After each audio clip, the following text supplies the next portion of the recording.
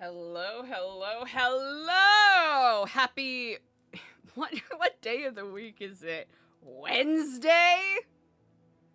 I guess it's Wednesday. Oh, chat. I think we just... Ooh. Maybe that. Maybe. Let's hope this is the right spot. Let's hope this is the right spot. Or, oh.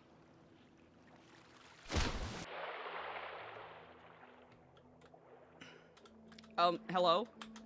It's not letting me swim! It's not... Okay.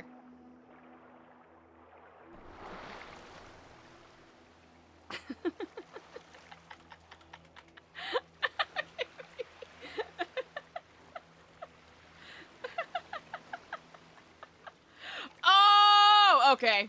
Gotcha, gotcha.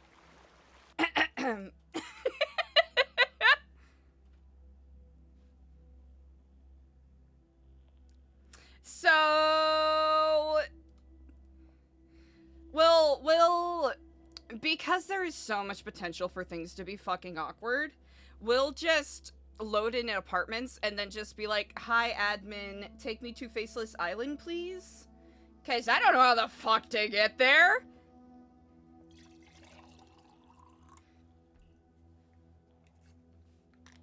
Brother, we barely even know how to get to Senior Buns without a GPS. You think I've got the acumen to have Eliza go get a jet ski? You think I got that? You know what I appreciate? I appreciate the confidence that y'all have in me, but it's perhaps a little misplaced.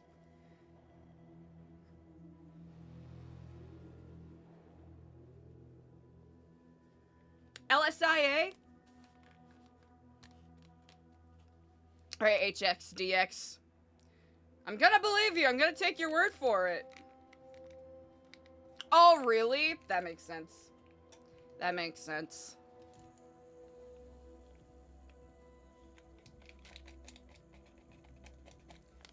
Yeah, we probably could have. But I don't know if it was something where, by virtue of us spawning in there, it just wouldn't show up.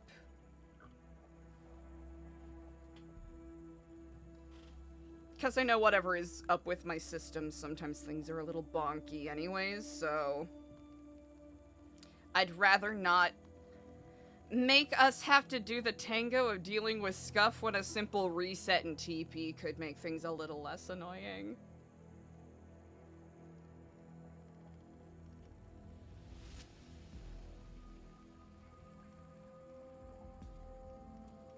But, anyways. How's it going today, everybody? I hope you're having a lovely Wednesday. What a bonkers week it's been already, huh?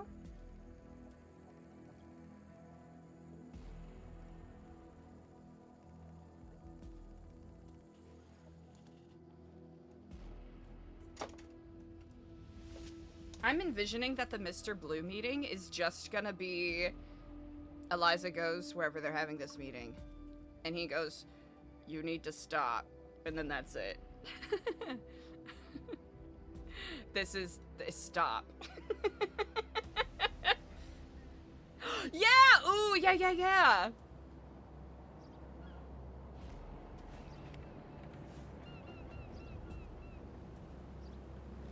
Okay, we'll just scooch a little over here.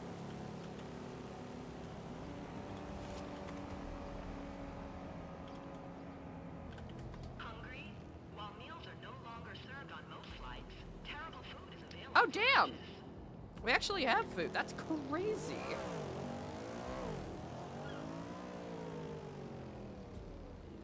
Oh. Here you go, chat.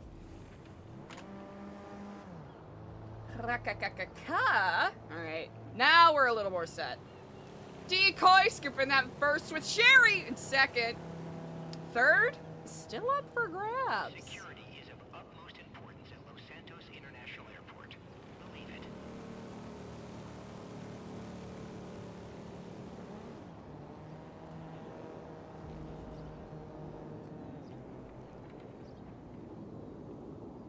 First class flight to Torture Island. It's kind of fucked up that Eliza is getting a way better experience than the others. Alright, this is to our... We're gonna do a little Varys moment here. This is to our little birds in chat. Our chaotic good chat hoppers. Oh, alright. Wait, we're outside the wall! Cap, no! We're outside the wall! We're gonna get exploded! Wait, where are we? Oh, thank you. Everyone say thank you, Capt.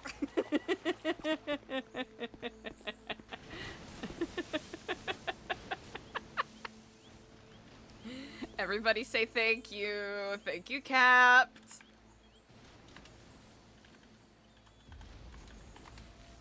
All right, chat. We're gonna do a soft reset, okay? Chat, I need you all to pretend. Here, we're gonna do this, all right? We're just gonna pretend. We're gonna pretend for a moment, all right?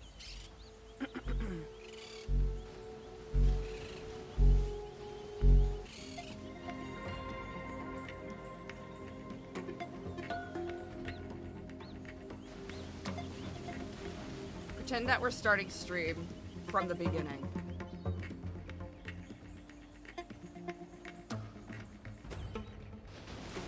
God damn it! Okay, I fucked it up. I fucked it up. I fucked it up. I fucked it up.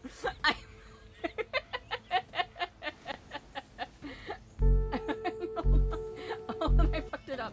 I fucked it up. I fucked it up.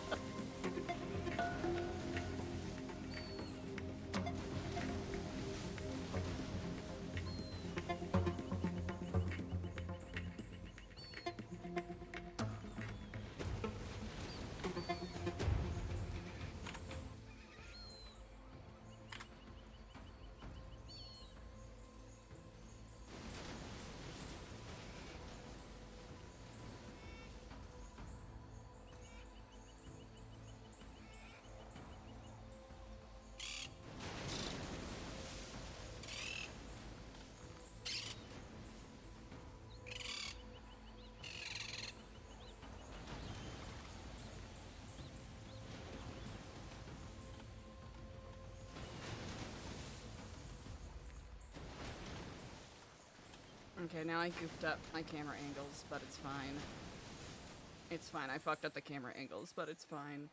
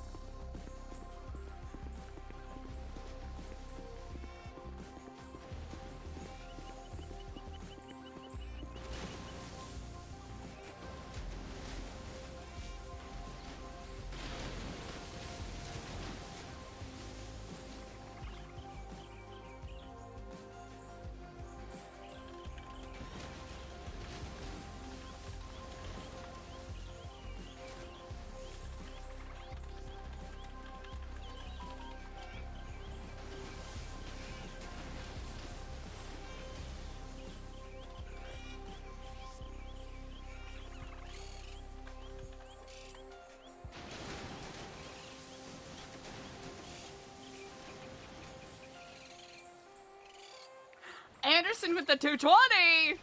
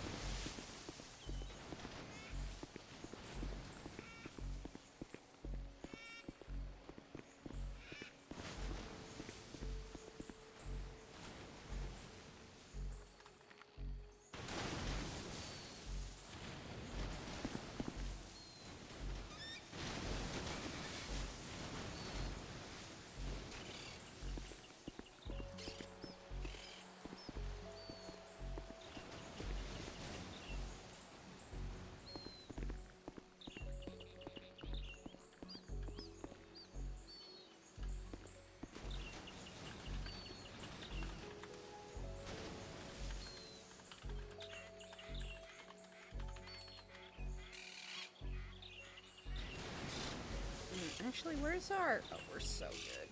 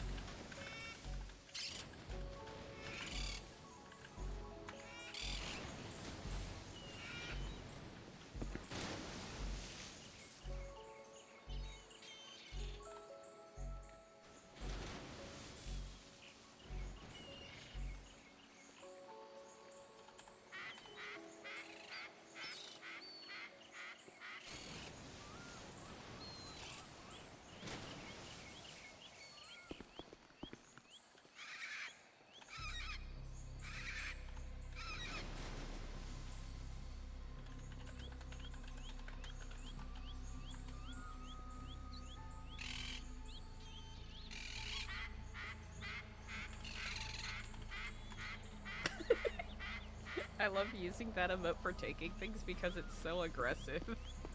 It's so unnecessarily aggressive. Wait, this might have been a better spot for yoga. That's okay.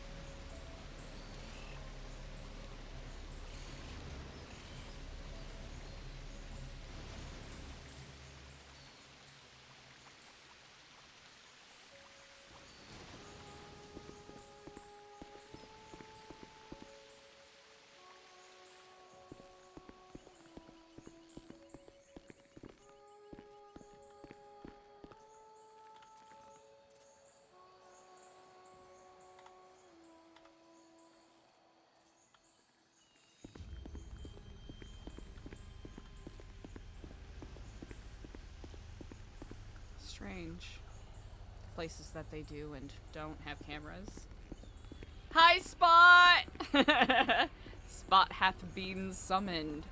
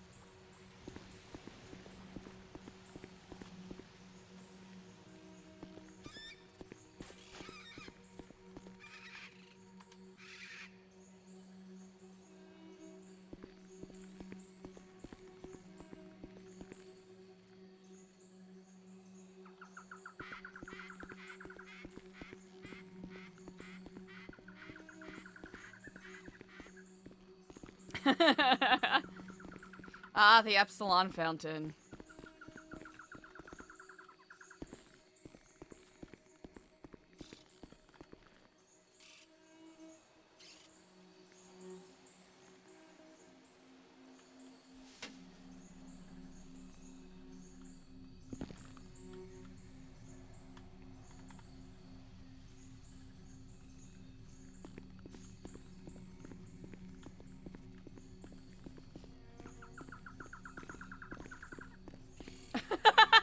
Oh, Spot! Oh no! That is so true.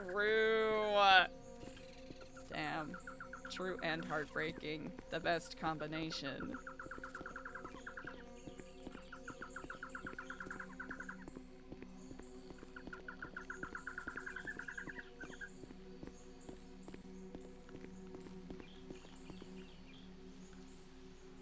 I don't think Eliza's seen any birds as of yet.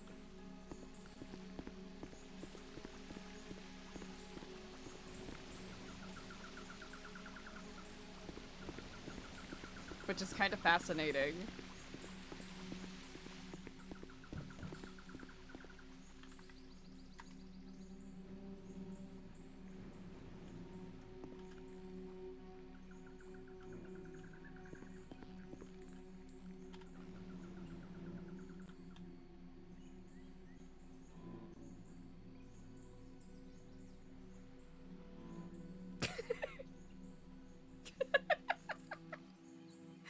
Glamour shot's kind of amazing.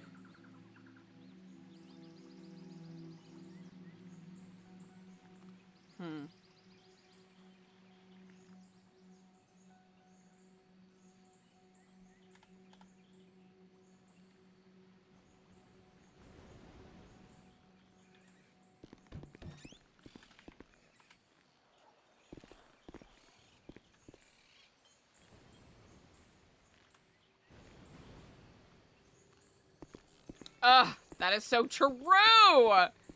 It's probably is what it is. Damn. Huh.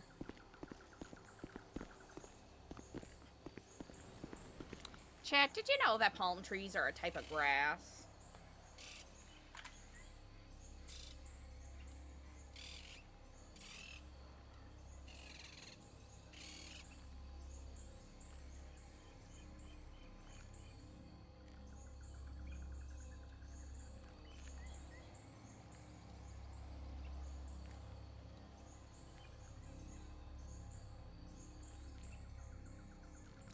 Wait, really?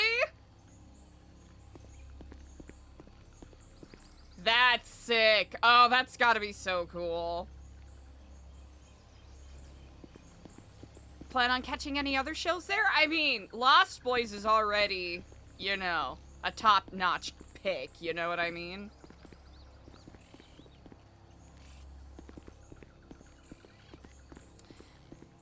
Why did we enter through the side as opposed to the front?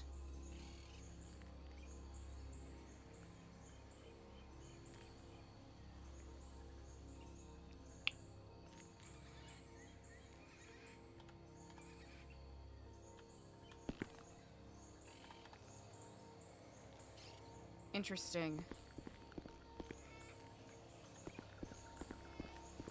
I didn't really clock that until right now.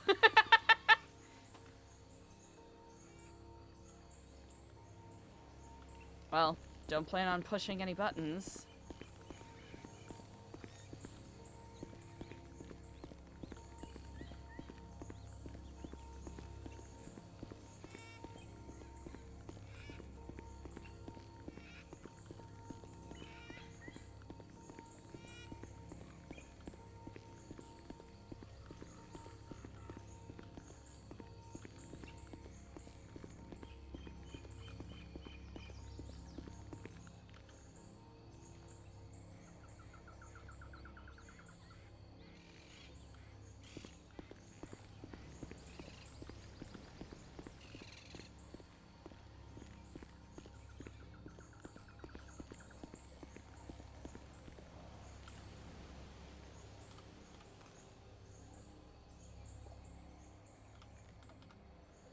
I think Eliza's just soaking everything in right now.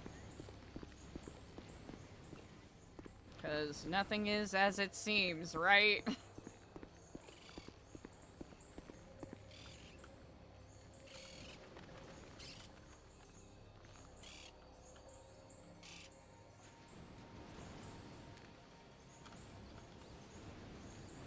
You know what this makes me think of?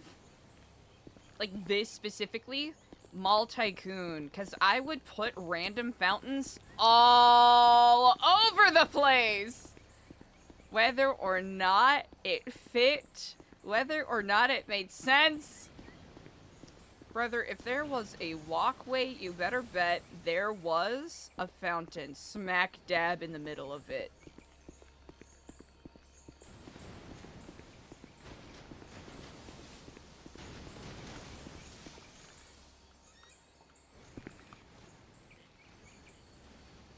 What is...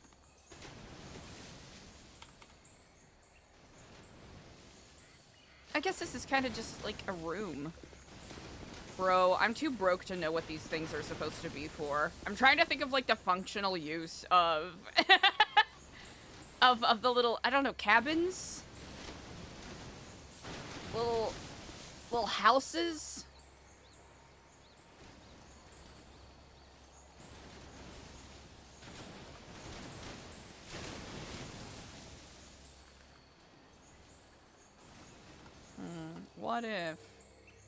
What if someone were to...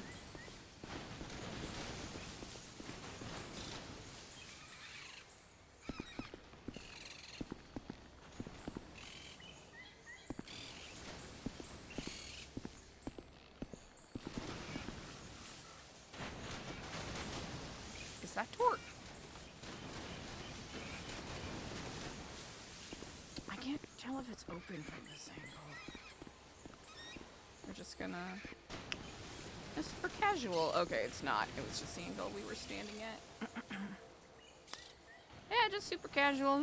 Just standing here drinking my coffee. No one said we're not allowed to go over here.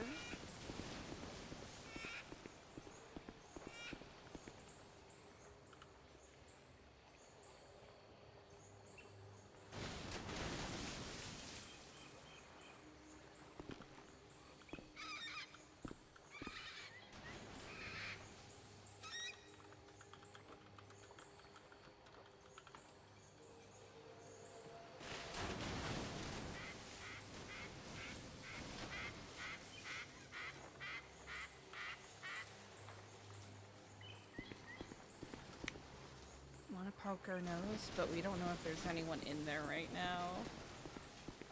Oh, gotcha! Like memorials. Robix scooping that third.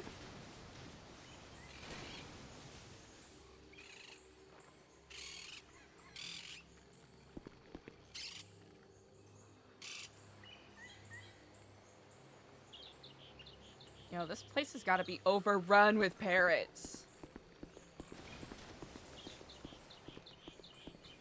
Was this?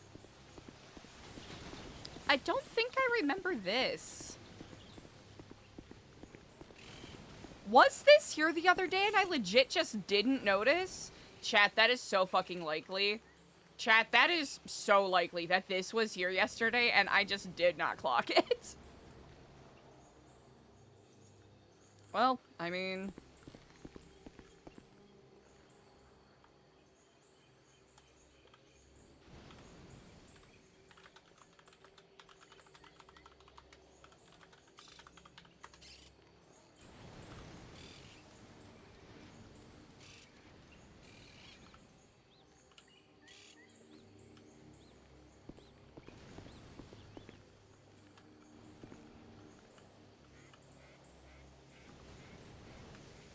Actually, wait, I want a better... Okay, there we go. We just need a better camera angle. That's what we do it for, chat. We do it... Okay, maybe we gotta... There it is! There's my better camera angle. Let's eat. Bonjour.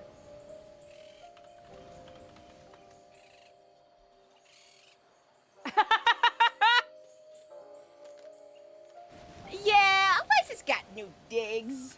No big deal, just living the high life. Definitely not gonna get tortured at any point today.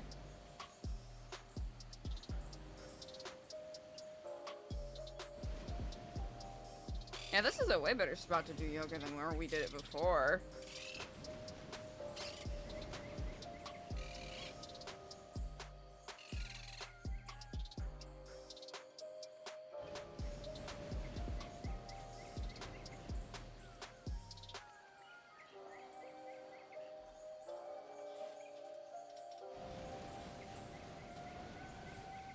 I think we'll do another walkabout and see if there are any spots that we haven't really poked at.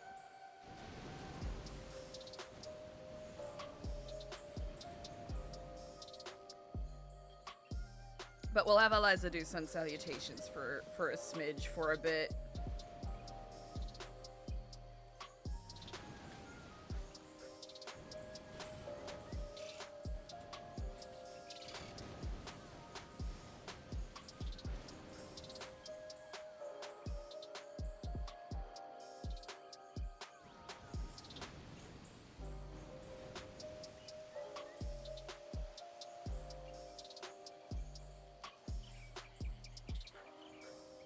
Chat, this week has been nuts. I think that's the fun part about this, like this particular storyline or the area that we are in it, where it's either gonna be, you know,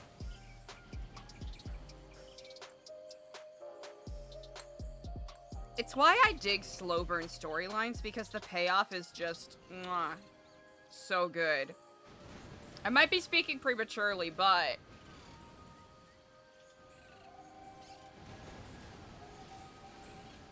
with what everyone has been cooking, I'm certain it'll be cool as hell.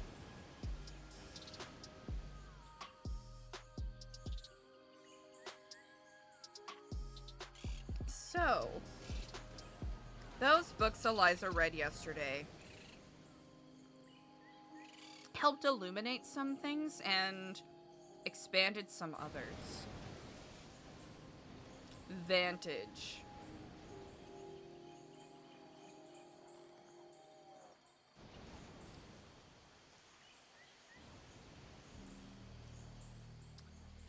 That's one of the agents that was taking photographs. If I'm correct, was Vantage the one that took the Babylon surveillance videos? Or not videos, sorry, pictures? I'm fairly certain that's the case.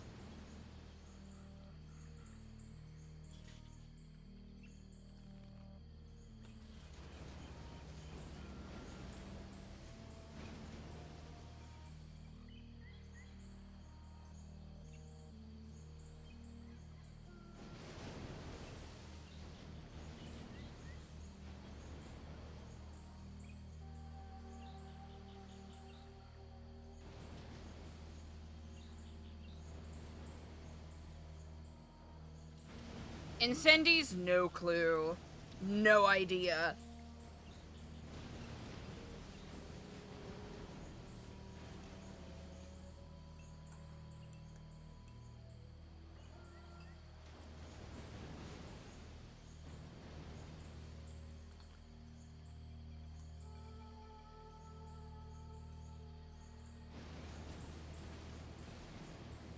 I think that one investor's book helped reframe some things. Especially about, you know, like the titles or the names are different, but the intent is not. So it very well could be that Darkstone, while it is, you know, faceless run, right? Or faceless influenced, the people in Darkstone just simply don't know, right? Which helps them carry out the tasks that they are given.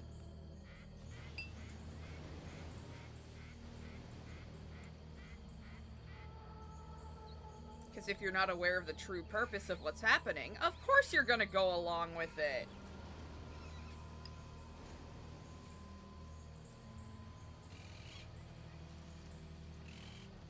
Of course you are.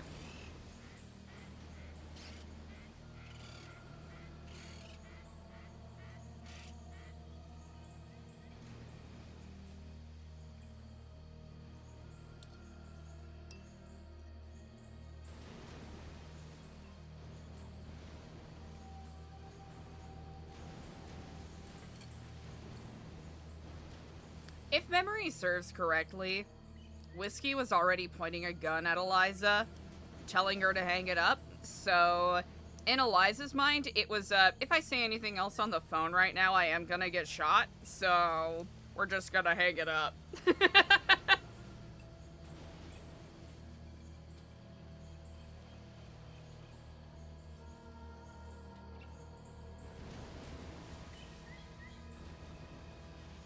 Plus, it's kind of funnier to make people flounder. I know it's so fucked up, but there's a part of me that's like, in emergency situations, in RP, right, in roleplay, in improv, the less helpful you are, the more entertaining it is to me.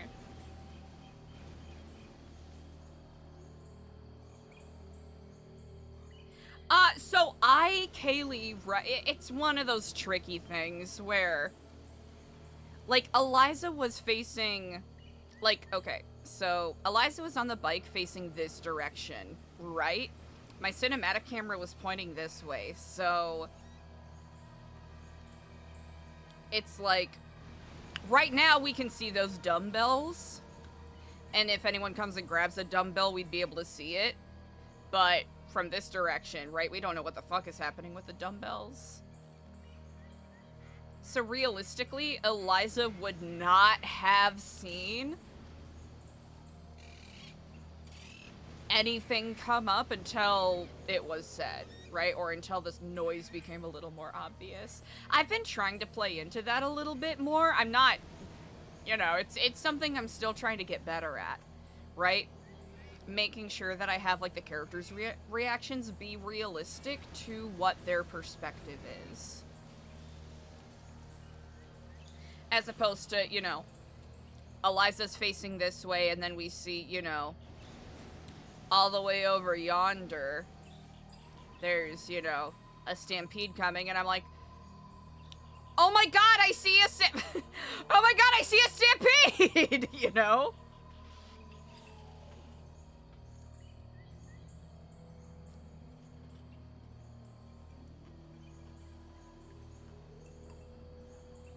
Like, here's the thing. It is totally natural for, you know, people to, like, look over their shoulders.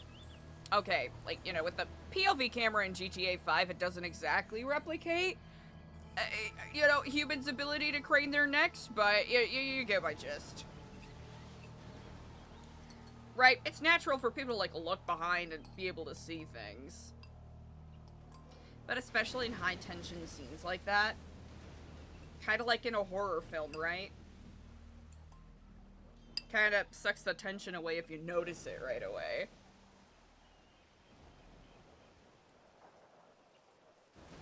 That's my mindset behind it, at least.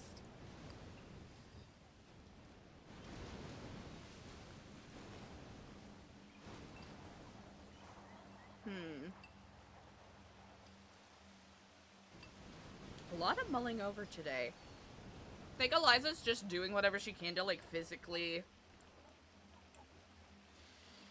keep herself calm.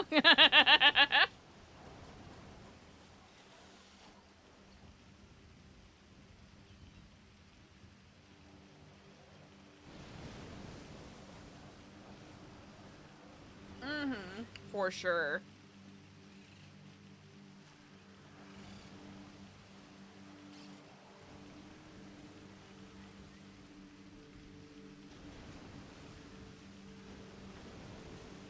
That's so peaceful.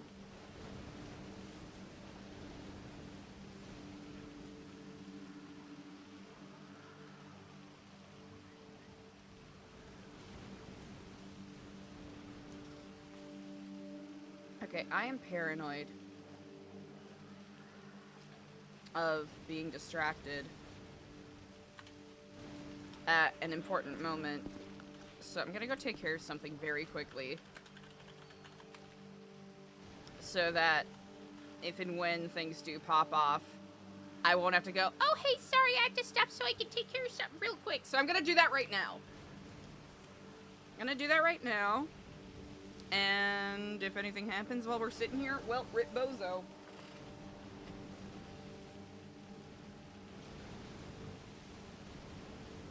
Alright, I'm gonna go take care of something very quickly, chat. I'll be right back.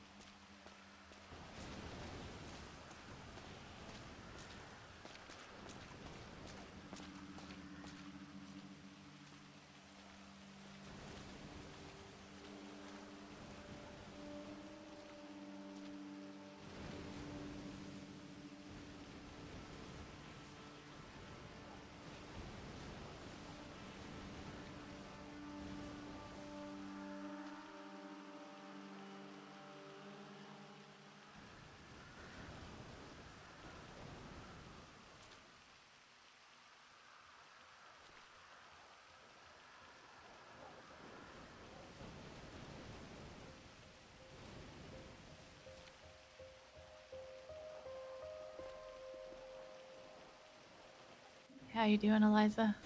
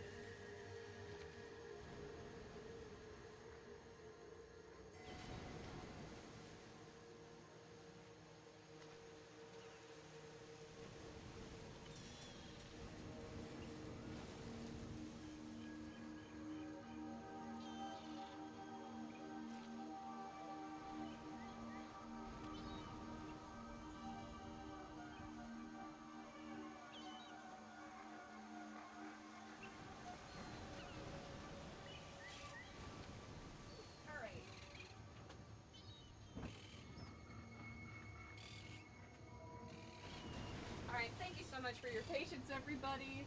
I'm glad I checked when I did. That could have been quite the conundrum. Whew. Alright. Andy! Alright, let's take a chat. I'm really glad I checked when I did. Long story short, I had a mattress delivery.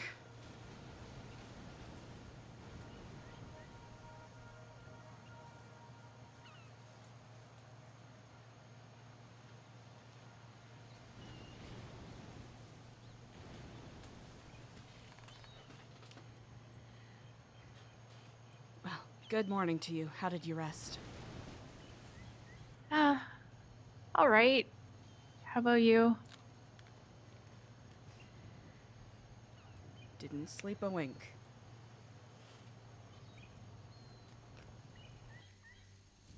Yeah, the sounds are very relaxing and nice, but not enough. Funnily enough, that's what kept me up. Just not used to that in the city, huh? Not at all.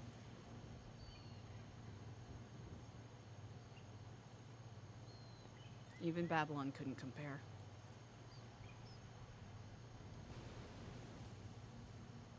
That is true. We didn't have this much wildlife out there. No. Certainly a lot cleaner.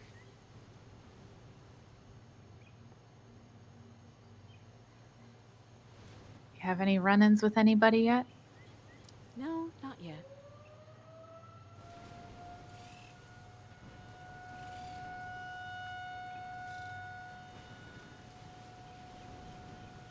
Yeah, there was no one else around last night. I walked around kind of just seeing if there was anything we hadn't explored.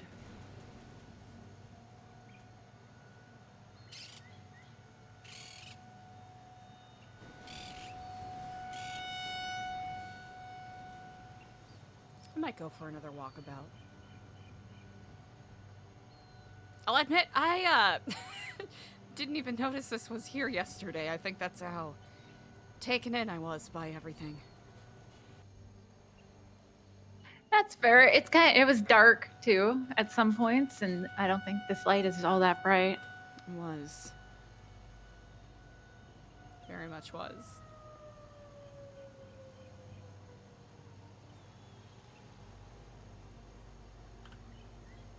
Hungry at all? I am starting to get a bit hungry. I grabbed this off of the breakfast table they have over there. Thank you. They also have fresh coffee if you need any. I'm probably gonna go for a refill. Oh yeah, maybe I'll grab some. I have a cup from yesterday that I kept. Smart.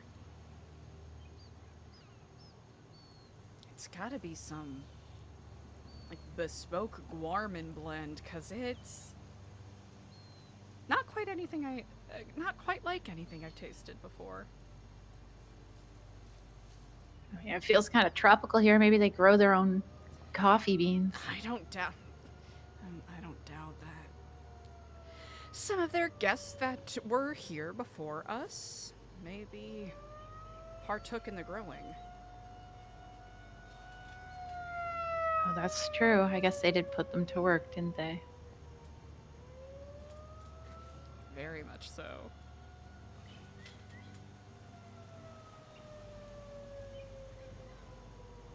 Any expectations for today?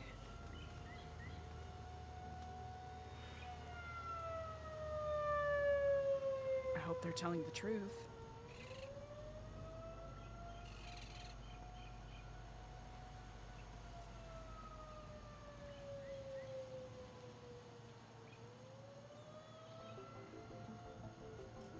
I guess we'll see. Maybe it depends on what we say.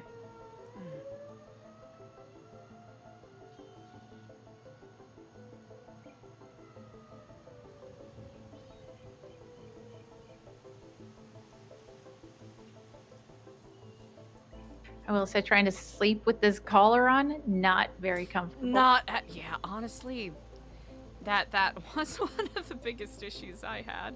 Actually, I found that bunching up one of the cushions on the chairs over there, under the nape of my neck, kind of helped out, but, you know, didn't take away from the fact that we still have bombs strapped around our necks.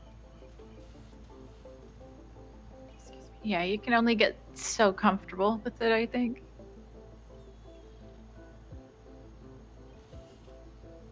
Indeed, this is very true.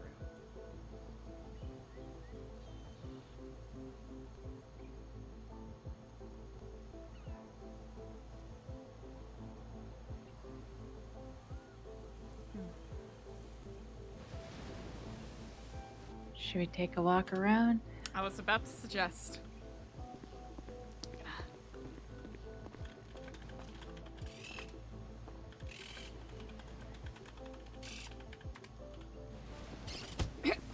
Ooh, careful, there was a little bug on you. I don't know Oh if it's God, poisonous. thank you. Thank you. I don't like bugs. This is probably the worst place for me to be. Yes. I mean, a lot of them are really pretty, but I don't know if any of them are, you know, venomous. Very fair. Don't even know where the fuck we are.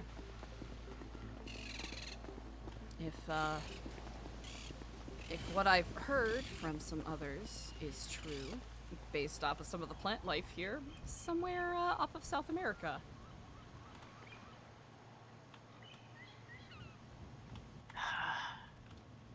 Well, South America is beautiful, so I guess that's one nice thing. It could have been a faceless bug.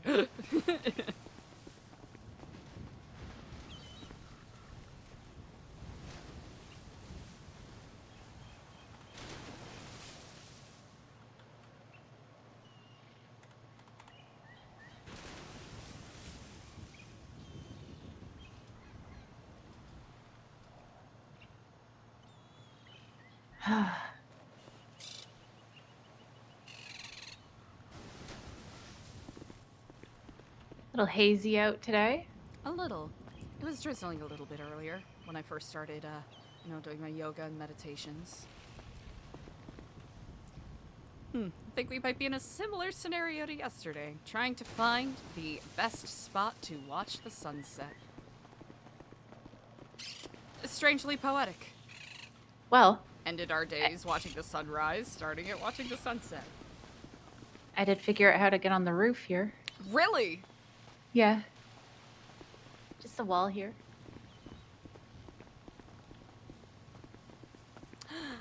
Ah, I see. Huh.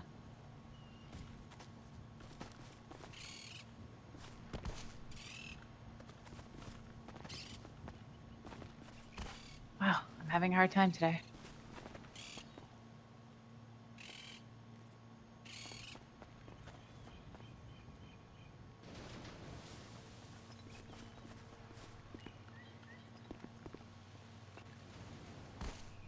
You really can't see that much, to be honest, but Good to know.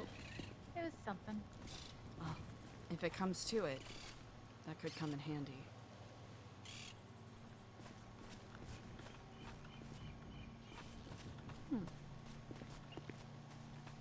I think perhaps, I was able to find that, I suppose, I don't even know what to call it, sunroom where that front gate is. You can see Oh, yeah. a decent ways out front, but not super far.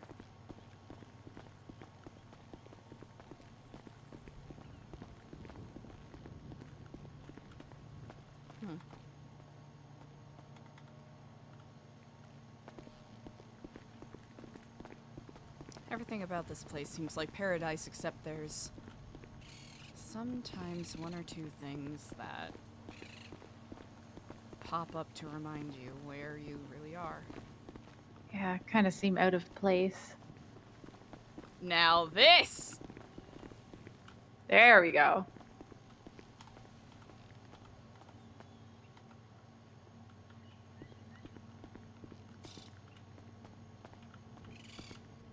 And a camera right there to watch it too.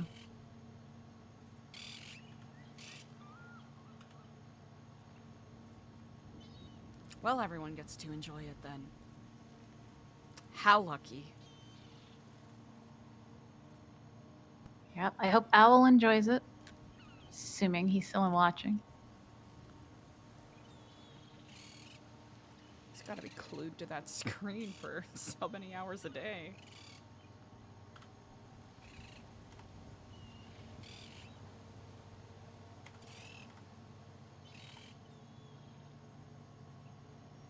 I wonder how long they were watching you for.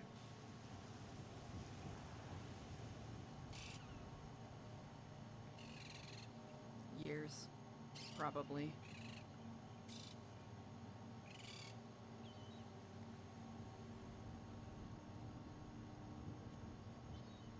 You think if they've been watching you for years that they'll actually let you go?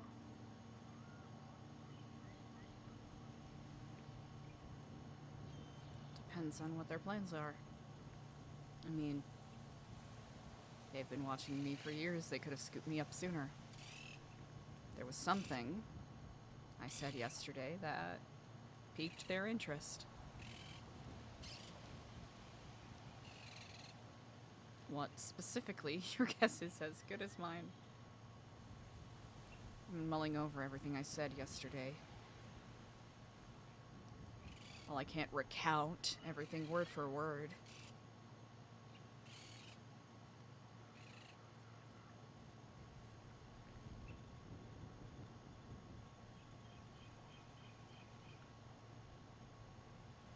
Doubt they would have taken offense to my twat about Brandon Valentino.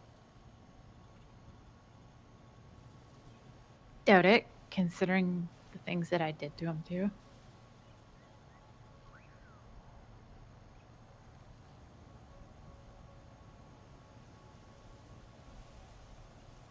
I mean, they didn't break him out of jail.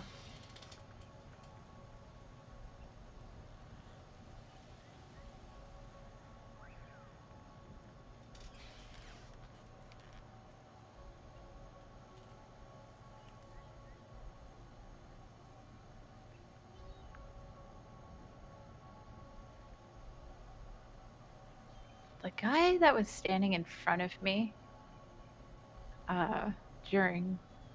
during that little gathering,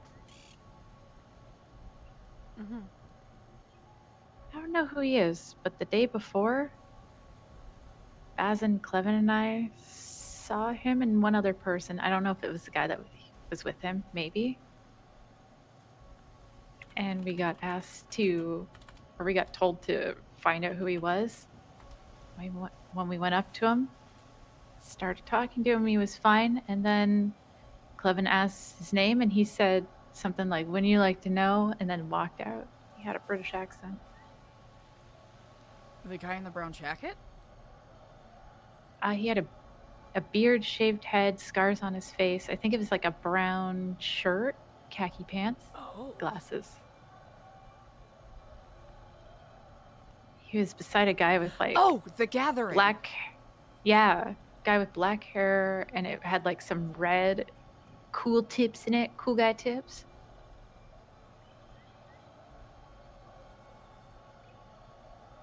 I just thought that was kind of interesting. I didn't think much of it until they said that they were there.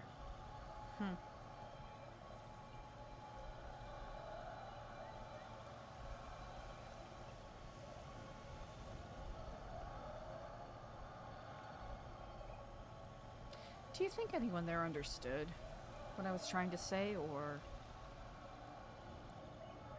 do you think they all just took it as either curiosity or a joke? I think some people understood. I think people would just rather go somewhere and have somebody give them the answers. Yeah. What to do, where to go. Instead of teach them something, just hand them the answer. It's really strange when people ask, well, what do you think we should do? What do we do? And you give your answer, I think we should do XYZ. Oh, well, tell me what to do.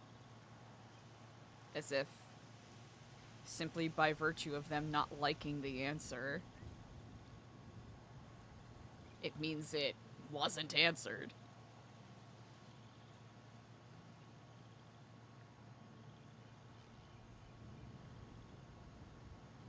Do you find that funny that people, I love when people ask, you give them an option and they shit on it, but what did they provided? Where's your answer? It's an easy thing to do.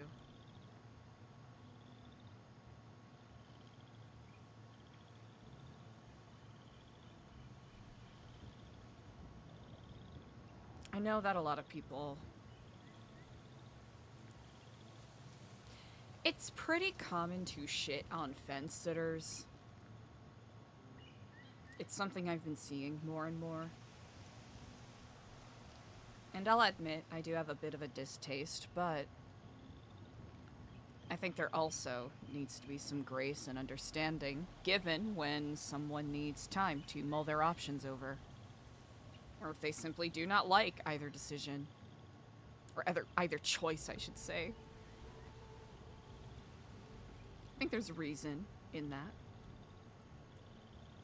What I hate are people who sit on the sidelines and complain and bitch and moan, but don't actually do anything. Complaining is so easy. Yeah, everyone can do that. A baby can do that. They don't even need to speak. Yep. They don't need to know words. They're very good at it.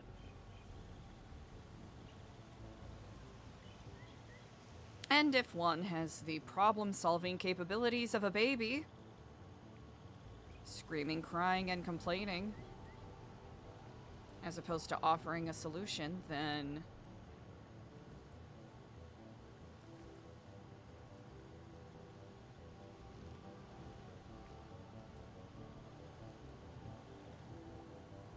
why even entertain it? That's a really difficult thing. More and more I keep seeing examples of people who, if given the option, would not step up and do the hard thing for the sake of helping someone else. I keep seeing instances of people being selfish and cruel. Or so self-obsessed that they don't recognize anything else that is happening around them.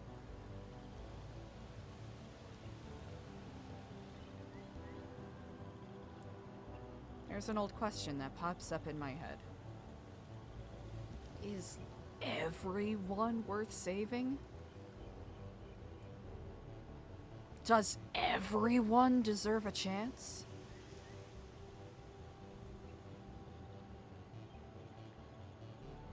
That's a tough one because then the question comes, who gets to make that decision? Precisely. I know I have my opinions, but I'm not going to pretend I am the end-all, be-all in knowing this. There are people who may even think that of me, regardless of my intentions. I still maintain that everyone deserves a chance.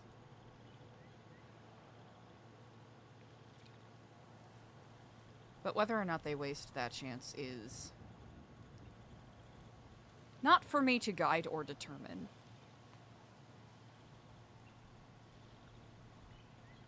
I think another issue is there's a lot of people that seem to think that they know best or that they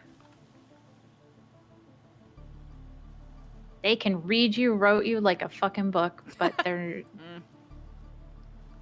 try to have a conversation and it's more of a conversation of I am trying to be the one that is right here and not see any other perspective. So I am not actually conversing. I am only giving my side. I don't have time for that anymore. I just don't want to be bothered. Nor should you be.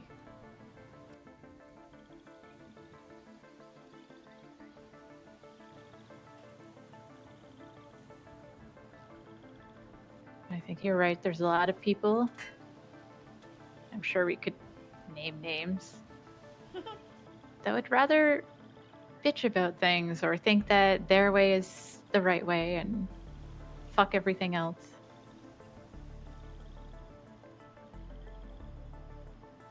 What a fucking boring way to live, though.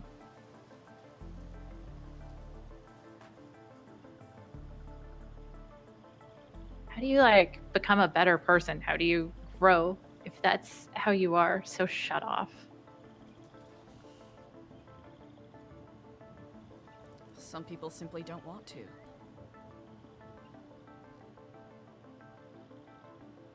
There's not much you can do about that. What a boring life. I hope to be. I don't want to be the same person I am, right now, 5 years from now.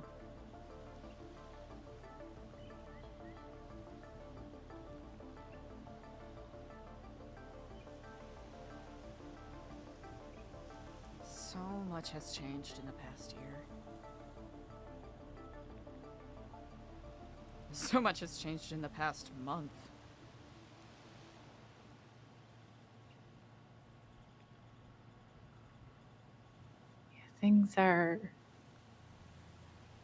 Things have been taking just interesting fucking twists and turns, I feel, every day.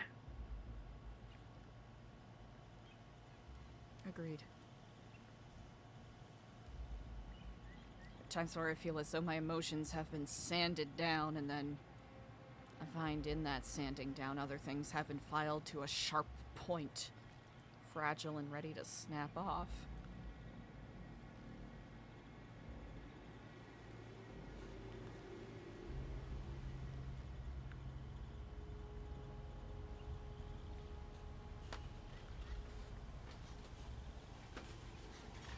I think that's because we know that we have to survive. That's the position we're in now, is how do we survive through this?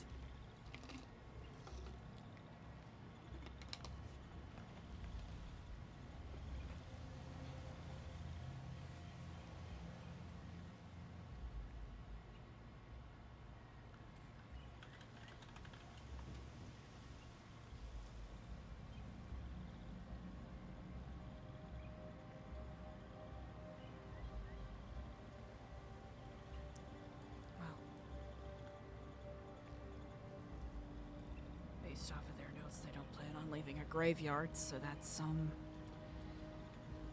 small comfort.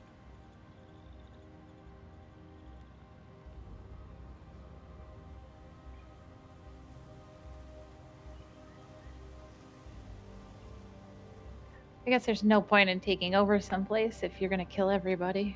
You need people to follow. That is very true. It's like what we said when we were on the run. Actually, maybe I didn't say this to you. There was a lot of people that had places to go and hide out. And there was other people, like myself included. I didn't have a place for a long time to just go and sit, so I just had to keep moving.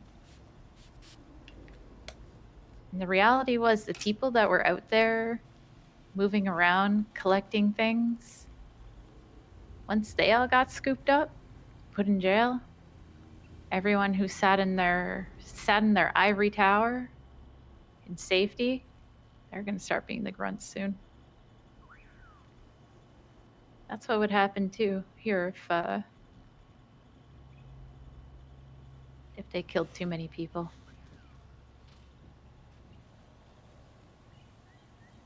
Agreed.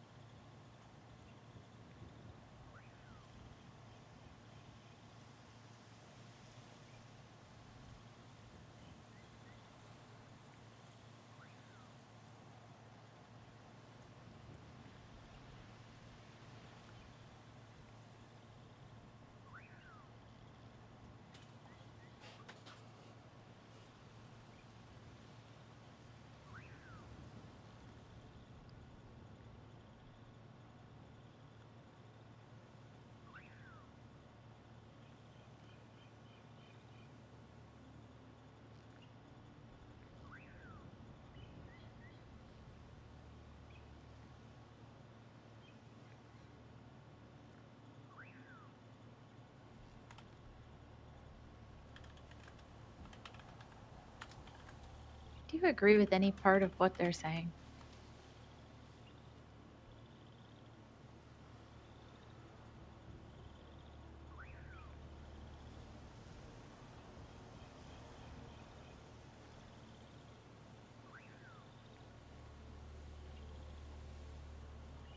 That's the difficult thing, isn't it?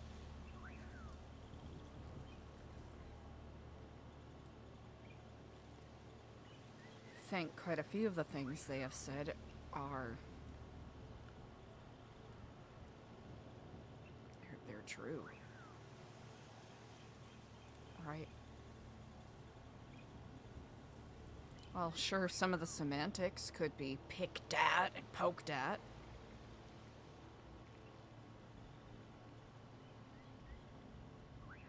But they're right. Fundamentally, they're right. I haven't lived in San Andreas enough to know the true ebbs and flows of things. My time here is but a blip in the state's long and storied history. Any historical context I have is from my studies through Epsilon. I mean, there's a reason why the Epsilon sigil is on the Los Santos seal.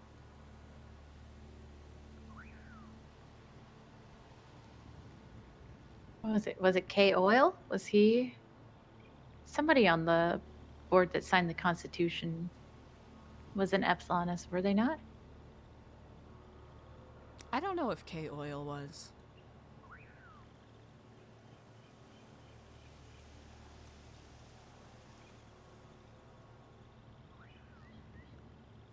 With that said,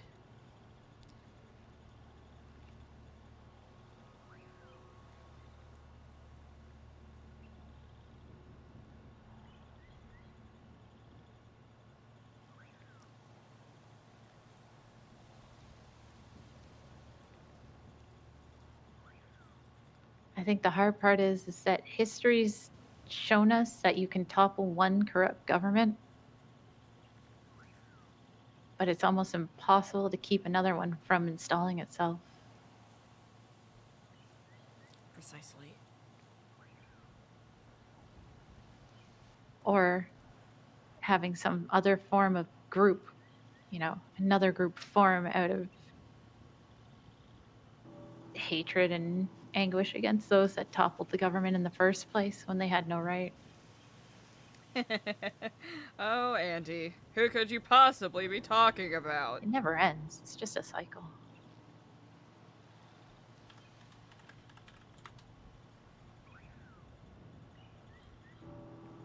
I do have an uncomfortable thought that has been ringing in my mind. Let's hear it.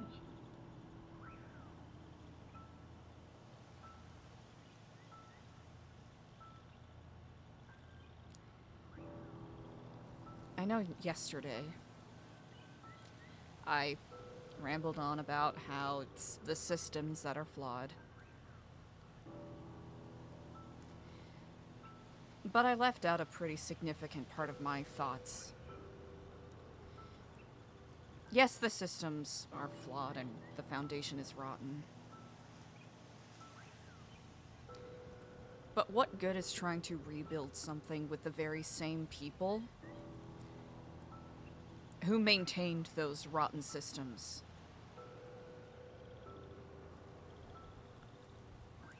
And I still maintain that it's not any singular person who is the problem. I legitimately think people are lost in the weeds trying to blame everything on Brian Knight. Has he done some questionable things? Absolutely. Is he the only one doing questionable things? No. I think it's foolhardy to try to pin and blame it on one person.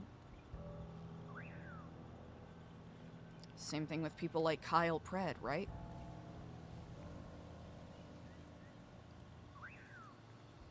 It's not just Kyle Pred, it's all the people that enable him.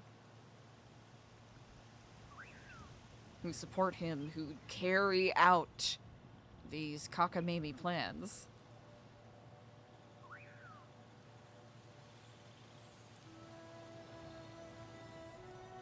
Yeah, that is true. And I guess you kind of had a little bit more insight to that. I think the moment that we lionize or demonize a singular person, we lose track of what the actual problem is. Yes, there can be individuals that carry responsibility, right?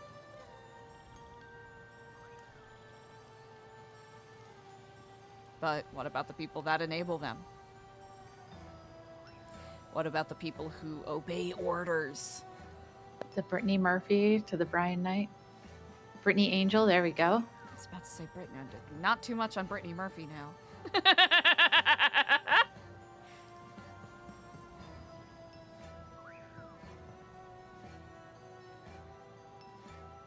But getting people to understand that is difficult because there is so much of a us versus them mentality that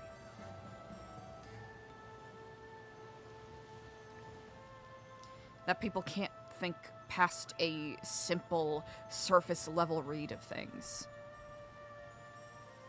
I know that people who take on colors have a creed of don't be a snitch, right? Don't work with the cops, don't work with marshals. Yep.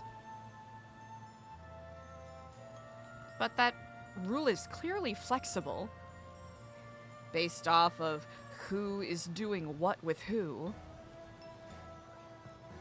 Rules for thee, not for me. But in any other application, they become inflexible with this idea. And the very people that have been loudest on Twitter trying to demonize Luciano and Clark for working with the marshals have been some of the people that I'm pretty sure have worked with cops the most.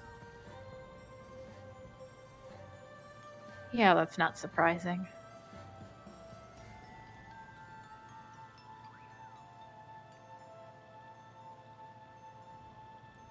But it's probably asking too much for people to have nuance in their thoughts and their approaches to things. Because people do want things handed to them.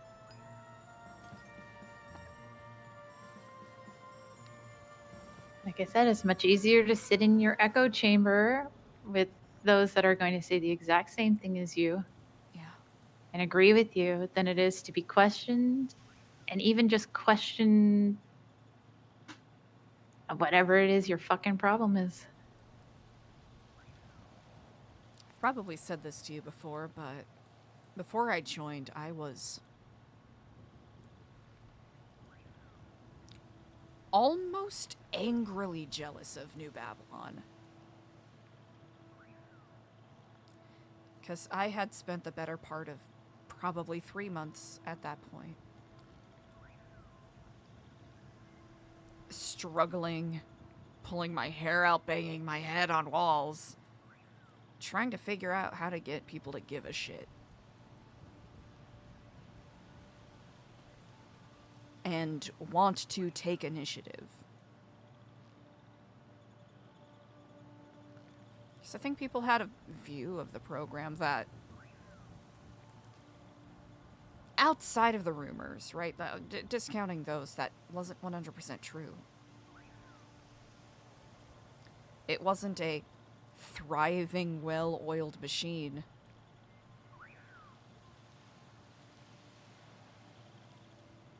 It was a vibrating ball of stress, where if I wasn't actively setting up events or doing the majority of the work, things just didn't happen. And it didn't matter how much I tried to empower people. People just wanted things handed to them. People just wanted something they could gawk at and point their fingers at and laugh, or they just wanted to wear blue and wear medallions so they could feel like they were part of something without doing anything that makes you a part of that group. People like the performance. They don't like the work. Then when I joined Babylon, I realized a lot of that's the same. It's probably clear that I kind of gave up. I will be very honest. I gave up at one point towards the end of Babylon because it felt like I wasn't being a spiritual leader. I was being a babysitter. Yeah. I mean, I probably did not help with that either, but You did what you could with what you were allowed to have. I think I did some of the least damage, but took a lot of flack for shit, which is actually hilarious. Listen, I know I'm standing here bitching and complaining in a... as ironic as this is. Fuck it. I mean, who cares at this point, right? I think I'm just trying to figure out what else could I have done? Because I think that's the funny thing. There's so many times people would ask me, scold me, and then they're like, why didn't you do this? And it's like, you have the fucking privilege of asking me this in hindsight. You can say that you would have done this, that, and the third, but that reality doesn't exist here, and that doesn't make it true because you're saying it currently with information.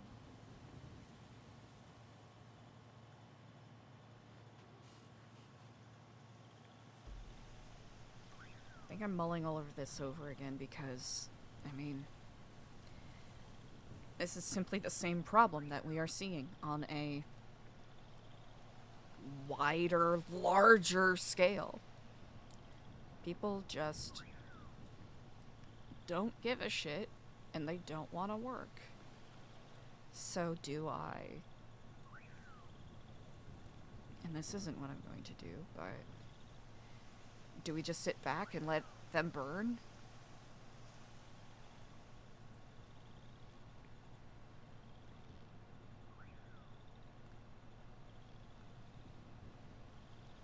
We can't do that. Because we all suffer if we do that.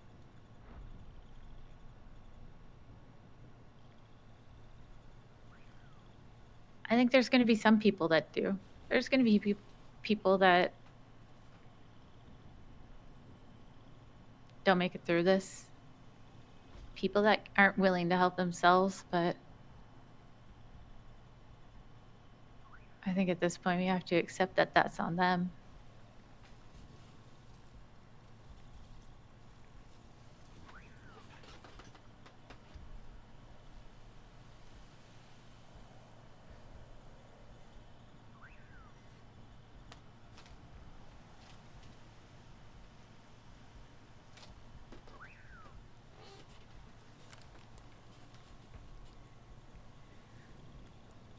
If we can, if we do make it out of here,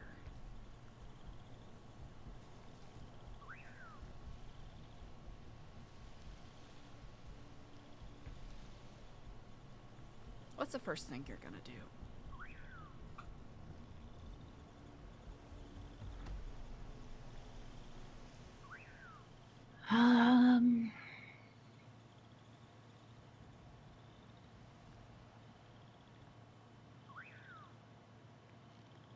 Checking in on the people that would actually check in on me.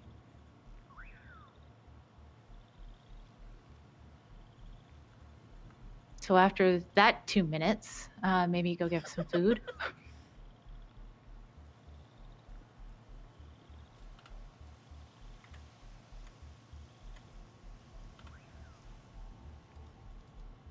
How about you?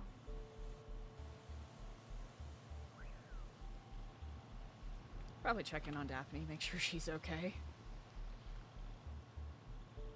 Yeah, her and Bobby.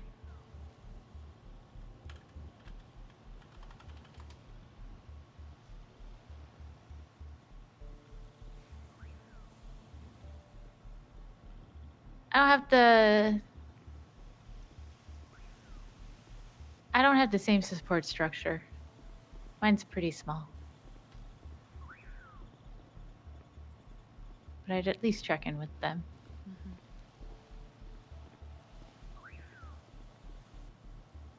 Eliza, how we both doing?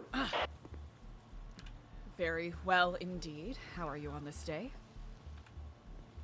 Beautiful. Very, very, very beautiful, to be honest with you. It's another day. Another day in this beautiful place. While Los Santos is slowly, well, you were there last night, you can see how it is. I have a question. Before the boss arrives very soon, what is your relationship with Harry Brown? You hate him? You despise him? Are you friends? What is it? I will say that we are likely amicable. I'll be perfectly honest. I haven't really spoken with him since the fall of Cleveland. No, I'll be honest with you. I don't particularly care for him, but if he is out and about, I will not trouble him. I respected Harry. He was my Don in South Cyprus. I always seemed to get along with him. That's good, because he'll be in this meeting as well. Anyway, get comfortable. It will be happening for another 20 or so minutes. Are you guys hungry? All right. I am well furnished right now, thank you. I could use a bit of something in a little bit.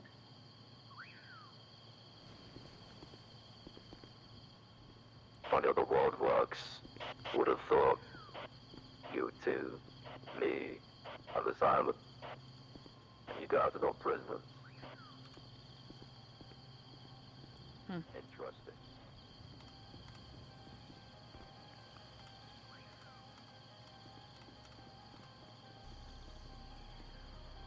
Be honest with me. Yeah. Is Harry one of the people that shot me? Harry?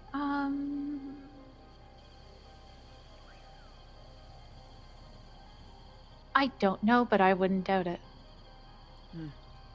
You could probably ask him. He would admit it. He'd be honest. No, I don't think I will.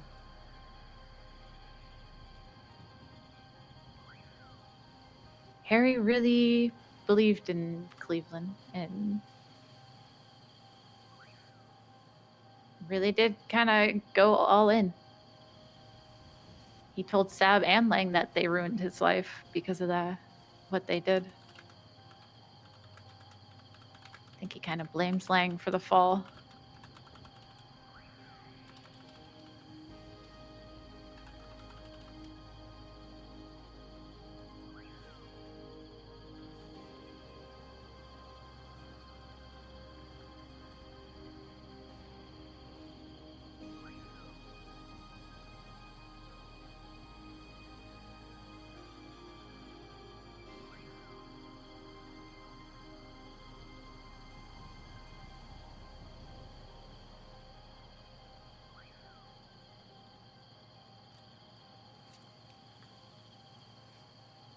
There are times where I really did respect Harry.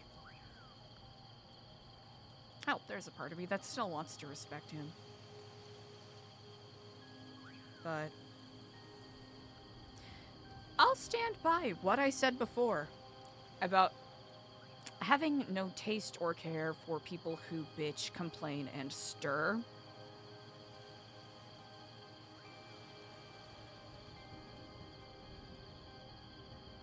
Just for the sake of doing it. Yeah, he is a stirrer, that's for sure.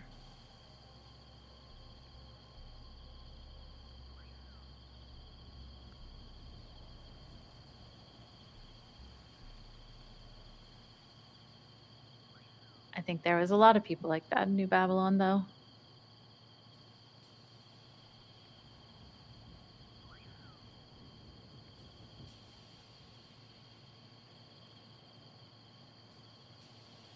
Yeah, far too many.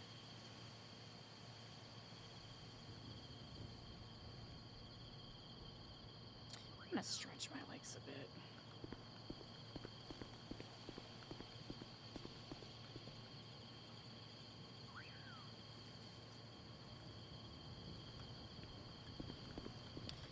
I'm gonna be taking a walk about the grounds. If you wish to join, you don't have to. Sure. There's not a whole heck of a lot else to do right now.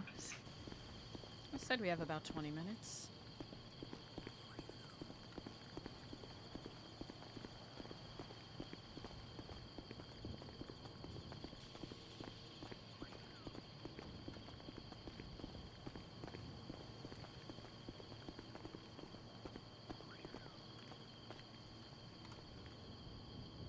I did notice there was no camera behind the cell behind us. Hmm.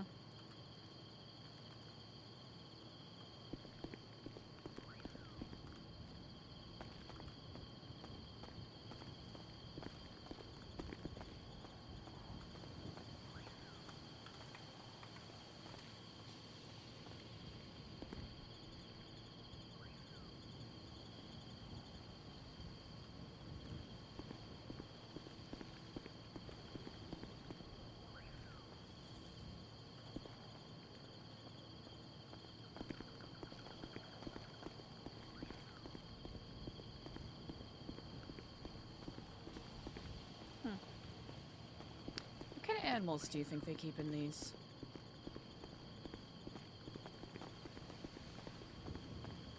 If the bars weren't so big here, I would have said like a lizard of some sort, Ah. a reptile. I imagine a Komodo wouldn't be able to sneak through here. That's true. Or a, oh, what are they? Because of the wood. What are those large salamanders called? Like, Maybe just giant salamander? Not like iguanas. Oh, an 'Cause I iguana? think- They might be able to fit through, but maybe a. Like a leopard? Yeah, they would like to climb. This is such a small cage for them. It is. They probably don't care. It is unfortunate with exotic big cat owners how they put them in really small cages and then scratch their head and wonder why the animals are so depressed. Always so confusing. Confounding. How is that possible? Yeah. Oh. Put a large creature inside of a small cage. One of humanity's worst conceptions. Murder's pretty bad, but, you know, that's up there.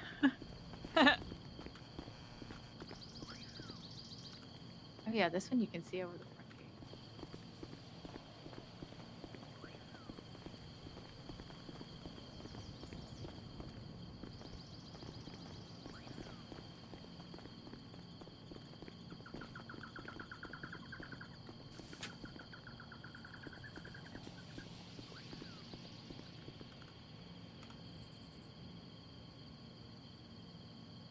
I think it's a little gate up there.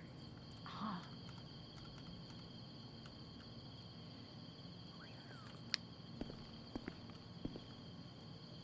I'll have to admit my eyesight is a little failing. I cannot quite tell through the vegetation.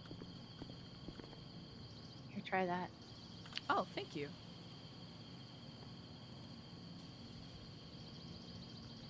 Ah, the gatehouse. Fascinating.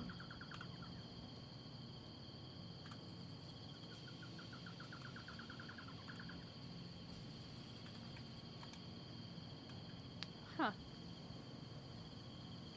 I wonder who else is going to be in this meeting.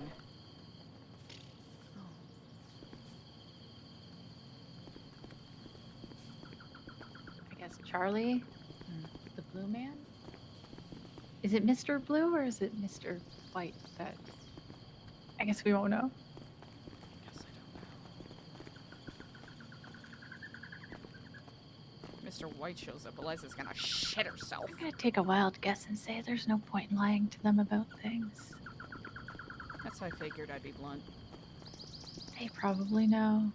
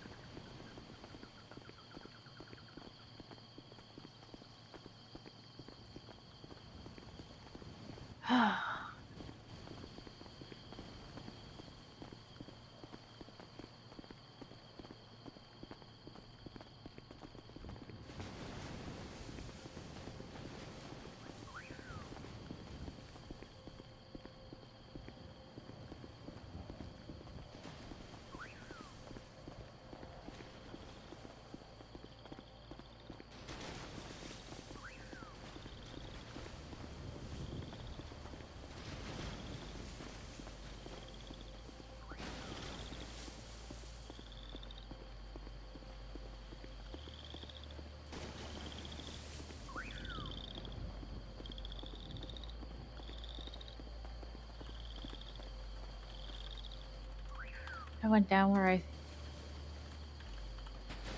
we kind of saw the people and the banging on the door, and I knocked on the door.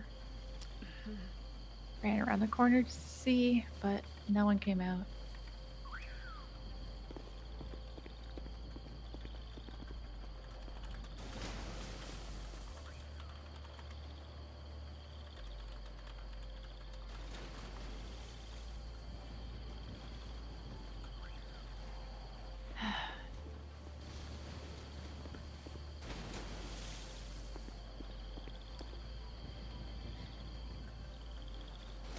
Wonder if we're gonna find any answers or just simply be granted more questions.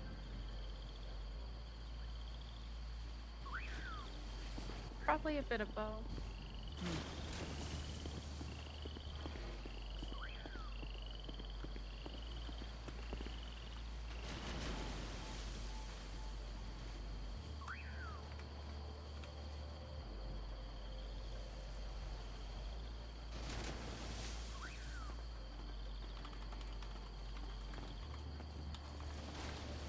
I thought I saw Owl.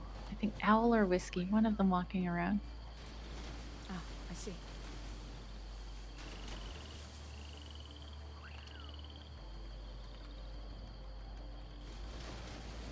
Where at? They were kind of walking parallel to us over that way. I see.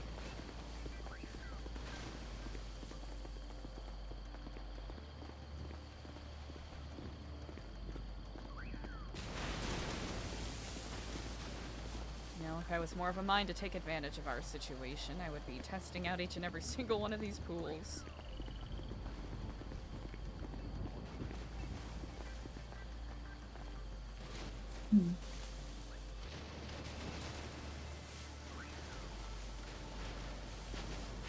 But I doubt much relaxation will be found in a place like this.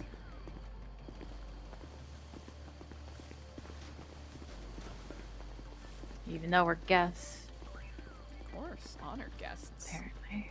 We're not prisoners. We're given free leave to walk wherever we please. With collars that have bombs on them. Mm-hmm.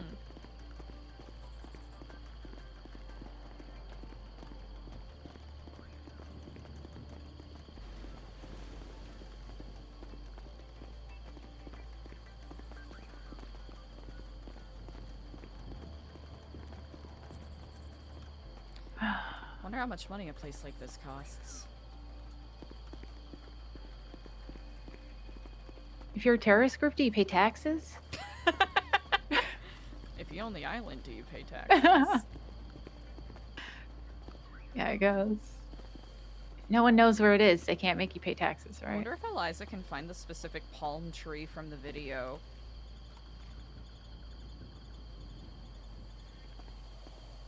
I think this was where we came in. It is. Hi, Nicole!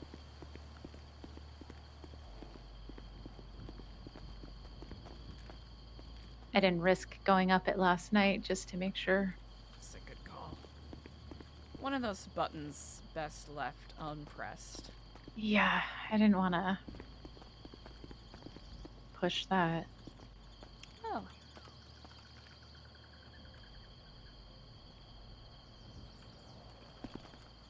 What kind of flowers do you imagine these are? Maybe African violets? Oh! They're very beautiful.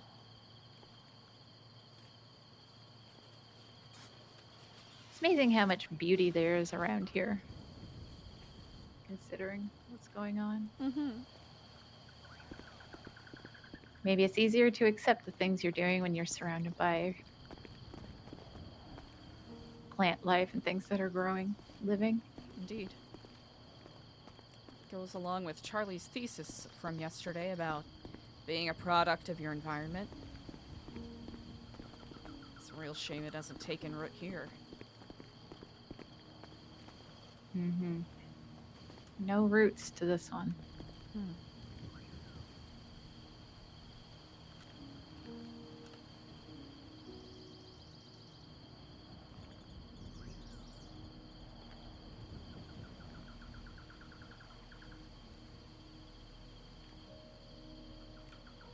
Even though that's what they talked about in the video. Yeah.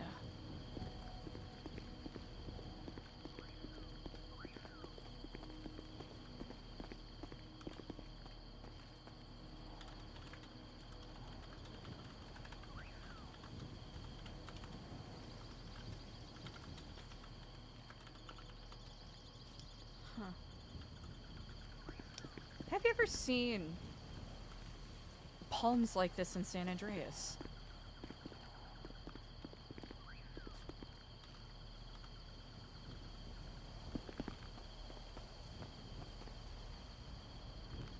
I don't know, because there are palm trees there. Mm-hmm.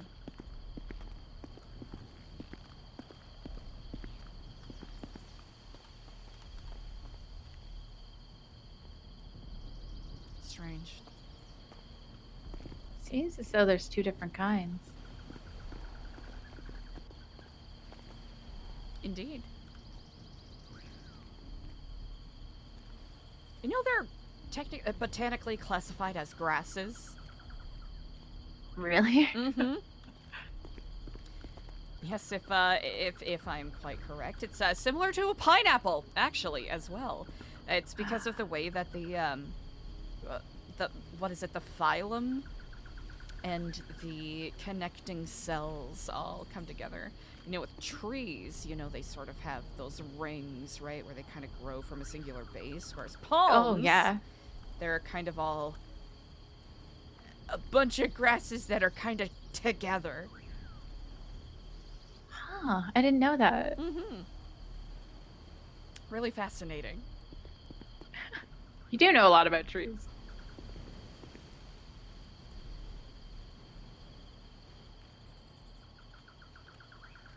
Somehow not nearly enough. I mean, when we're surrounded by things all the time, they just pick up normal, right? Taken for granted. They do. So we can't name or tell what kind of palm trees are in Los Santos because they're just always there. Mm-hmm. They just become a figure that you see on a postcard, nothing more. Yeah.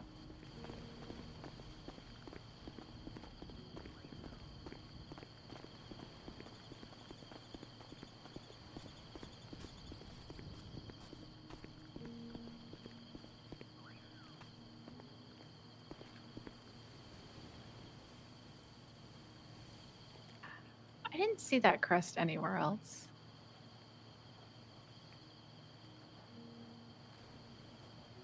Outside of here? Just the one over by the stairs to our left, and then in the office. In the office, yeah. I haven't seen it anywhere else around here.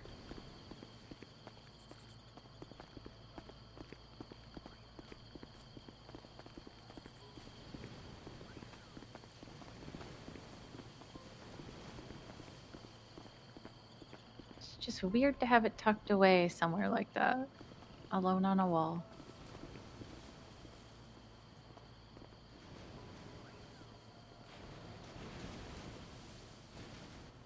There's our friend.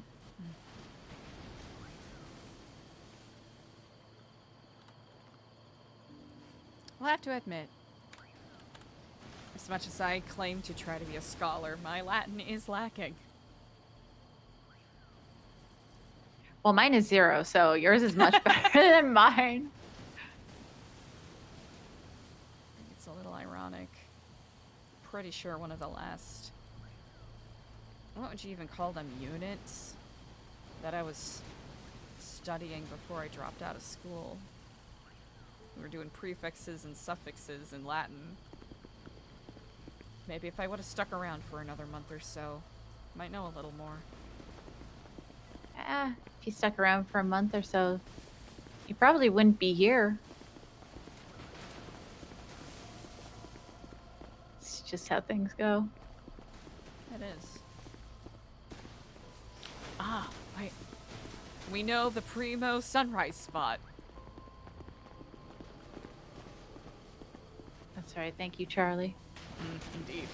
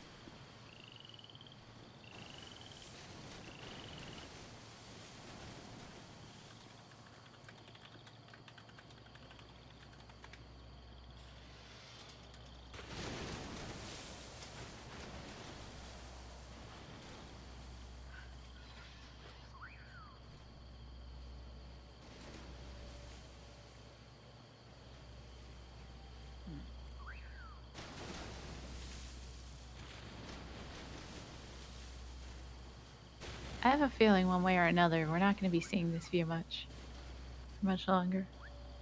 Definitely not.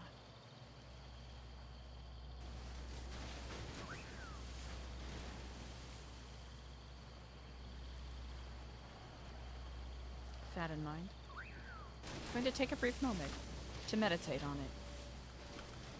Probably be the last time I'll be able to do it for a little bit. Yeah, might as well enjoy it while we can. I'm going to do some breathing exercises for a couple of seconds. Forgive me if I do not respond. No problem. Chat, I gotta take care of something really quick. I will be right back.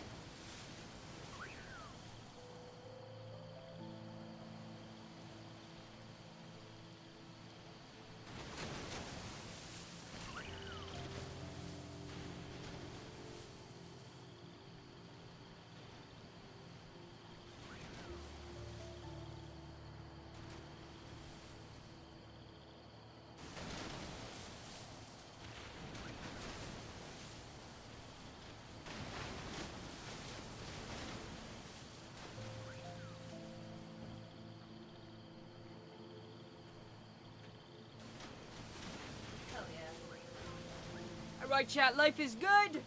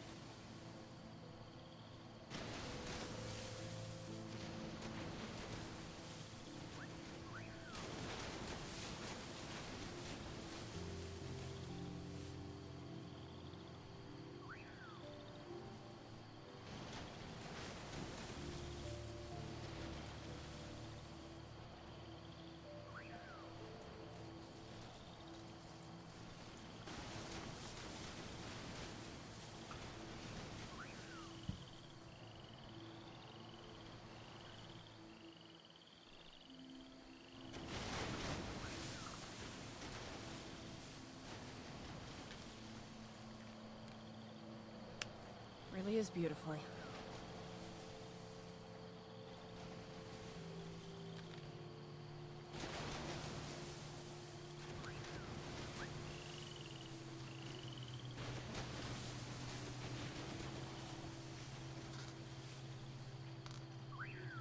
If only we weren't stuck here.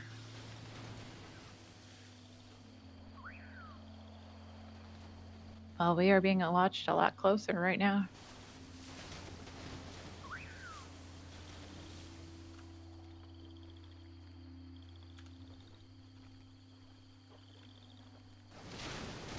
I don't doubt it.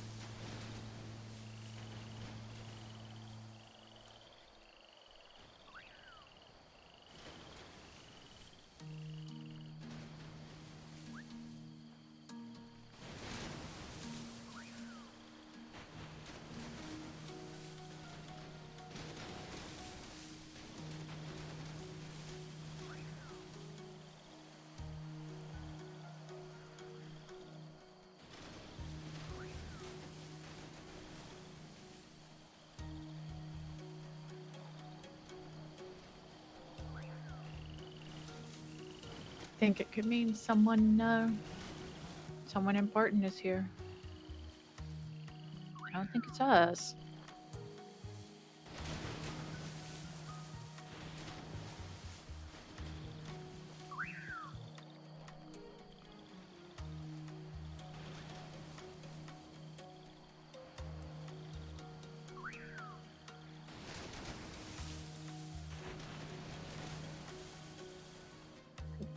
I mean, fuck, you could take somebody out with that.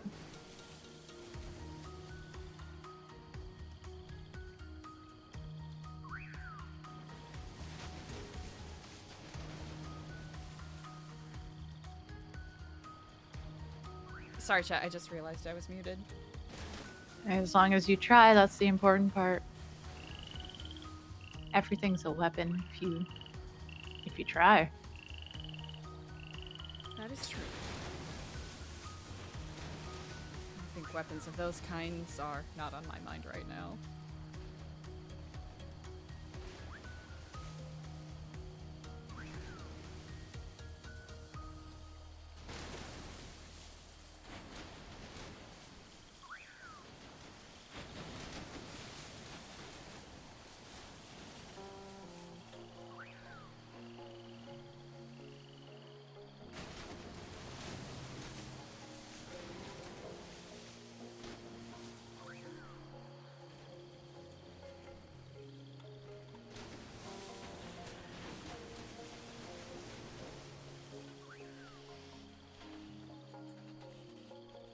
I wonder what they would do if we just started running around. Think they try to follow from afar? Probably wouldn't have to. I mean, they've got their owls. Oh, fuck, that's right. Forgot they're probably tracking us.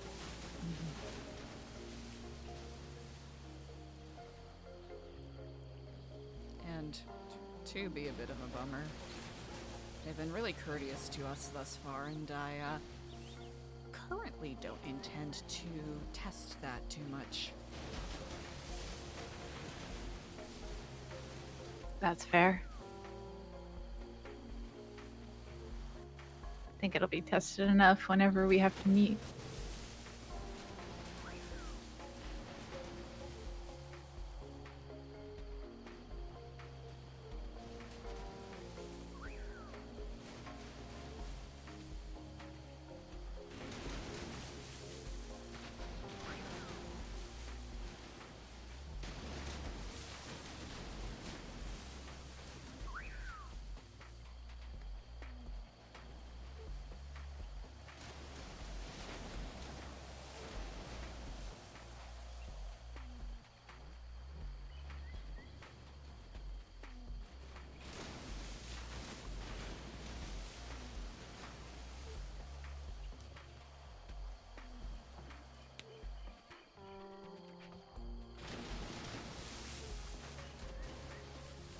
What a weird little, like, I feel like I'm in limbo right now.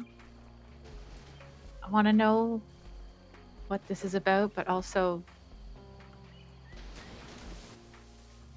perfectly content not knowing at this point.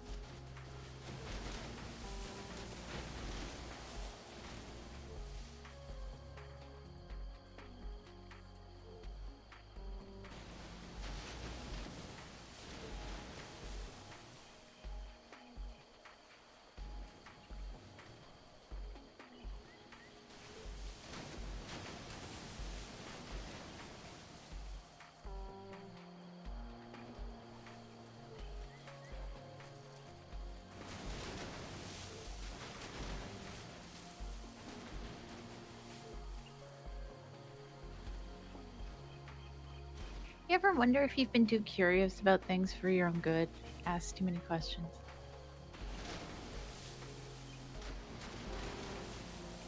All the time.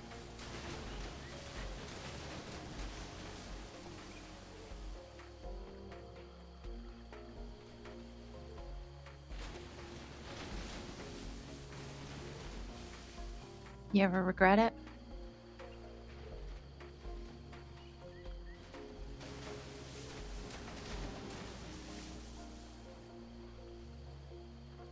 No.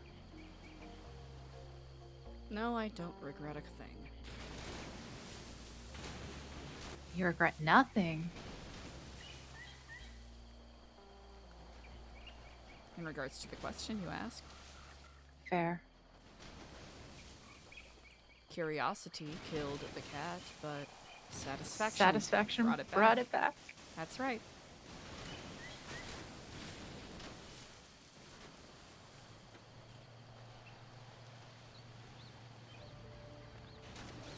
Even when the truth is painful, I'd rather know.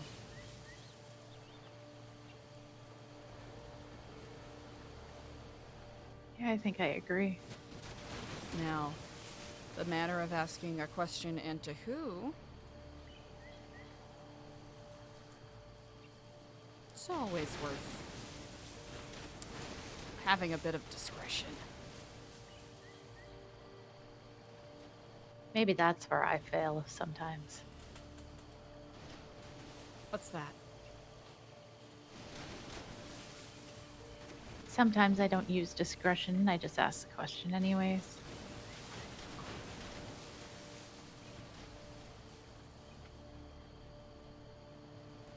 I guess sometimes I just think if I'm wondering this, I can't be the only one wondering this.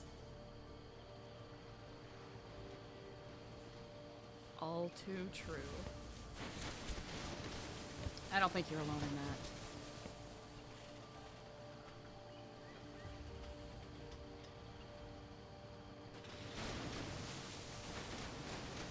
Have any regrets, Eliza?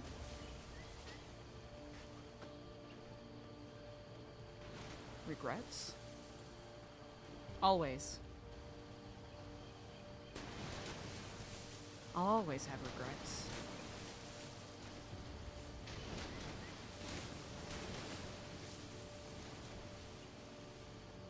Have a good day, Decoy!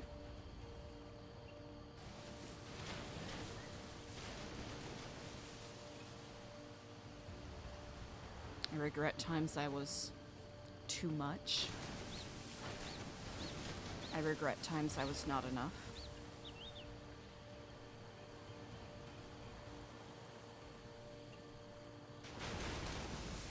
I regret how miserable Daniel was in Babylon.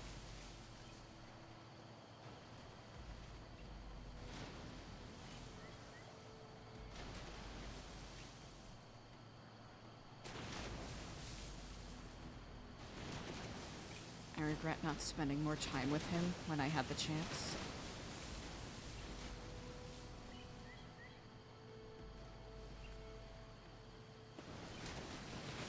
And I regret not telling more people no sooner.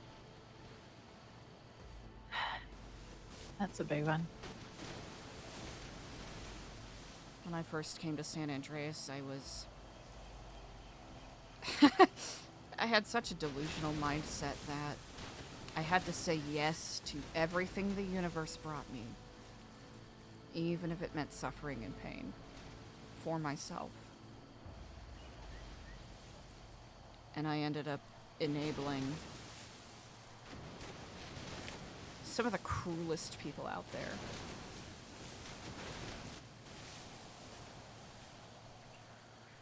Thinking that I was giving them a chance to do something different. No. Like you said, hindsight.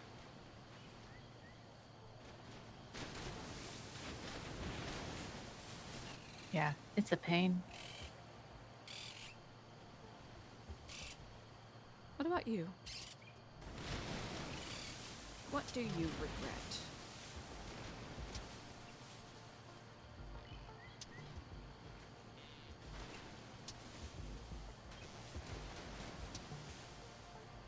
Hmm.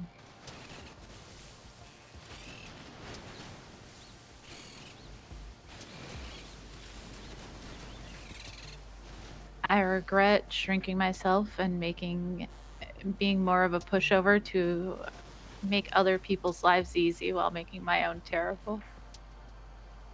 Because in the end, most of the people I cared about, I'm not really close to anymore.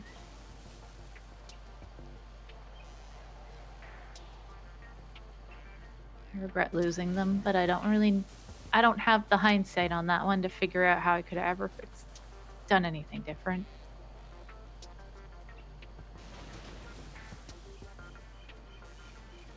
I re-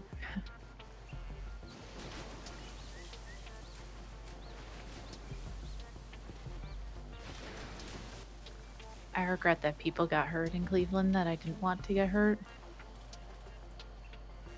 And that maybe I should have been more visibly vocal on that instead of trying to save face for Sab and do it behind closed doors.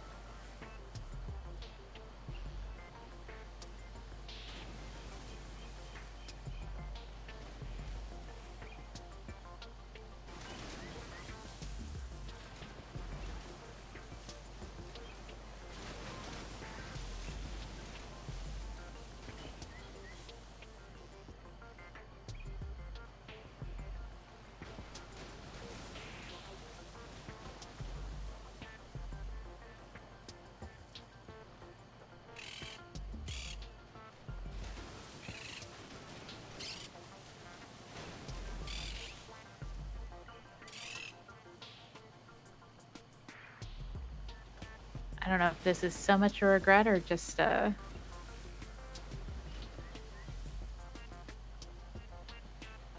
regret that really the only place that I kind of fit in right now are with people that actively tried to tear me down in Babylon and outside of that.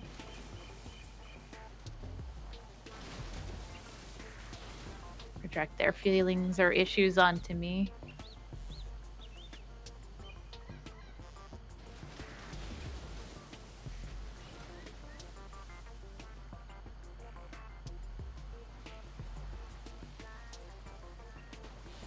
It's not a burden you should carry, but it's a little difficult when there's ever dwindling options.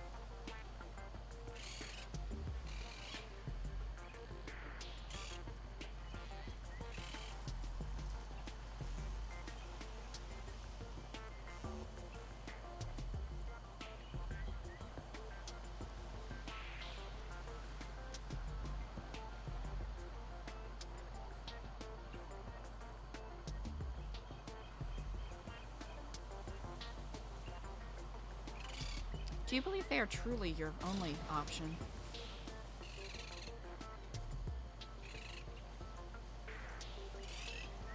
Yeah, I think they might be.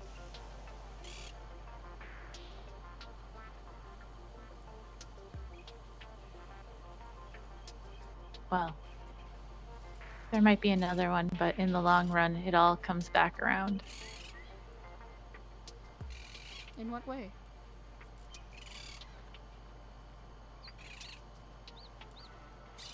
I think at the end, it's all going to be the same. The path there might be a little different.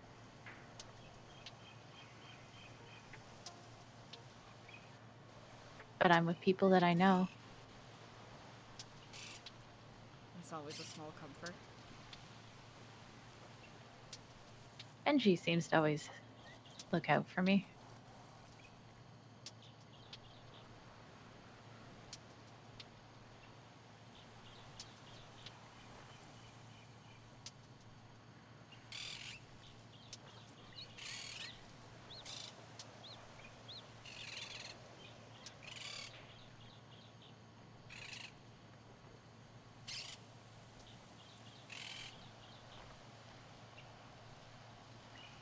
Why do you think you were ever too much?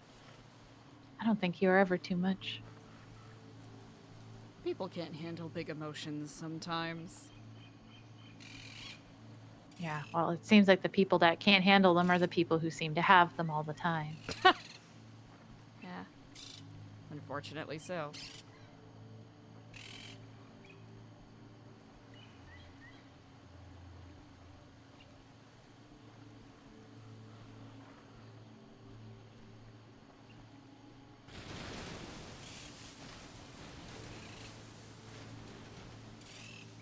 I think more people need to realize that things are two-way streets. They're not the only person in this world.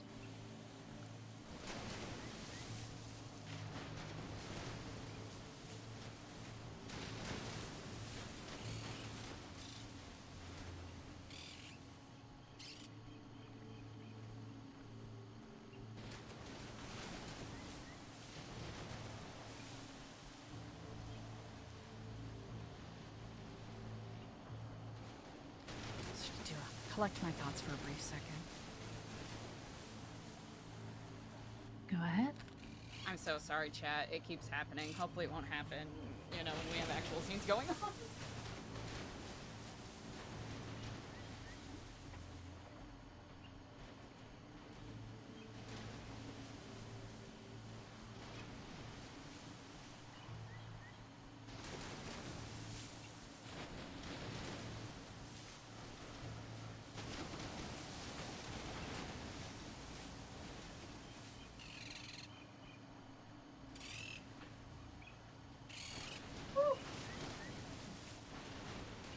Alright, that should be the last one.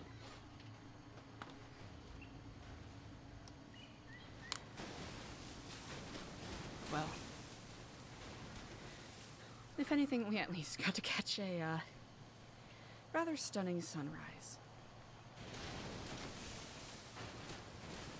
It's the small things, right? Well, we can get them.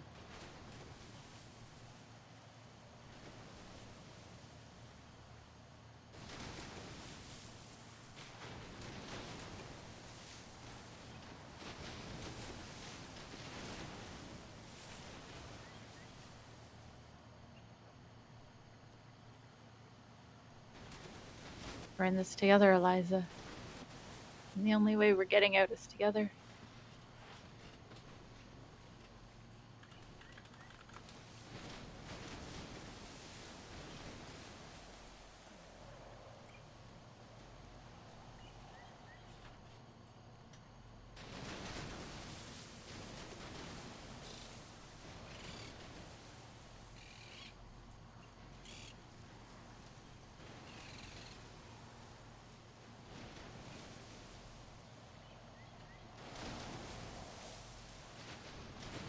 You're one of the only people I think has stood by me even when I fuck up or do something stupid or say something stupid. You've always let me redeem myself, at least.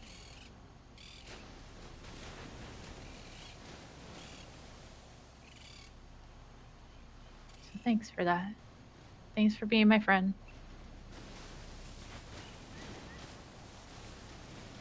Of course. You've often been there for me. More times than many people can count. But truth be told, I did try to vote you out of Babylon once. Yeah, I had a feeling.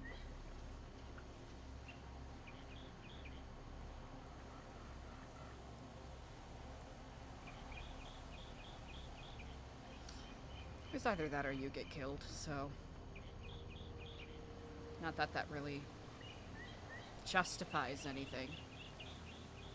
The fact that it even came to that point is a sign that things were failing fast. I mean, the fact that people punched down that hard, because what was I in the grand scheme of things? Was I the one smuggling gold out? No. Was I doing No. anything actively to harm Babylon? No. Was I usually just following orders? Yeah.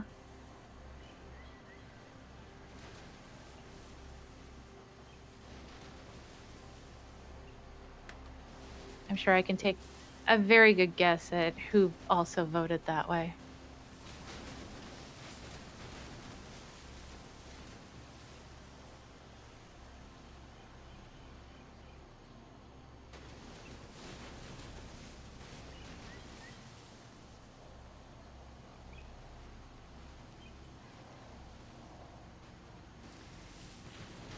Regardless of what happens after this, we'll have to move forward with the knowledge that we're marked.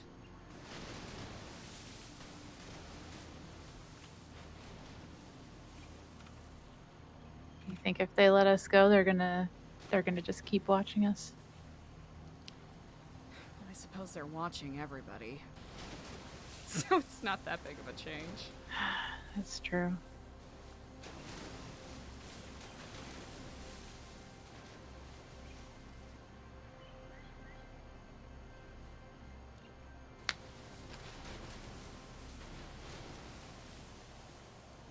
I don't blame you for anything that happened previously.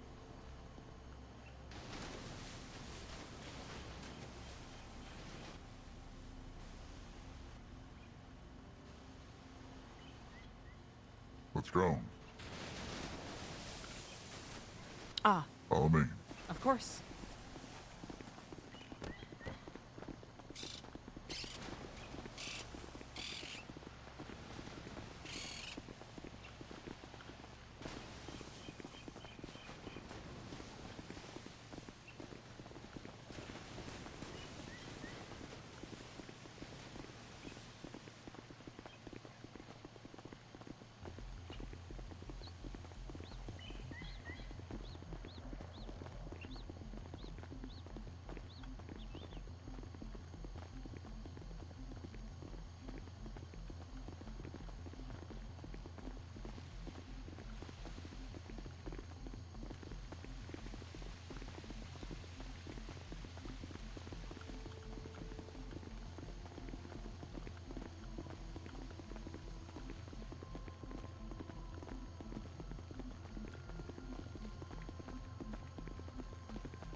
Mmm.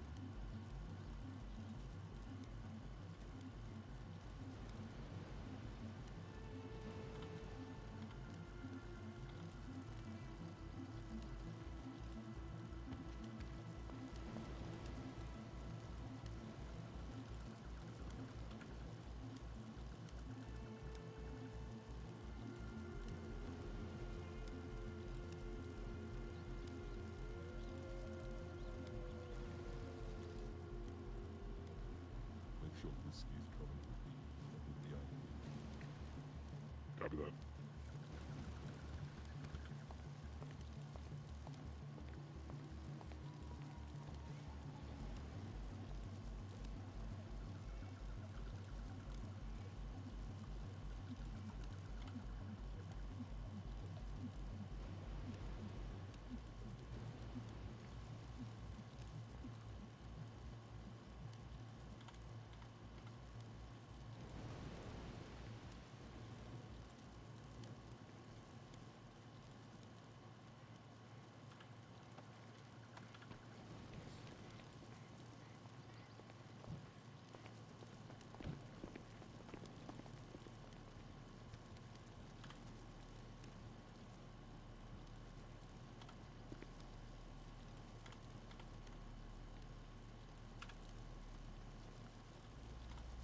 Good to see you both. Hi, Harry.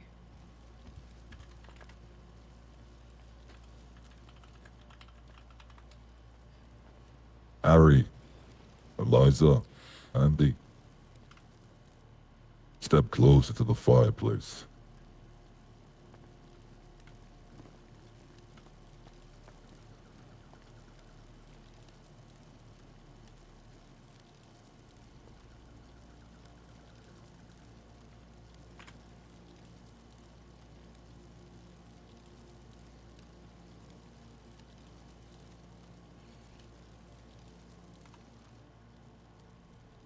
I'd like to ask you a question that I've asked thousands of people.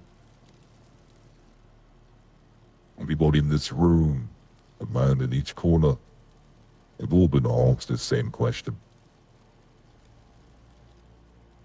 So I'll start with you, Harry. When you look into the flames, when you look into the fire, what do you see?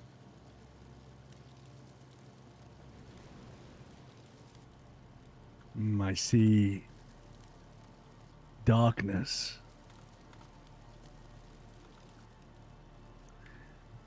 I see no power. I see people scrambling.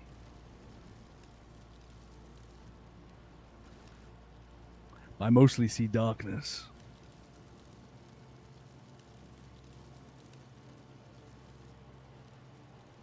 Andy, what do you see? I see creation and regrowth. The fire creates charcoal, which can be used for other things. And it's often used to burn down forests or other things that need to be destroyed and rebuilt.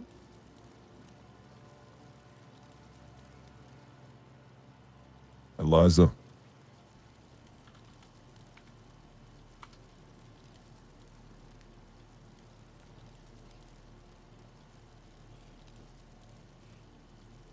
Not to copy Andy's answer too much, but fire is rebirth. It is a stepping stone that brought us from mere Neanderthals to modern society.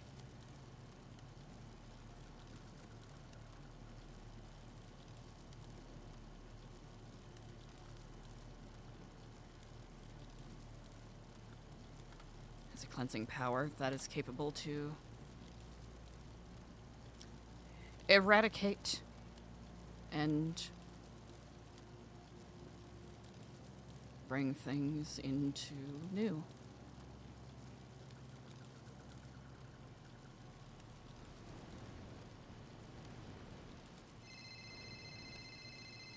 I'm so sorry.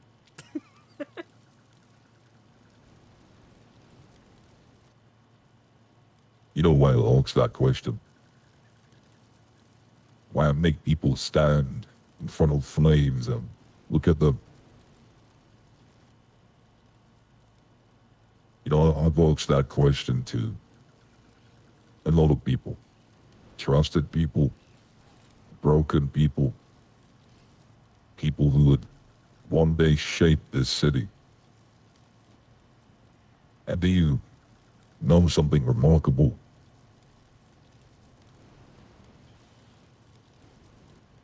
most of the time, answers are never the same. Some people see darkness. Some people see warmth. Some see destruction. Some see home. Some even see hell.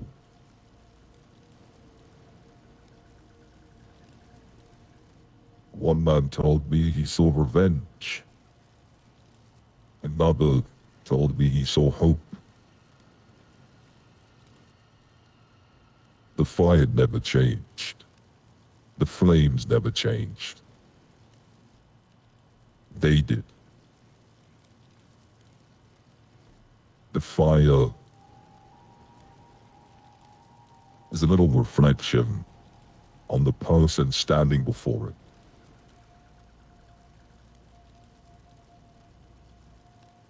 People spend their lives believing the world tells them who they are.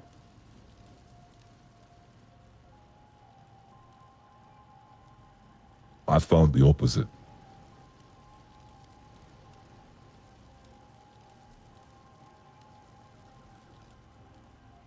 The world simply gives them opportunities to reveal who they've always been.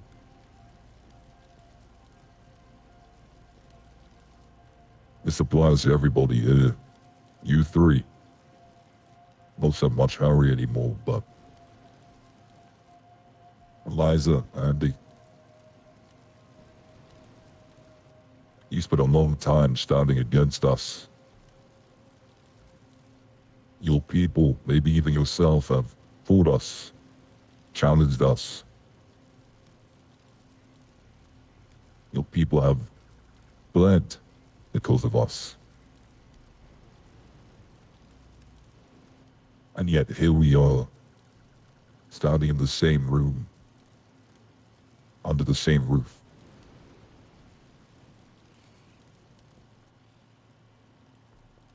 I've read about New Babylon. We all know about New Babylon. I've listened to stories about the resistance.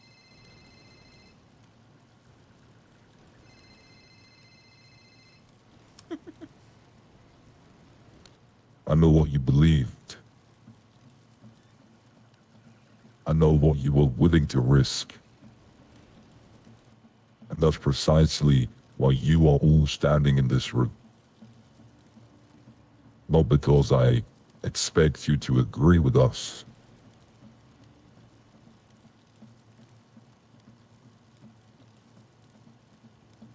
Not because I expect you to join us. I want a conversation with you, Eliza, Andy. Because unlike most people in this city,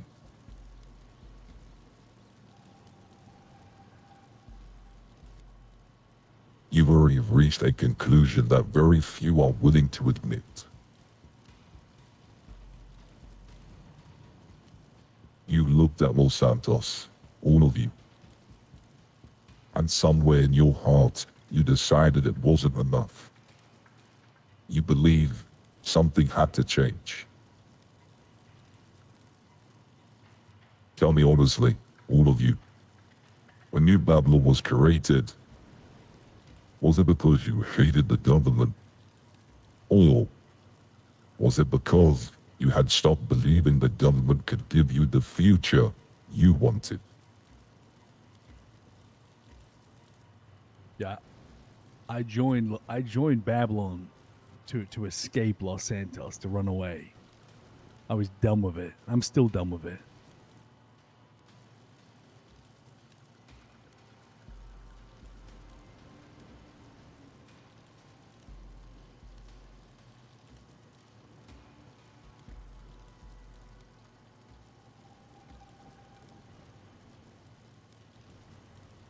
I went to New Babylon for the same reason I moved to Los Santos in the first place.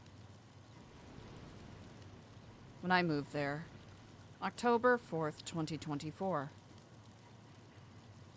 to revamp the Epsilon program.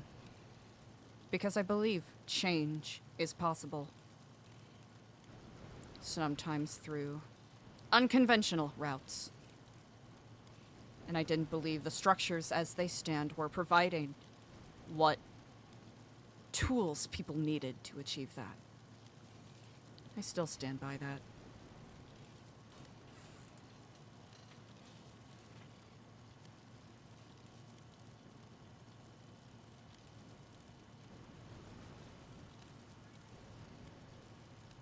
I joined Babylon because I think it was a way to prove that a group of people that have different beliefs can actually accomplish something. Be more effective than an entire government, entire department, just departments on departments trying to set out to do what we did, which was give people a better life and fulfill them. I think we proved it. I don't believe governments are meant to fulfill the average person anymore. It's been taken over by corruption and greed, and I know that from experience because that's what my family was from. And politics and power destroyed everything.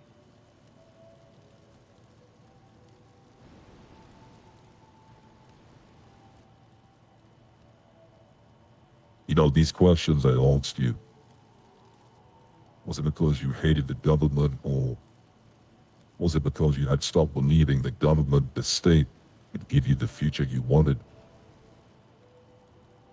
There's an important difference.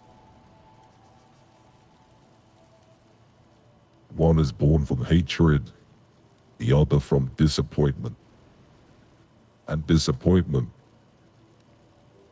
has changed the course of history far more than hatred ever has. You know, especially you, Eliza, people believe you and the faceless, you and I are opposites. Even you, Andy. It couldn't be more certain. And perhaps that's why this conversation interests me. Because I don't think we're as different as either of us has been led to believe.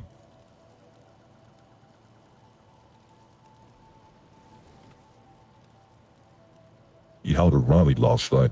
Eliza, is that true? That is true, yes.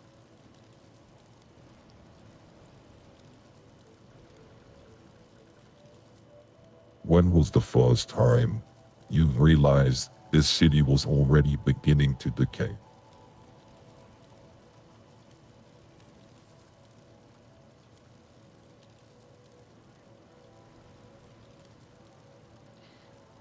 About a month before I joined Babylon.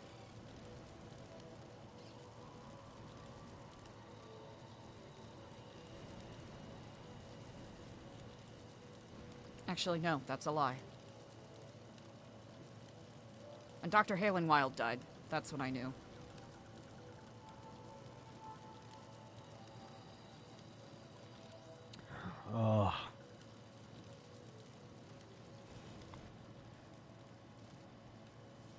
I don't Before you answer, Harry, I know you've been here for a very long time, longer than both of these people put together. So I'm sure you're going to have a different perspective. Yeah.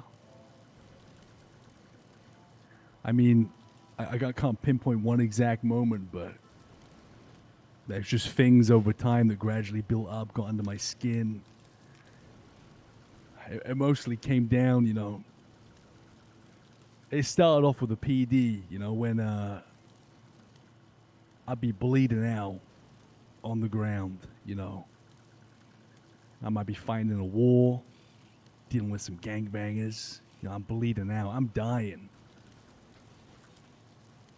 They don't try and save my life. You know, they would instead they'd slap the cuffs on and start, you know, putting every single one of my possessions into a box, start GSR testing me. They got it all backwards. There's no preservation of life. And that after you deal with that time and time again, and you start to go sour from the inside. You start to get angry. So that there's that, and then I just think that some of the people that live in that city, there's just that old school mentality is gone. Man, people like I'm hearing people like Larry Knox joining the PD, then going straight back to joining the gang. I don't want to live in a city surrounded by people like that. So yeah, my motivations are definitely different. I'm angry.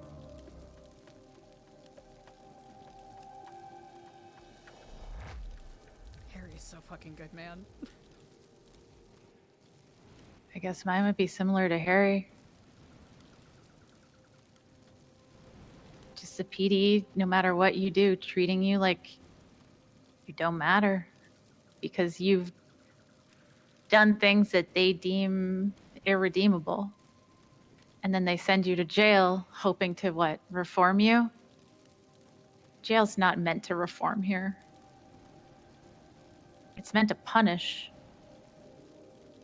And it continues punishing even when you leave.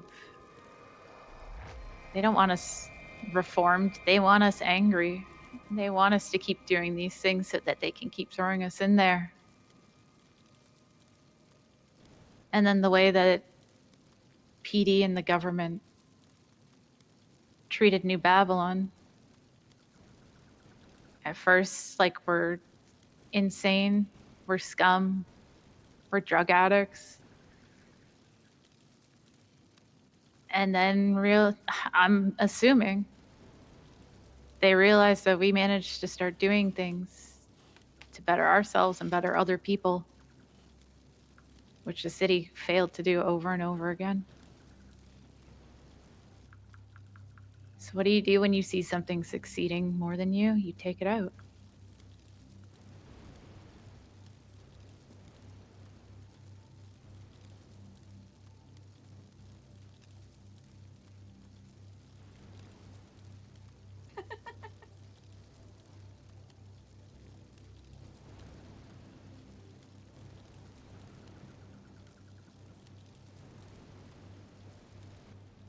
This city has been decaying for a very long time, long before we even had eyes on this. A lot of people assume this organization existed about 3 years ago. We've been here for 10. Damn. And only now, the plans we once made 10 years ago is coming into fruition now. Interesting. Because this city has been decaying for a very long time. But before I really get into that,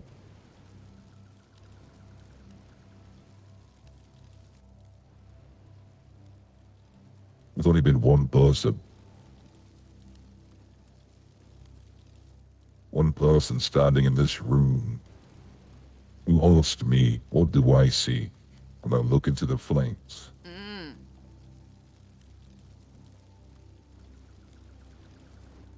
I don't see fire. I see time. I see everything it has touched. The forests that stood before it. The homes it has warmed. The cities it has consumed. The people it took. People look at fire and they think it's nature is destruction. Unfortunately, they only are seeing half of it. Fire destroys, yes, it does. But it also clears. It hardens steel, purifies, it gives warmth, it gives light. It forces life to begin again where the old could no longer survive. So when I look into the fire, I don't see endings. I see transition. I see one world giving way so another has the chance to exist. I also see something else. Something I've never said before.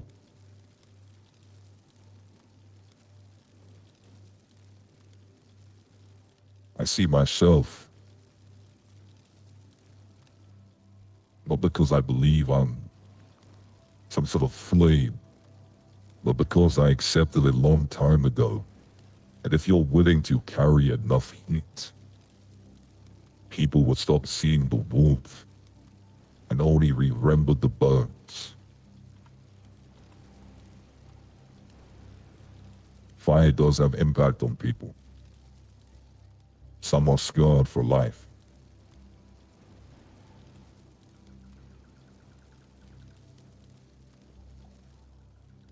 Some people will curse the fire while standing in the light it created.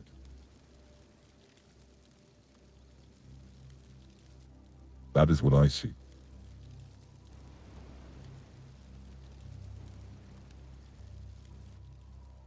What about you, Frank? I know I've asked this from you many times. What do you see now, Frank? I used to see destruction.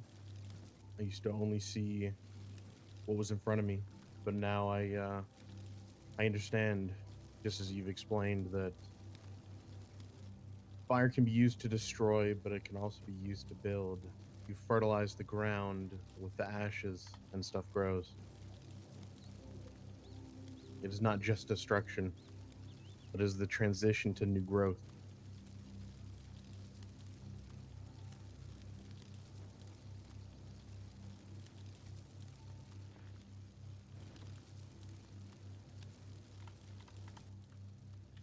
You know,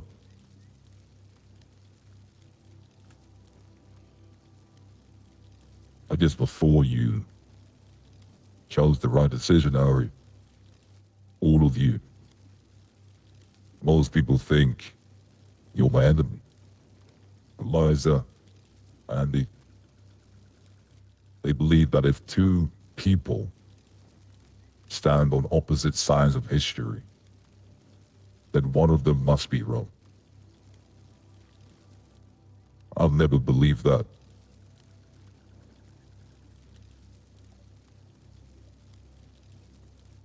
New Babylon, a city within a city. A rejection of the institutions that governed Los Santos.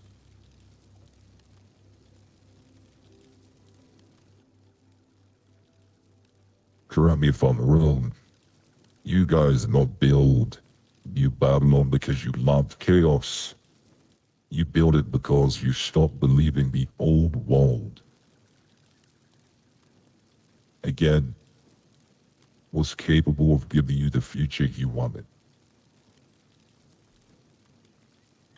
Am I wrong? No. No, you're not. And then, when New Babylon failed, when it was destroyed, then came the resistance. Government buildings, symbols, power. You believed if enough pressure was applied, people would finally wake up. Boy, were we wrong. People don't want to wake up when they're comfortable.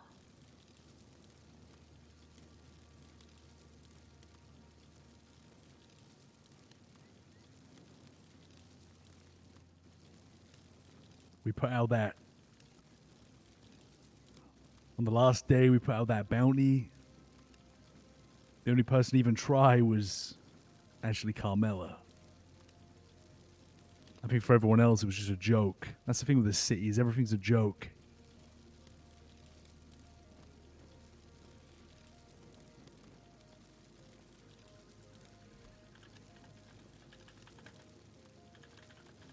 when you all stood together, with all of the resistance, what did you truly want? Revenge, power, control, or did you simply want the city you live and breathe in, Los Santos, to become something better?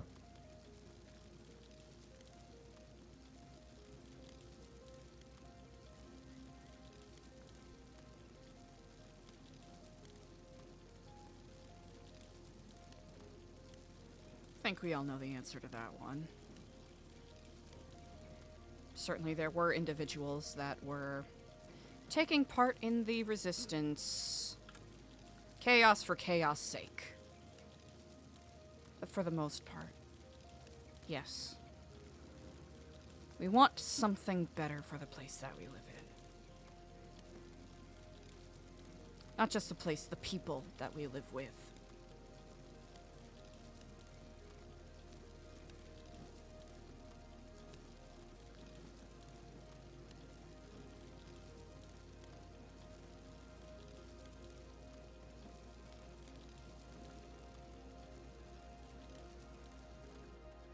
Ferg, I have a question for you.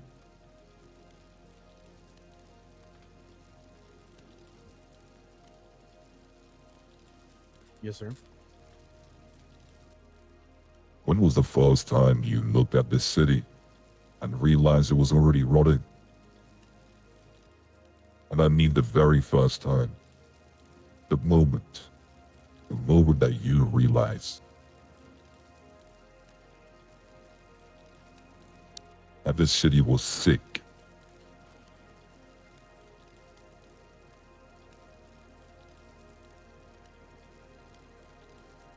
It goes after looking around in October about 2 years ago at the people's reactions, what had just occurred after what we had did. A lot of people reacted with greed and want for more of something they were told they cannot have. I think it shows in certain people, but almost everybody in the city has that. The want for more power when it is not to be given to them. It is like a cancer that spreads throughout the government as well as people.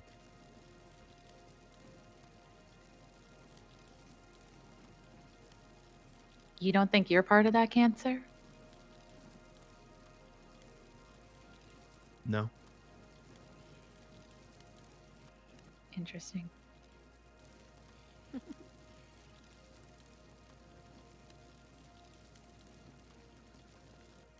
see, with all your answers you've all given,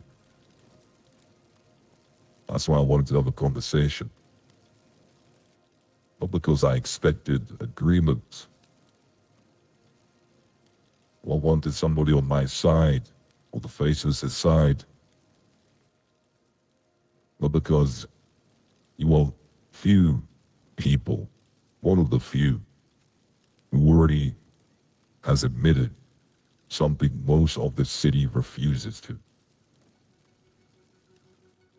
That this place cannot continue forever. The politicians know it. The police know it. The gangs know it. Even the businessmen, the ones that run all these businesses, they know it too. They've known for years. The state, Brian Knight.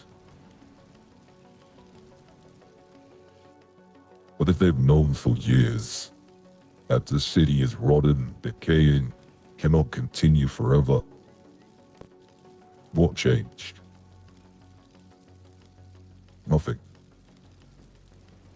Meetings, promises, elections,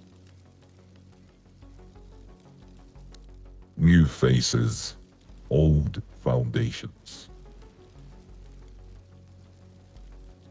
Tell me, how many mayors have promised change? How many mayors have you instilled?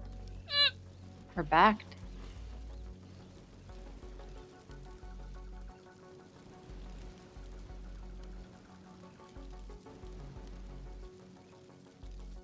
Zero.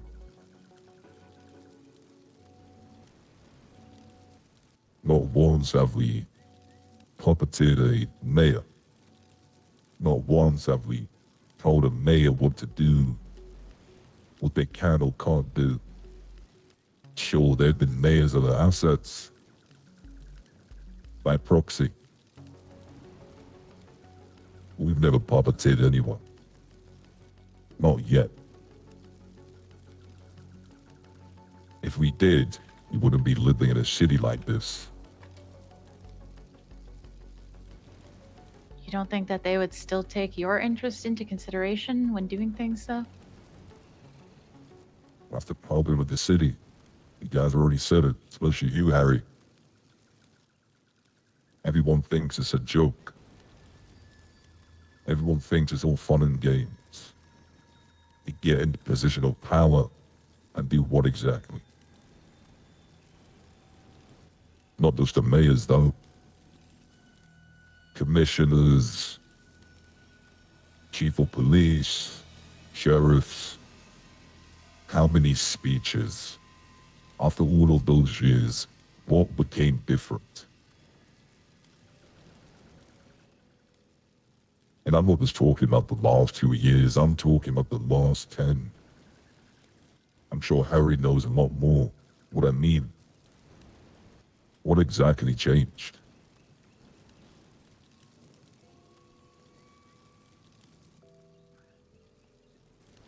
Isn't that part of the problem though? We're talking about mayors, but I mean, how many mayors have there been? I feel like I don't even know if the mayor has any real power. I feel like they get shut down at every turn possible.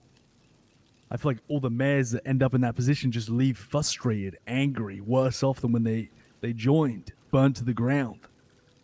I don't even know if the mayor's capable of changing anything. I think there's something to be said about incompetence, laziness. Maybe that's what changed.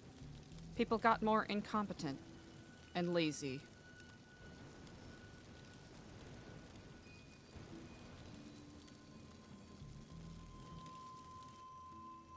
You're correct in your own way. They changed the people. They changed the mayors. They changed the chiefs. They changed who runs departments. But they have never changed the structure. And that, Eliza, is where our paths begin to separate. Correct me if I'm wrong, even you, Andy. Do you believe that the structure could be forced to correct itself? Do you believe that with enough rallies and enough pressure would make those in power finally listen to you?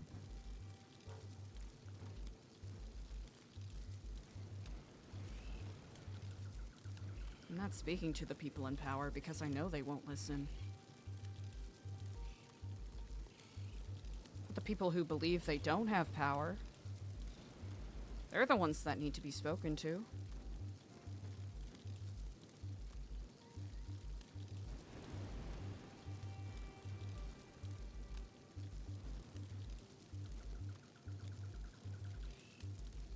Change doesn't happen top down.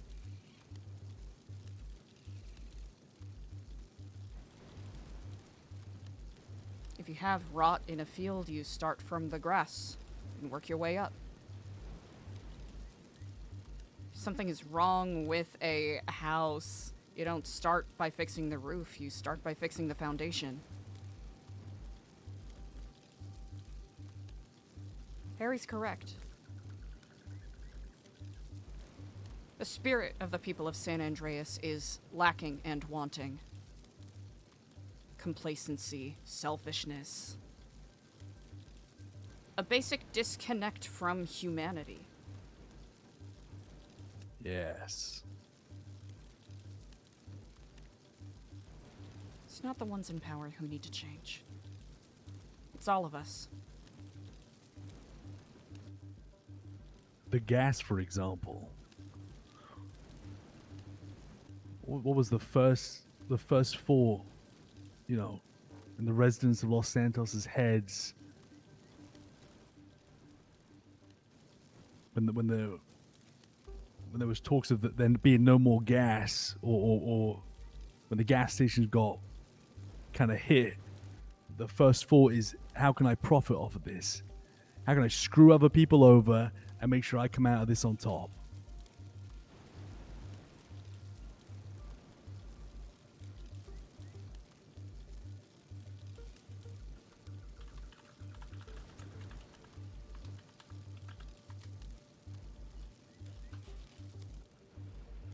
You're not wrong when you say everybody needs to change.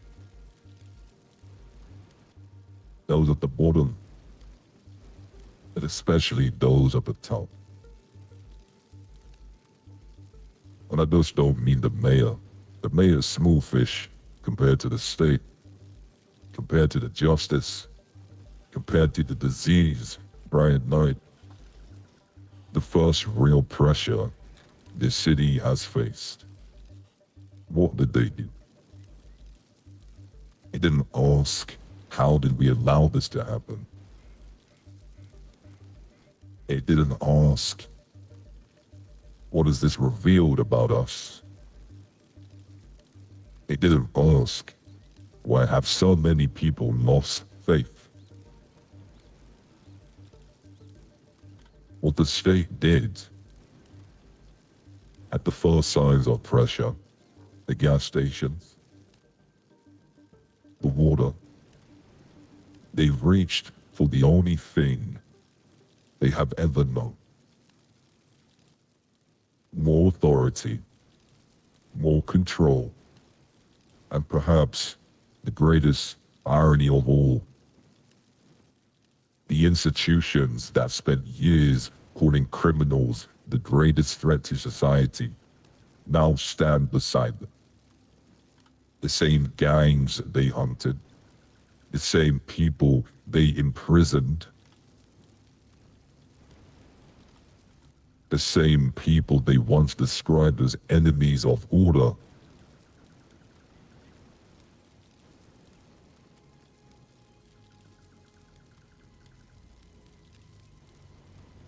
remarkable. Not because they stood together, but because pressure revealed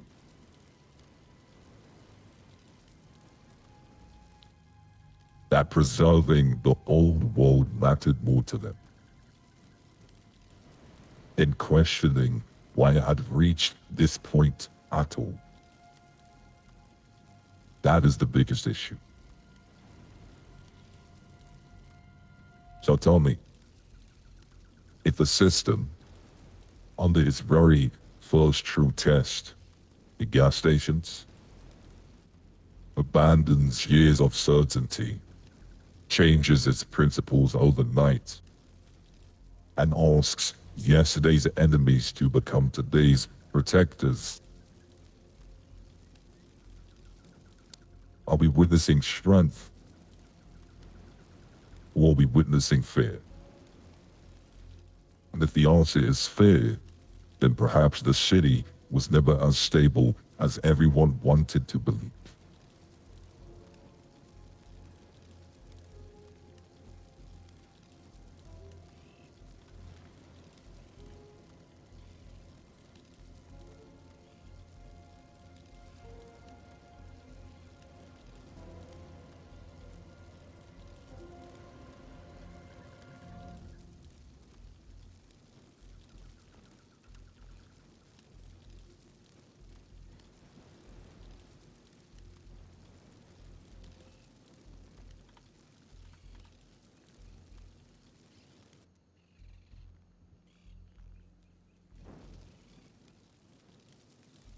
Wait, I'm trying to get a good angle. Let me ask you a question, Eliza.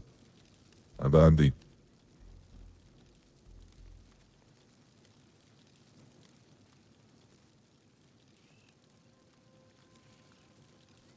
You think innocent people are suffering right now? Yes.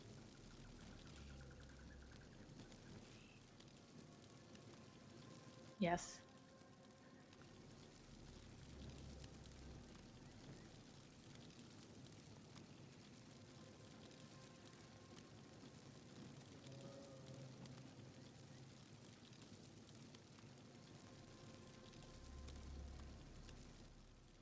You know, there was one say, a person who used to work at the FBI, not in this city, in the city we looked at before this one, New Jersey. This FBI agent never asked me, how do we stop you? They said, how do we live with it?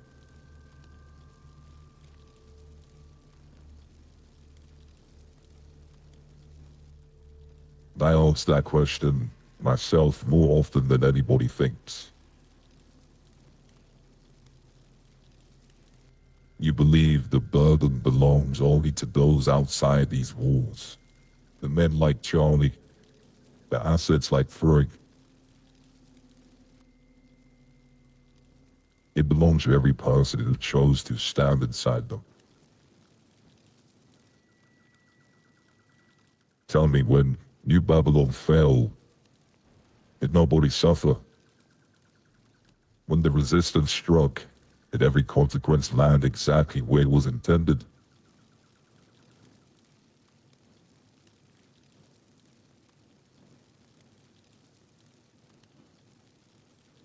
Oh, there was certainly collateral damage there.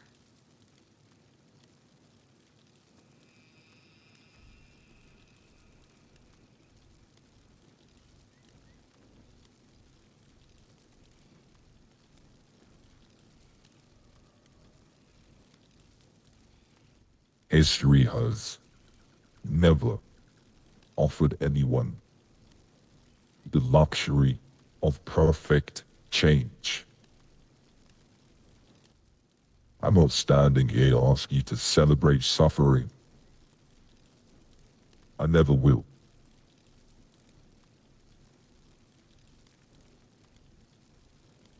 If you have listened to me the last hour and believe that I enjoy what the city is enduring,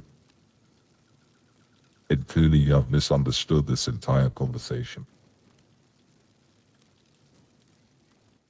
I don't celebrate it. I carry it. The difference matters. Every decision, every operation, every consequence is another weight to everybody involved. Another name. Another night. You think men like Charlie or the people standing beside me walk away untouched?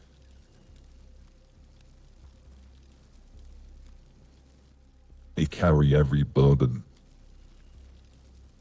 but they simply choose to keep walking.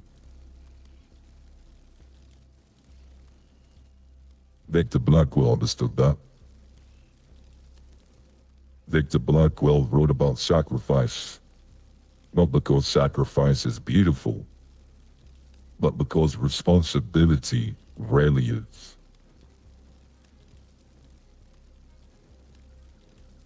Who's Victor Blackwell?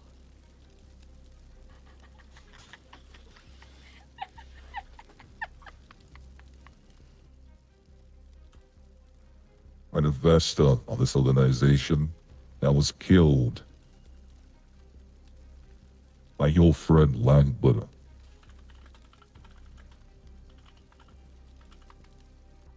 Sniped in the head at Fort Zancudo last year.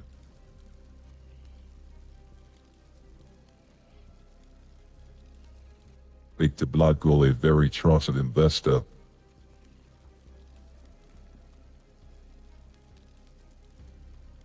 he couldn't even say higher than me. Wasn't a part of the Faceless, he was part of what we are all a part of. And he was killed by your people.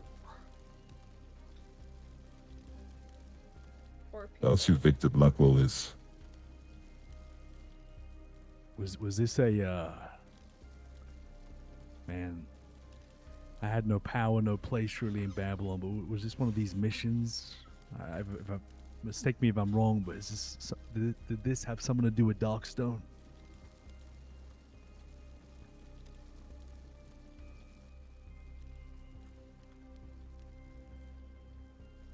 Lang kidnapped Victor Blackwell, stole a key to open his personal crate, dumped his body in the ocean.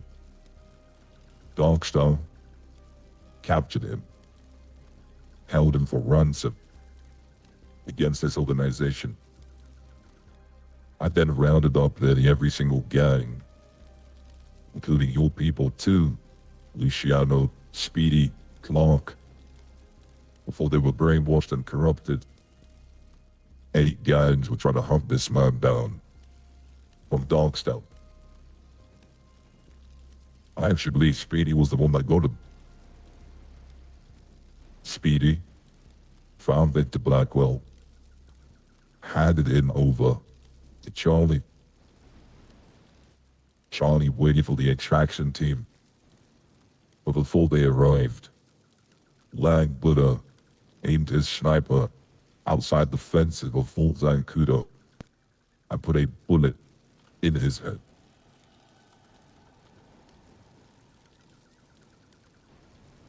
What you speak of, I believe, Harry. This is way before New Babylon. What you speak of is Charlie's brother, Ryan Kane. A man that used to work for this organization, leaked information, and went on the run. And Darkstone and Lang have a relationship. So Ryan Kane was in New Babylon for 2 or so days. I believe that's what you're talking of, Harry. You know, there's one thing I'm sure Eliza knows: how layered and connected everything is. You wouldn't even begin to imagine.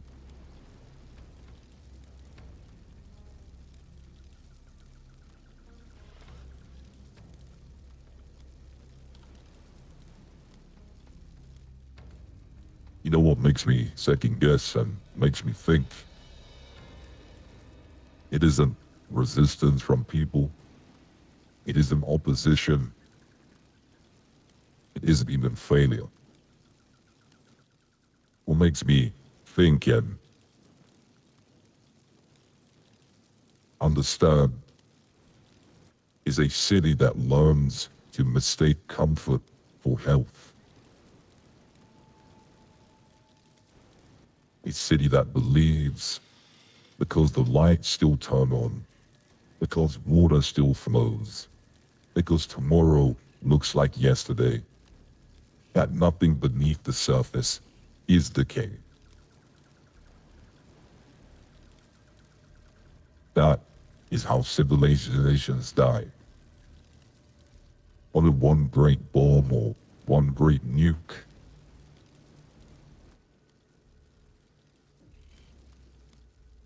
But by slowly accepting that decline is normal,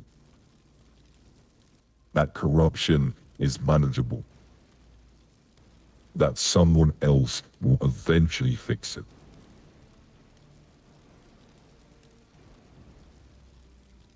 So I ask you, if everyone agrees that this city is sick,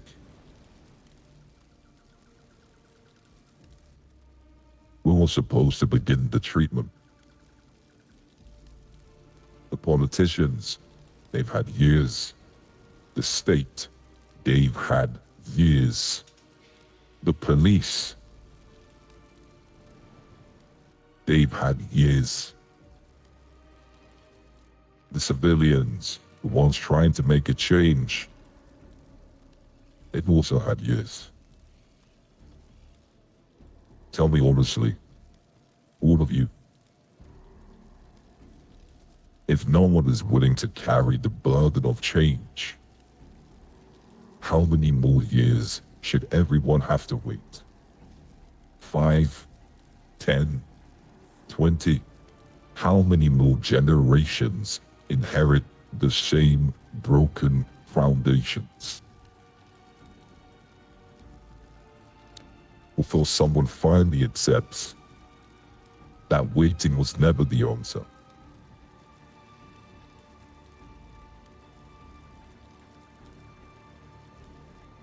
That is where you and I truly differ. I believe you believe that enough time would eventually have changed the system. I believe time was the one thing the system had already exhausted.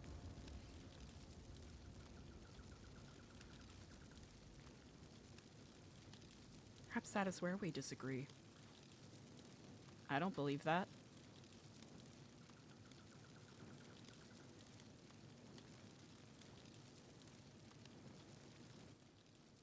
What about you, Harry? In my opinion, time is up. You know, I was in Babylon for a long time. You know, just over a year. Actually, maybe longer than a year. By the time I served my time, got back into Los Santos, still the fucking same shithole as I left it. Nothing's gonna change by itself. These people are on autopilot. No point waiting anymore.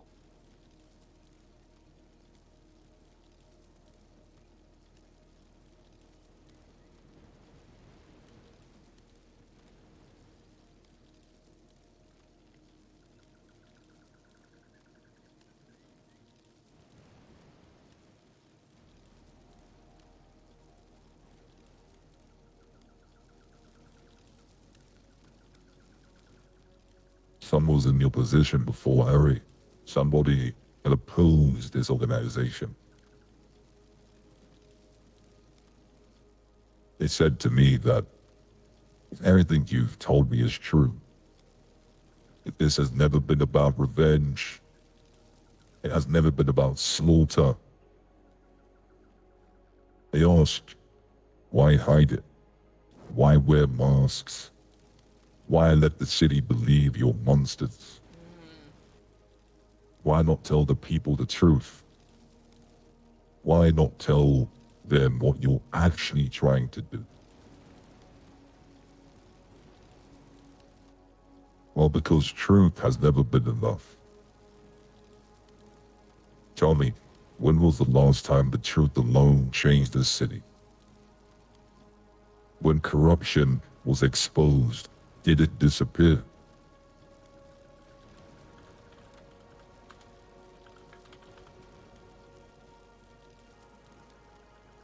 When promises were broken, did people stop believing them? When scandals become public, did the foundations move? No.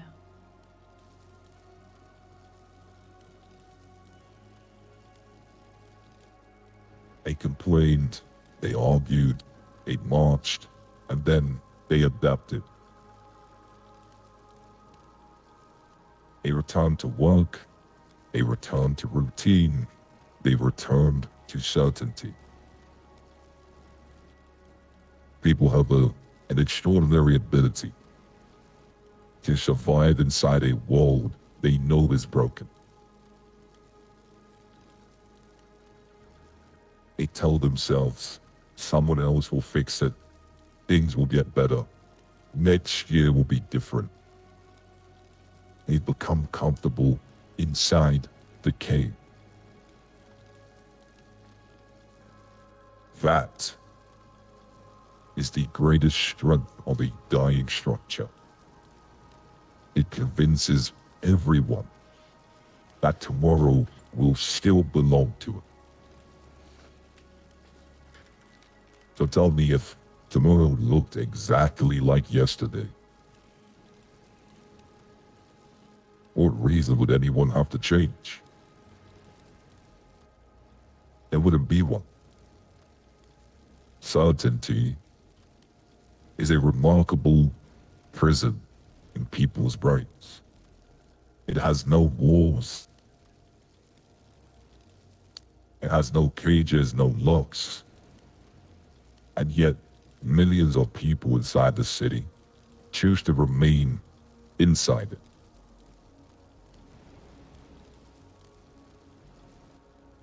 That is why we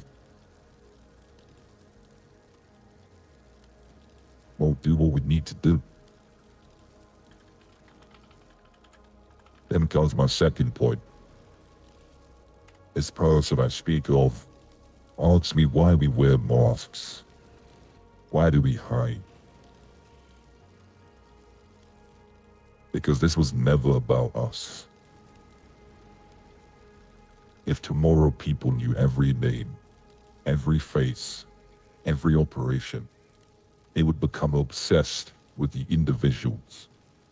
They would argue over personalities.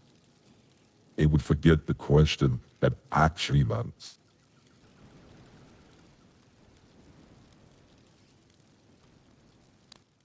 Why did the city become vulnerable in the first place?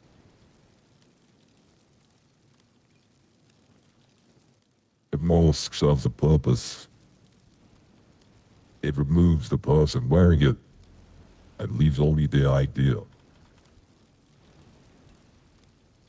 Because ideas outlive faces. And yes, people fear what they do not understand. But tell me honestly, when people become certain, do they ask difficult questions? They don't. When people become uncertain, they question everything. They question authority. They question loyalty. They question the foundations beneath their own feet. And questions are where history begins.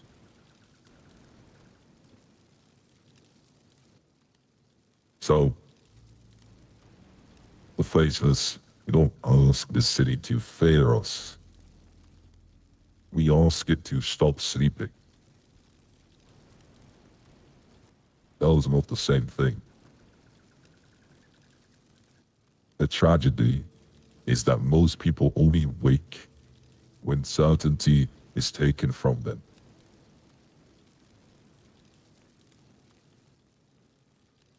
Eliza, if you stood where you stood years ago last night, Legion Square, and you announced to everybody that the foundations were failing,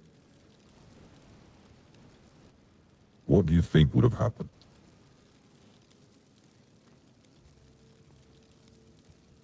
Would have been laughed at. Called a delusional, brainwashed kiflommer. Maybe one or two people might listen, but I doubt many would take me seriously. That's just the truth of it.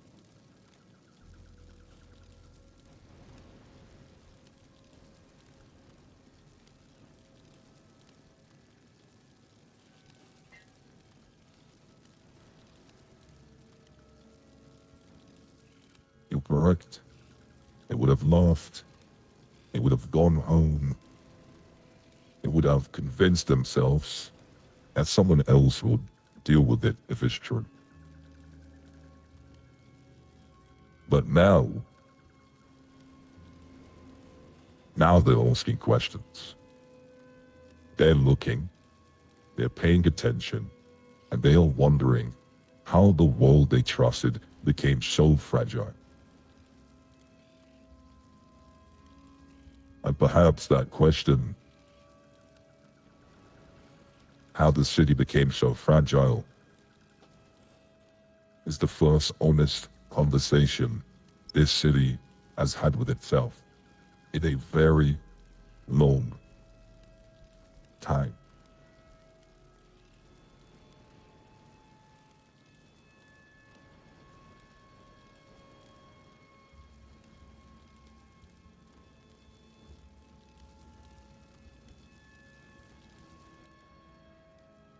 think we're wrong. Andy. Eliza.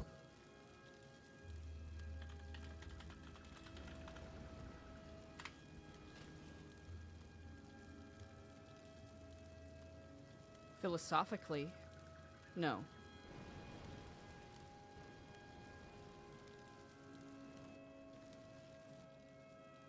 About the same. I don't think you're wrong. But history has shown that when governments are toppled by others, sure, maybe a different government is put in. Maybe there's a power vacuum. But there's also usually a resistance that forms from that.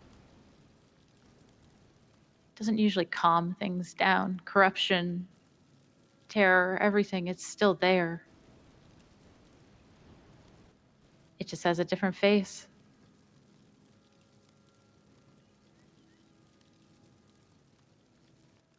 And that is why the foundations, the ones that are decaying, need to be wiped out. But these flames, this fire, can rebuild, can give a new world.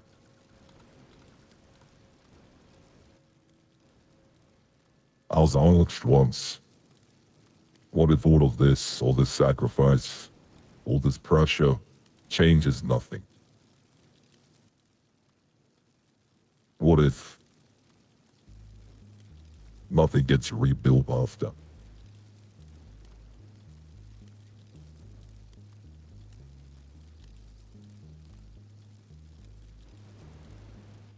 When we did what we did to New Jersey, I asked myself that same question.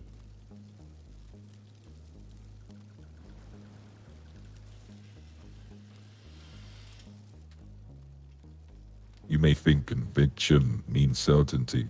It doesn't. It means continuing even after you've questioned yourself.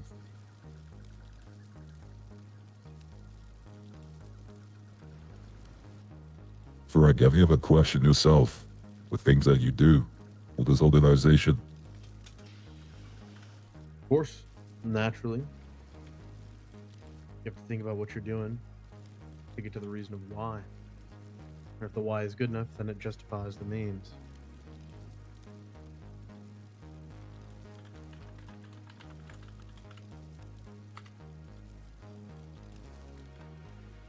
You think Charlie has never questioned himself? The people who stand beside me have never laid awake wondering whether the burden was too heavy. You may think leadership is the absence of doubt. Leadership is carrying doubt without allowing it to make the decision for you. Tell me, Eliza. Harry, Andy, when you made and founded New Babylon, did you know it would succeed?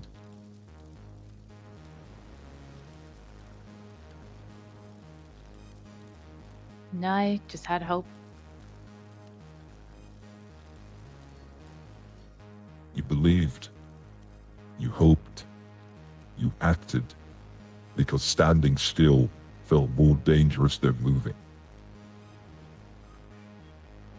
Don't imagine that we're different. We both stood at the edge and stepped forward without knowing where the ground would be. The difference is what we choose to place our faith in.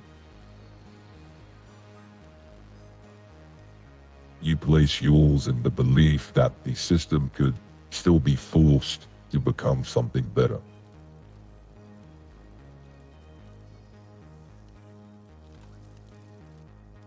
I placed mine in the belief that every system, no matter how powerful, eventually reaches the point where it cannot become something new. It can only become something else.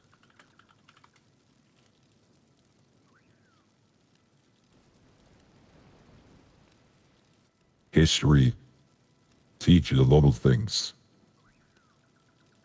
It doesn't teach not one empire, not one kingdom, not one republic.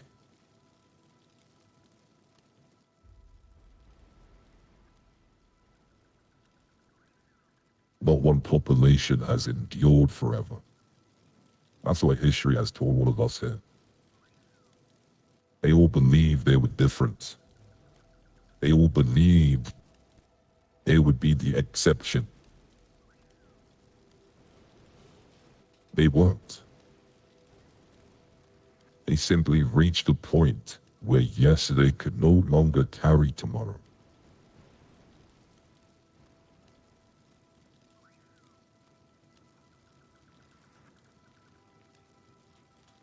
And if no one's going to act like the faceless, if no one's going to truly try and change the foundations,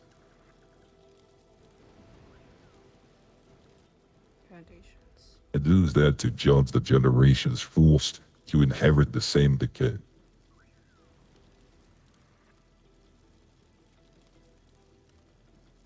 Who speaks for them?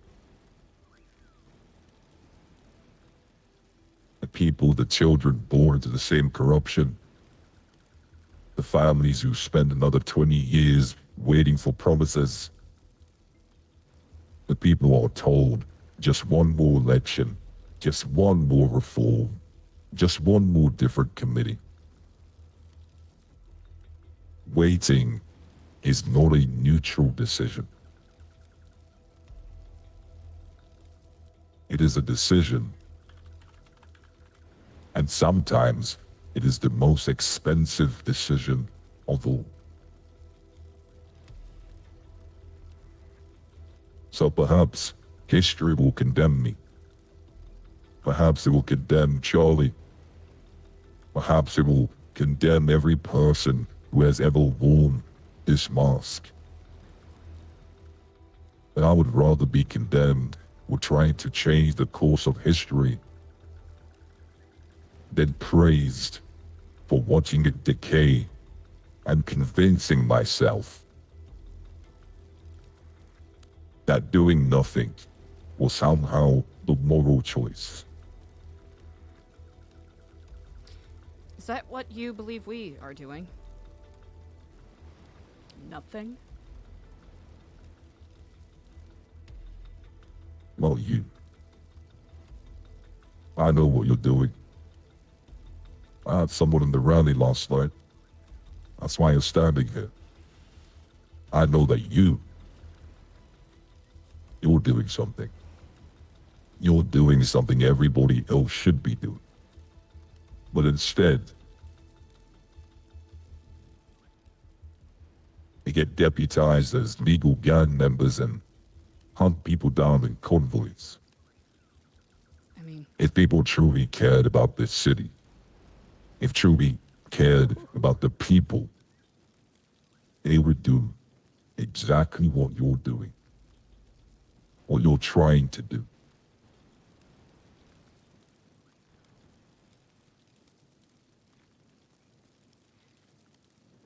what if the people that you or your organization has emboldened and enabled through dread, torrent, and any means? Now, I have no doubt that you are strong in your convictions and the messaging of what you are saying. I do agree with. But the execution, I'll have to say, is deeply questionable and does not measure to your very eloquently stated words. What about the gang members that you all enable? What about the mayors that you have enabled their corruption? A foundation that could have been easily forwarded with concrete has been further eroded by the termites and cockroaches that you have invited into the house.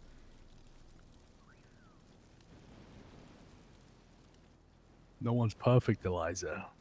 Not talking about perfection. Well, I'm maybe talking not about perfection. intention. Do you Let's not- genuinely believe that those people wanted a brand new world? a better future for their neighbors, for their fellows? Or do you think that they wanted power and money and just followed you because you're the ones that put guns in their hands? Half the people that were being complete and utter jokers and losers on Twitter during all of your bombings, all of the things that you were doing. Most of them are either part of those gangs or part of your system.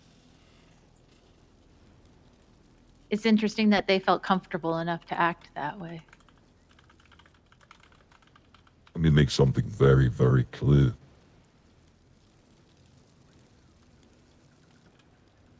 Things like Operation Dread Torrents, the mass production of military-grade weapons. All of that is to lead to this very moment. All of that was to speed up the collapse, the chaos in the streets. None of that is our plan. None of that is what we are here to do. Unfortunately, Eliza, change does not arrive politely.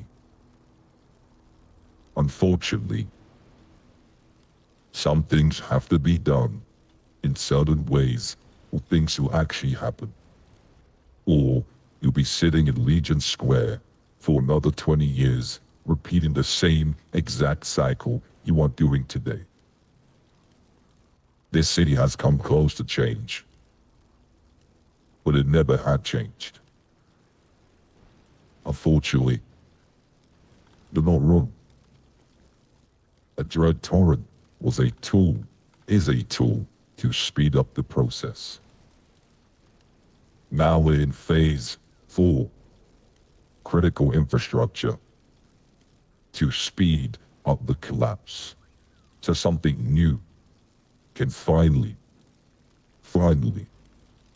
enter Los Santos. Don't get it wrong. You're not ruining what you say, but there is a purpose for why things like Operation Dread Torrent exist. It is to create chaos in the streets, to speed it up so it can collapse on itself. And I don't think either of us had maybe changed each other's minds. Eliza and Andy. And perhaps that was never the purpose. I didn't bring you here to recruit you. I brought you here because I wanted to know whether there was still someone in this city willing to ask difficult questions.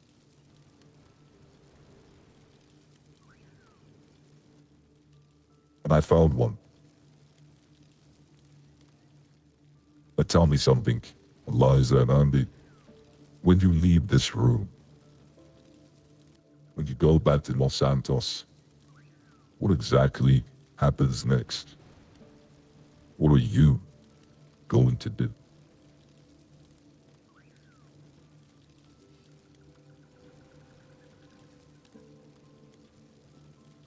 Continue believing that we're monsters? Continue believing this is simply another war?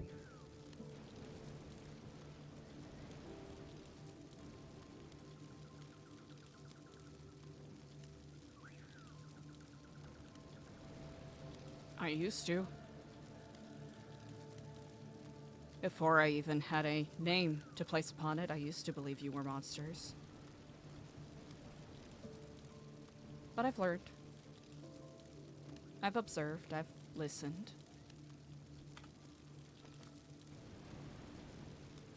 Even standing right here, right next to you, I understand even more.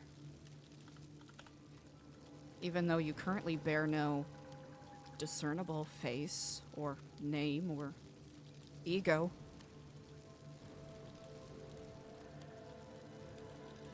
You're just as human, everyone in here.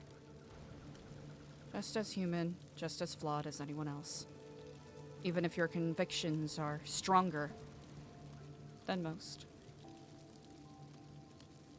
That's the thing about convictions.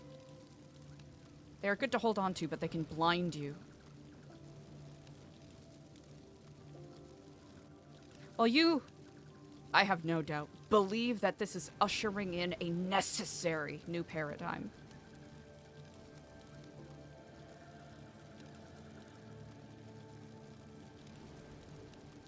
I don't think it's going to have the outcome that you all hope to have. Because even with all of the structures knocked down, it's still going to be the same people. You can take away their water, you can take away their gas, you can take away everything. Sure, we'll have pandemonium, we'll have something approaching a bit of an apocalypse. But unless we meet people where they are actually at, I don't think we're going to see any actual change.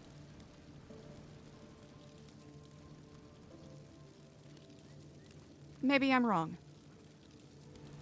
But that's the leap of faith I'm willing to take. I've seen plenty of change already, Eliza, personally. I've seen Lang cast ex-Babylonians out of the Garden of Eden. I've seen Lang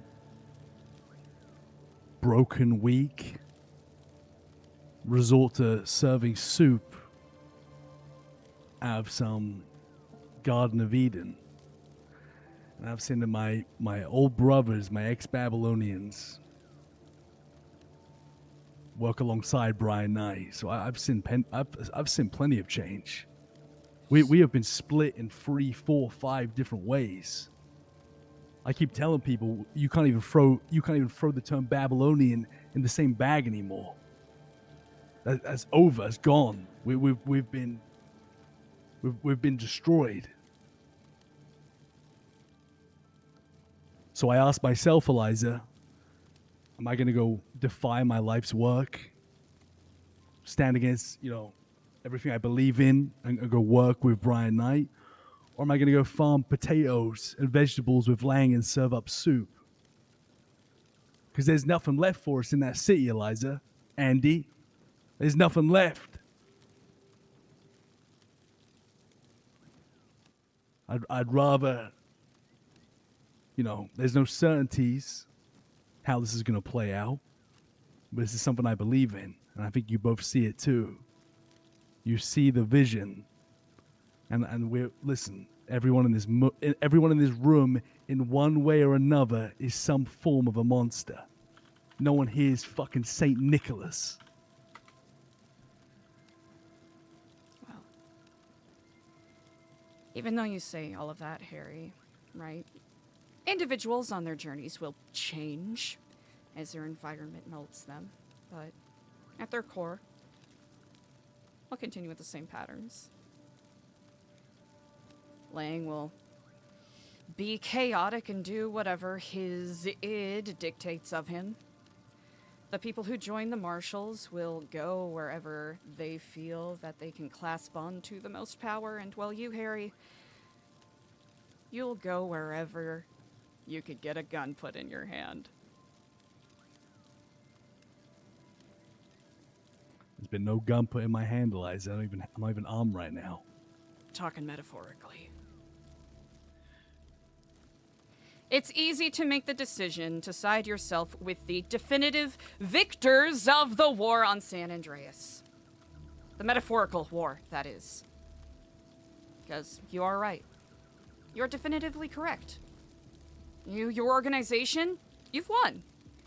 Everything that we are witnessing right now is just a slow, painful denouement until someone decides to pick up a broom. And guess what? This is another point where I agree with Harry. No one is going to pick up a broom because they are going to sit there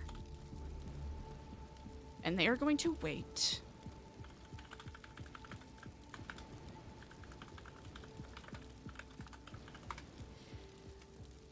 until someone comes along to pick up all of the broken pieces.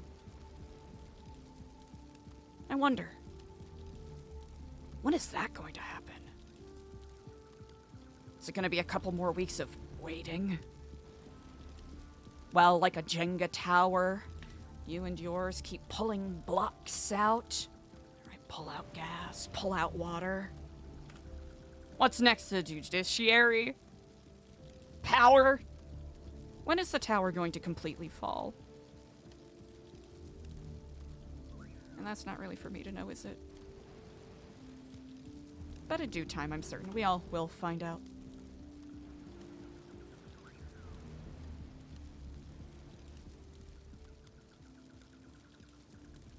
I think the interesting thing is that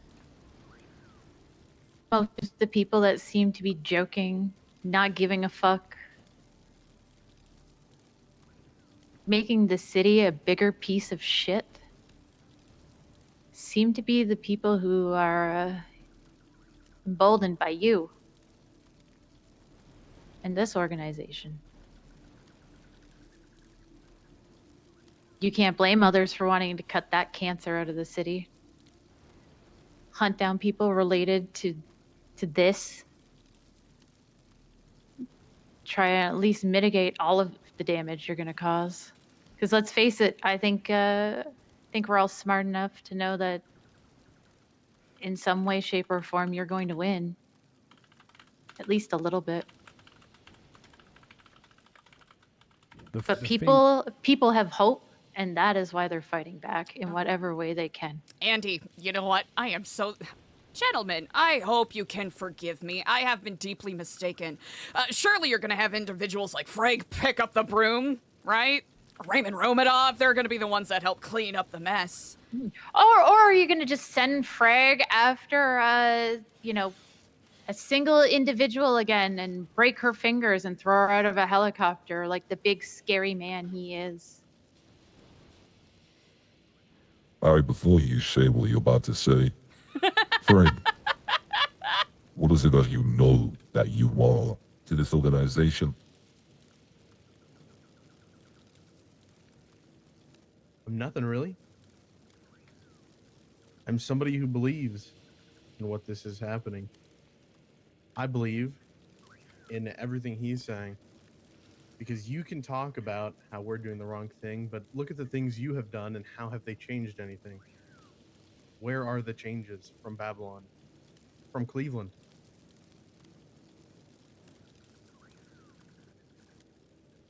Well, don't discount yourself so much, Frag. I know that you are an amazing photographer. And Eliza. he is very good at memorizing the script you gave him. If he truly believes he's nothing, then put him down. Okay, well, we don't have to go that far. Eliza, I'll make something very clear, and Andy. 99% of assets know that they're disposable. There is a small percentage that truly understand the bigger picture, because when I say the city is rotten, it's not just the government or the civilians or its state. It's everybody. It's the gangs themselves. There's a reason why big gang leaders and gang members are not in these certain rooms. There is a reason why people like Frigga. There's a very big reason why only 3 people throughout the last entire year truly understood the depth and the layer of this organization. Because you're not wrong.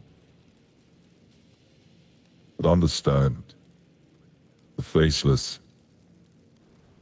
we are tools for what comes next. We're not the ones going to save this city. We'll be anybody who's an asset. You'll find out very soon who does. You see, a city never cares about who starts the fire. They care about the person holding the bucket of water. And that person holding the bucket of water, well, I guess you'll find out very soon.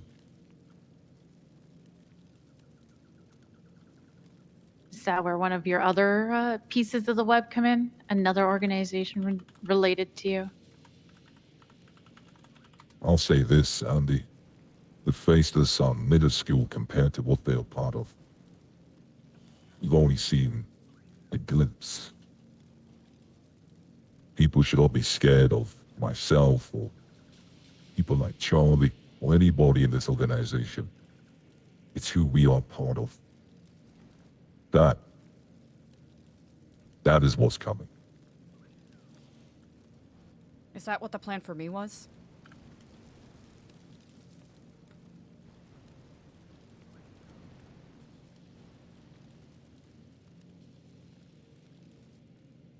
Before I answer you, let me answer you this. If we want change, we want to make sure the city prospers. Do you think we'll be putting the wrong people in positions? You think we'll put somebody in the mayor's seat who is corrupt and evil and wants to kill people? No. Because that will make all of our work completely pointless. Like I said, unfortunately, what you see now isn't polite. But the new world war that is coming will benefit everybody. Benefit people like you, and even the criminal empire. Everything needs to be wiped. Foundations have to be destroyed so the architect can hold that bucket of water. And you're not wrong. You can't stop what is coming. The city believes it's at a wall. The government believes it's at a wall.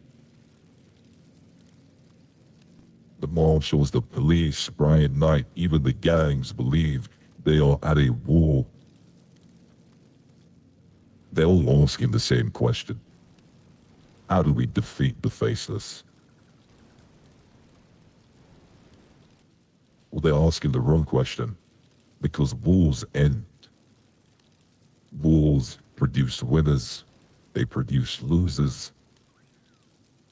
They end in treaties or they end in graves. This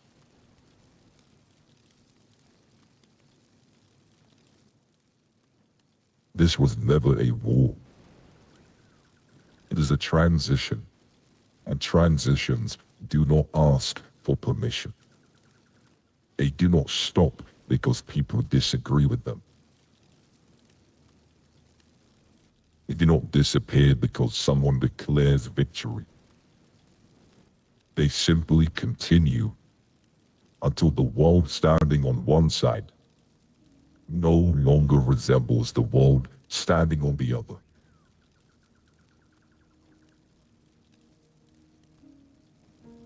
When winter becomes spring, who defeated winter? No one. It was simply time. History moves in much the same way. You cannot arrest it. You cannot negotiate with it. You cannot imprison it. You can only decide where you will stand when it arrives.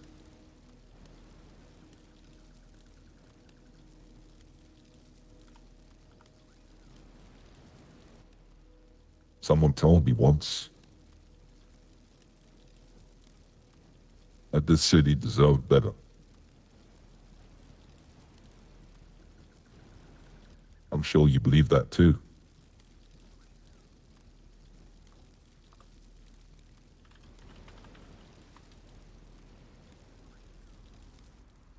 Well, the only difference between us is that you still hope the people who built these foundations will one day decide to replace them. I do not. So if, when you leave this room,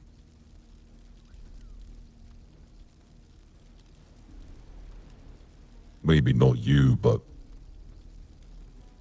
I'll say it anyway. You choose to stand against us. Then stand. Stand because your conscience demands it. Stand because your heart tells you that I am wrong. I can respect that. But do not stand because someone handed you a simpler story.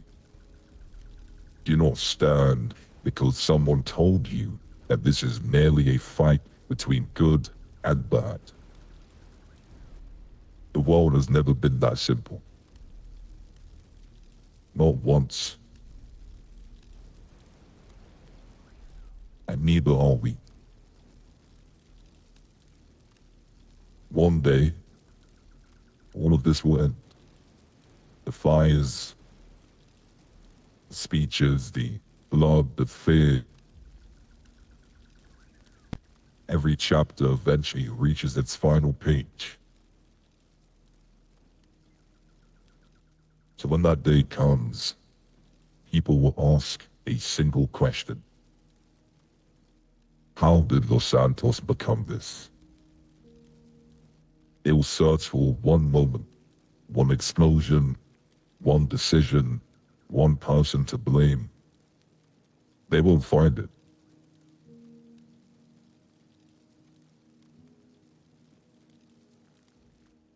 Because cities do not collapse in a day, they collapse. One compromise, one ignored warning, one comfortable lie at a time. So when you leave here, don't just remember my words, remember your own. Remember the day you first looked at this city and realized it wasn't just wounded, it was dying. And ask yourself one final question. Did I truly disagree with the diagnosis or only the cure?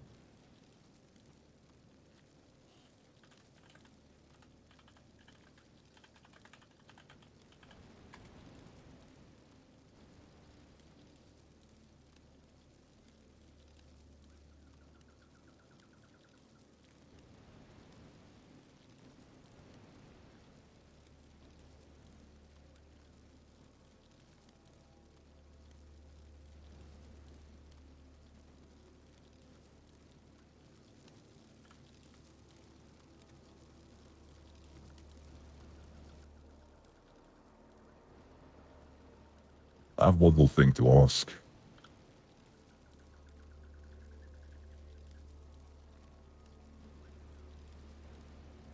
I heard your words at the rally.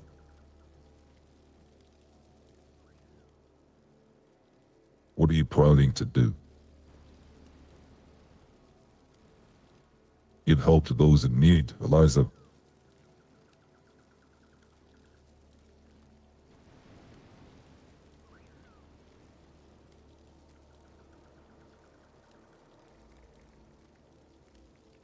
That's my hope.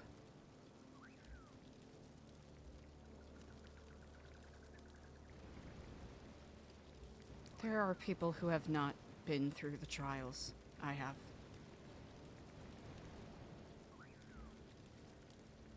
Who have not had their metal tested. And they are the ones that are most at risk as these pillars fall. I cannot stand idly by.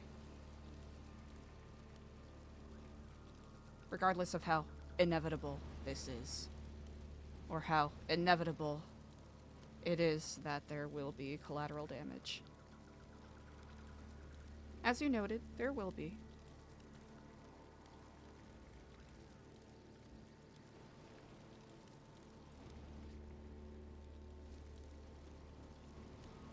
Now, there was a reason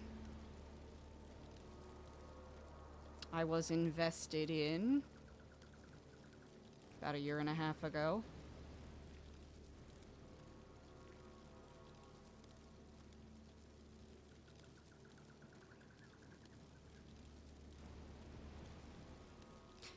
If I'm permitted to ask, was that a failed investment? I don't know if on your part specifically, but perhaps your boss's?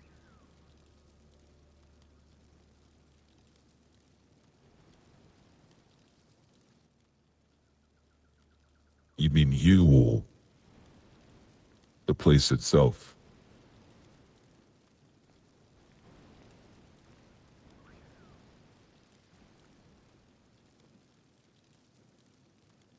Imagine the place itself is perfectly fine. People who are running it don't know anything about the Epsilon program, but that doesn't really matter for what you are trying to achieve, does it? Anyone can put on powder blue and a medallion and say Kiflam. That doesn't make them an Epsilonist. It's only a failed investment.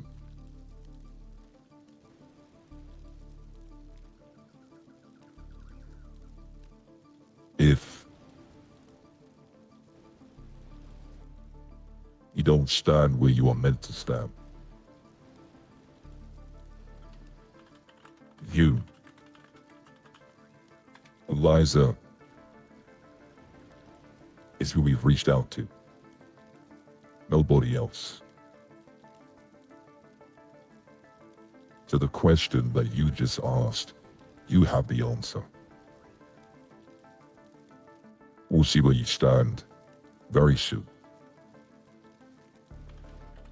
And going back to what you're doing, providing aid and comfort to people, good. Because if this city truly means something to you, then that is exactly what you should be doing. What everybody should be doing. Tell me, who suffers first when certainty disappears? The powerful people, the gangs? No, it's the ordinary people, the forgotten people, the people who never asked to stand in the middle of history. So protect them. Feed them.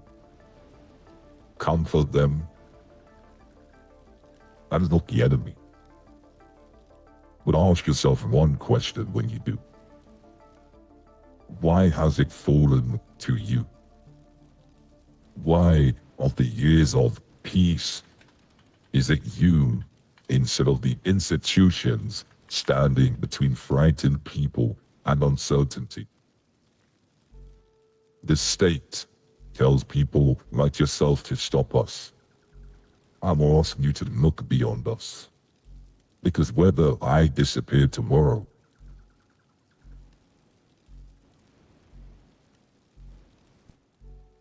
that question would remain.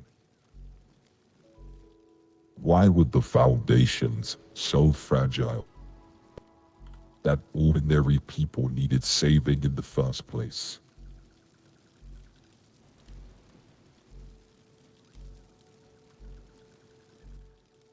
I'll let you stay in this room for as long as you need. I'll have whiskey, take you back to Los Santos in 15 minutes. Harry, I believe Charlie wants to have a conversation with you.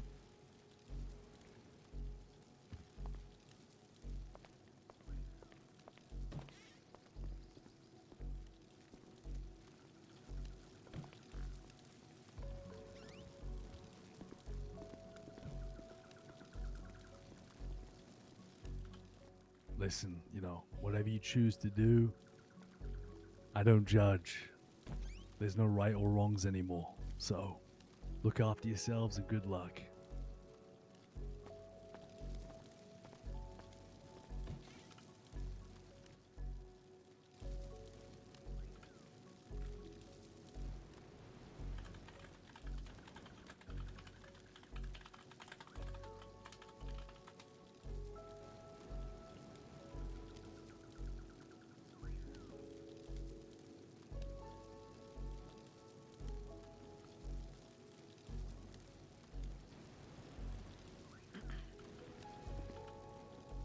gentlemen, I thank you for your hospitality.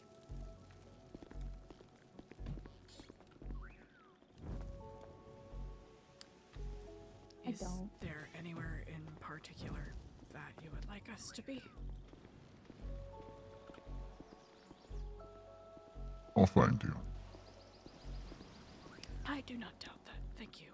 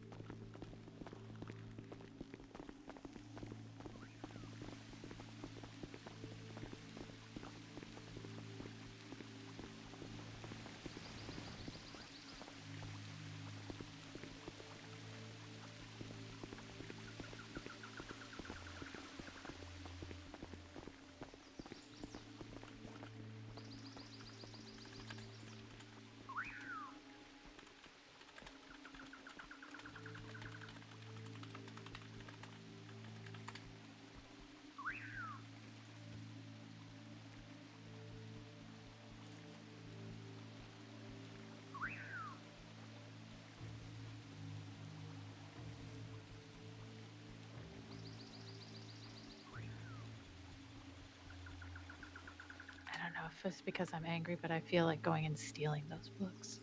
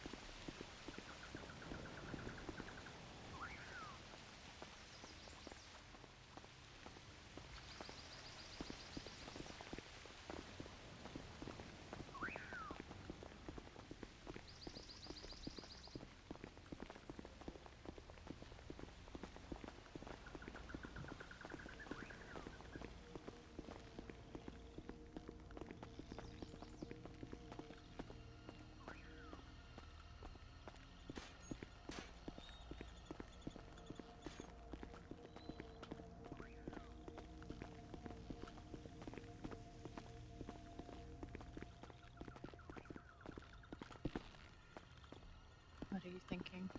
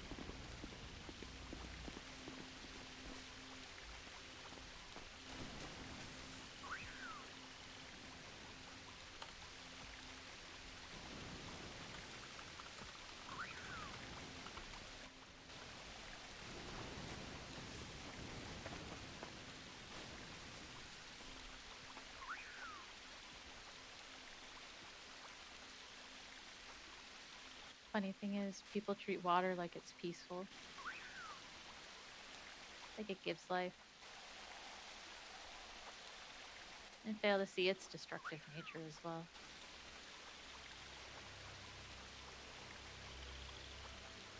Should always fear that which you are underestimating.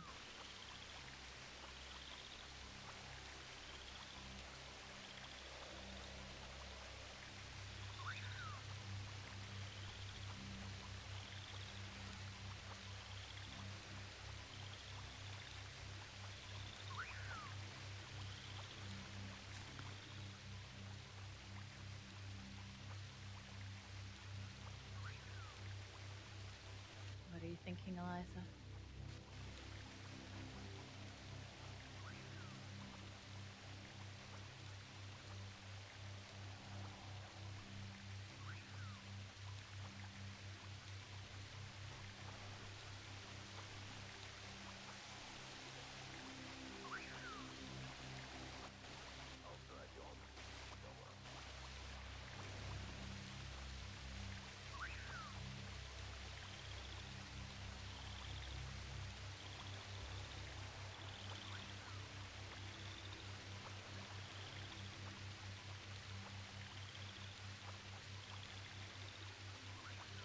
You don't believe them, do you?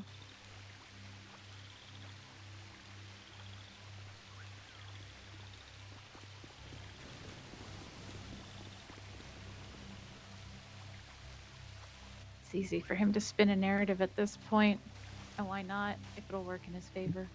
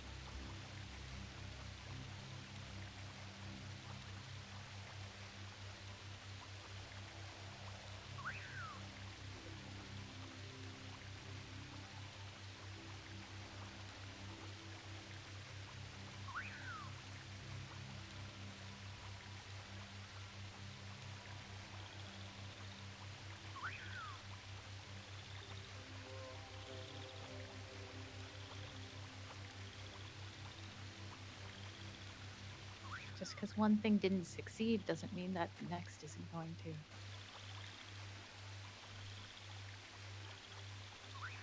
And is it a failure if you learn things from it? If you do manage to reach some people and touch some people, make change for some? Is it a failure in the end?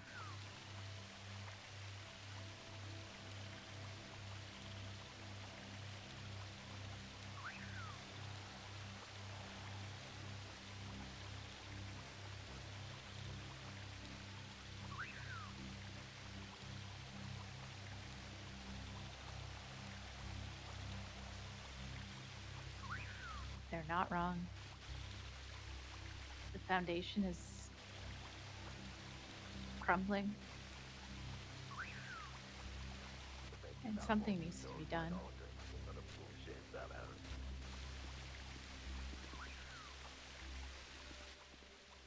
Negative. I haven't been put up to anything of it. I'm very busy, unfortunately, so after I get these guys off, we'll have a big conversation.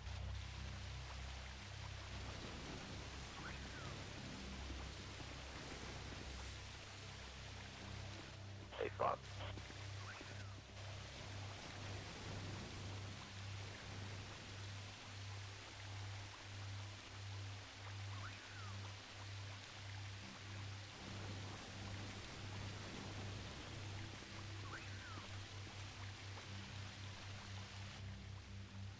wasn't in the room, but I did hear throughout the window.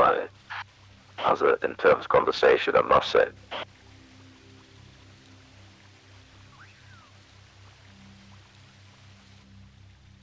Well, you guys are ready to leave. The helicopter's ready for you.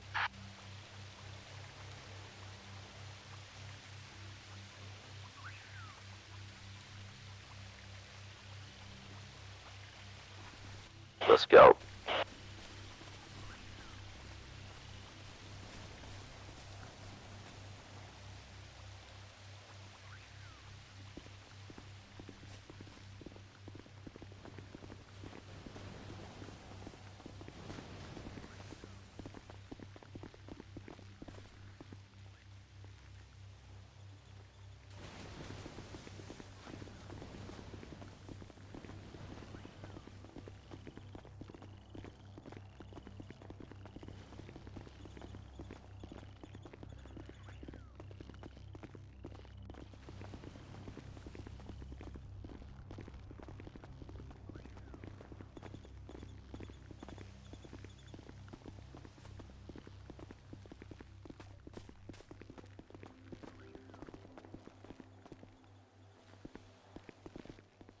Go ahead.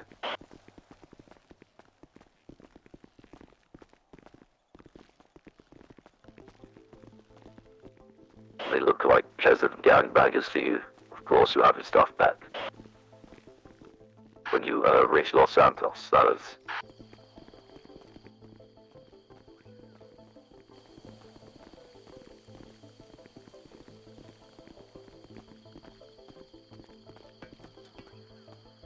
A firm will have them disabled as you are before you enter the helicopter.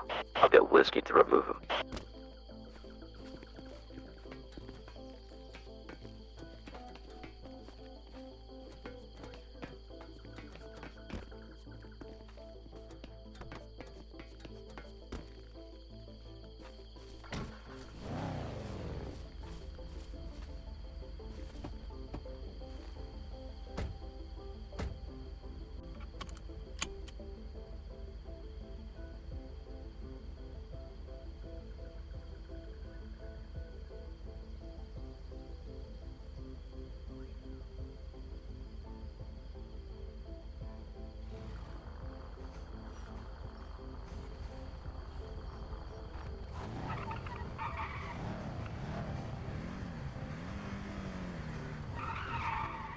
I'd like you both. I'll give you some heads up. Oh my god, I was with muted! you, I'll stay far from the city on Friday, okay? Don't any unnecessary bloodshed. Appreciate the heads up. Chat, I feel so bad. How long was I Whiskey, muted? you remove the collars off their necks. It'll be done. Hey, fun. I take them back to Los Santos, blindfold them, do the whole thing. Give their belongings when they reach Los Santos, okay? Understood. Come with me. I'm not taking them off here. Thank you, Charlie. Hey, fine. I'll see you soon. Understood. Change of plans. Stay facing away from me.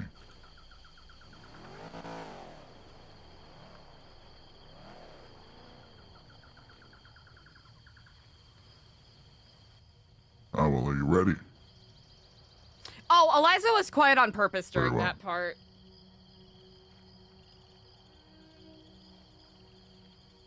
We only spoke with Eliza a bit at the fountain, so oops.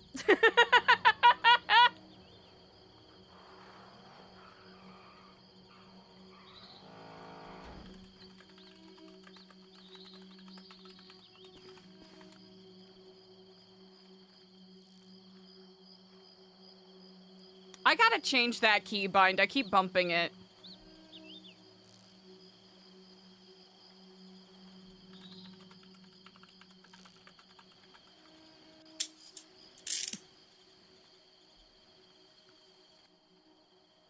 Nothing crazy.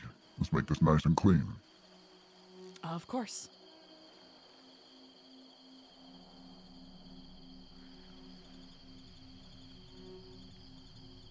been nothing but hospitable, all things considered. I do wonder, is that actually what you think? Yes. Bomb collars felt a bit excessive, but given how other visitors have fared, I think this is quite courteous.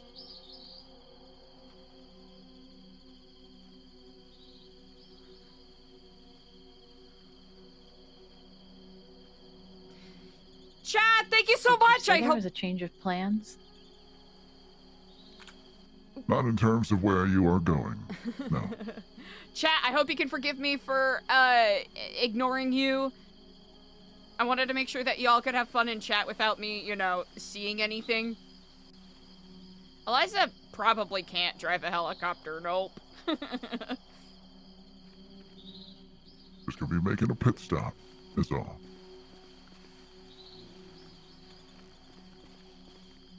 Yeah, Eliza only spoke a teeny bit at the fountain, but I had Eliza just purposefully quiet.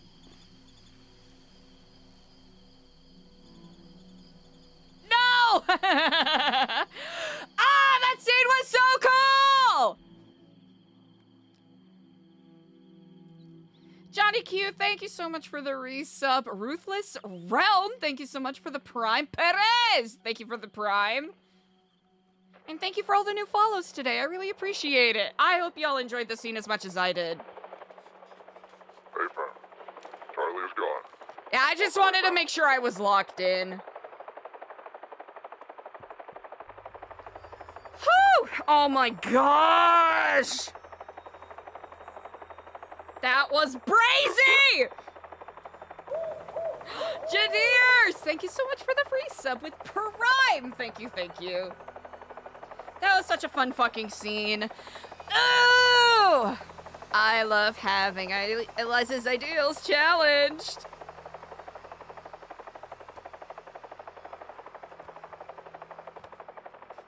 I don't agree with that, Stemberton. I think Mr. Blue mogged the fuck out of Eliza. Oh my gosh.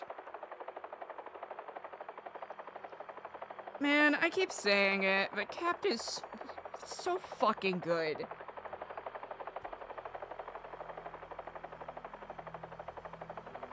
I wanted to have Eliza kinda emotionally show some vulnerability and cracks in that scene. Just a small pit stop. By having her lash out a little bit. Stellano, Yes. someone has something for you. Oh.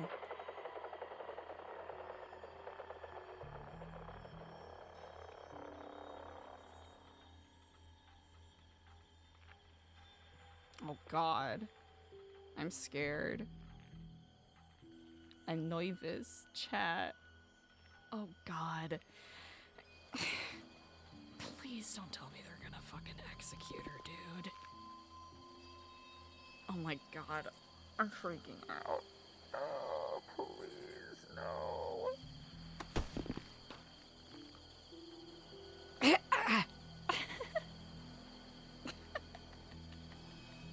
Oh no, Chad, I'm so scared.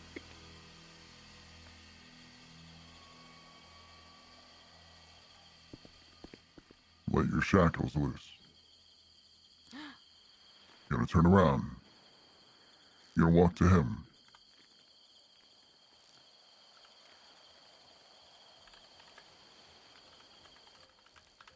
Go. Yes, of course.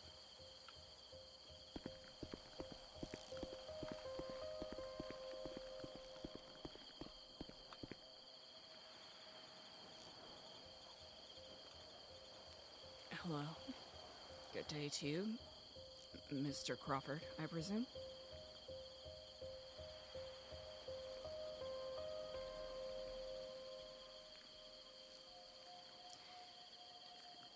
Whiskey said someone had something for me? I presume that's you.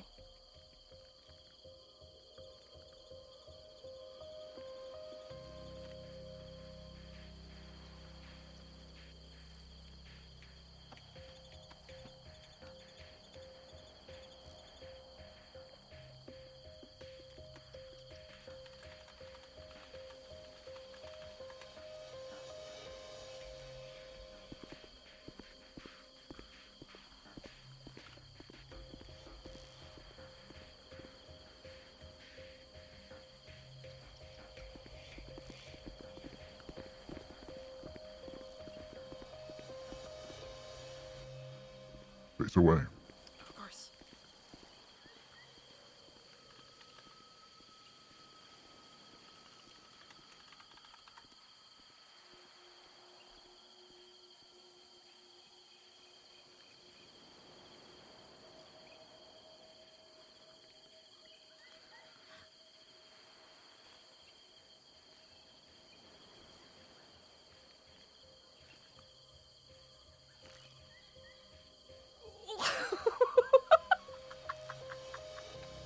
What?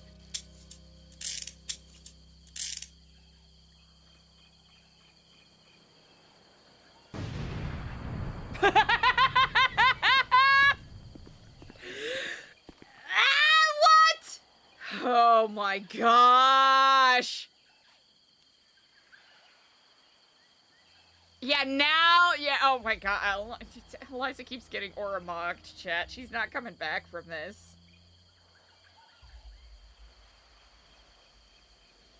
And those were SWAT gestures. Or, you know, like...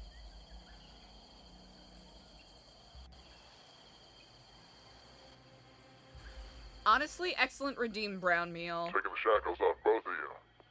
Don't do anything stupid. Of course. No intentions to do such.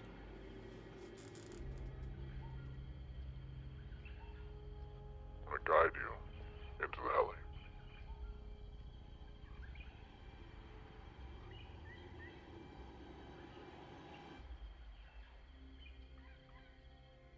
Stay firm. And around.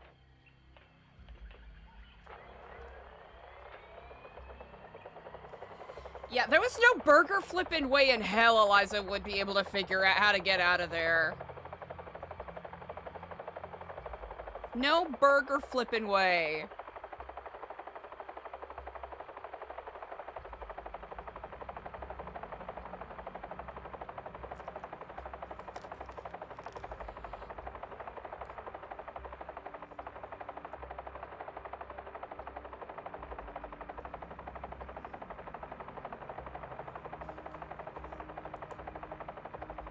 Chat, I hope you can give me a moment. I'm kind of speechless.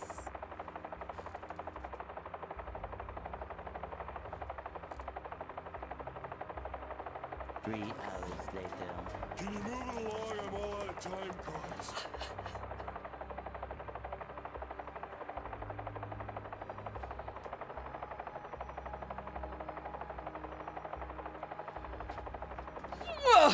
Buddy! Wow. No, the battery went out in Eliza's tracker. It ran out almost a week ago.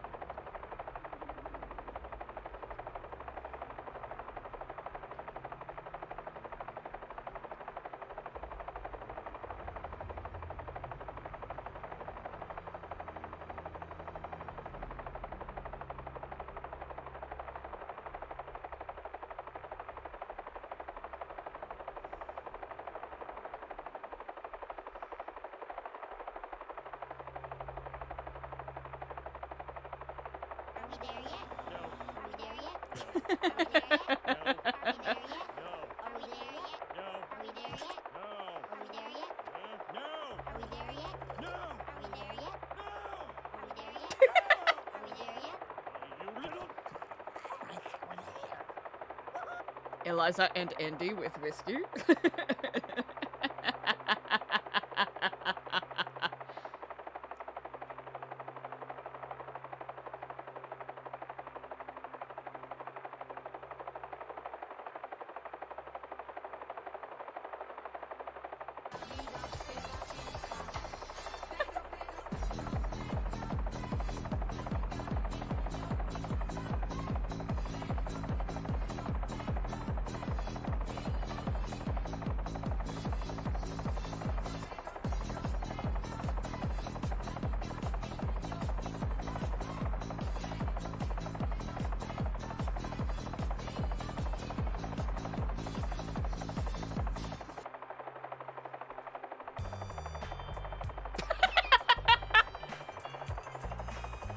I don't know if that was a mission pass, chat, but I'll take it. Oh my gosh, chat! Oh my gosh, that scene was crazy! There were so many more questions that Eliza the character wanted to ask, but I wanted to, like, find a good balance on, like, having Eliza kind of poke a little too far, but not wanting to push it too much.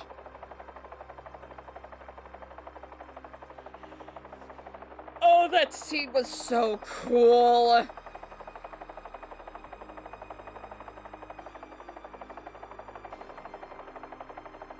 That was so fucking cool, chat.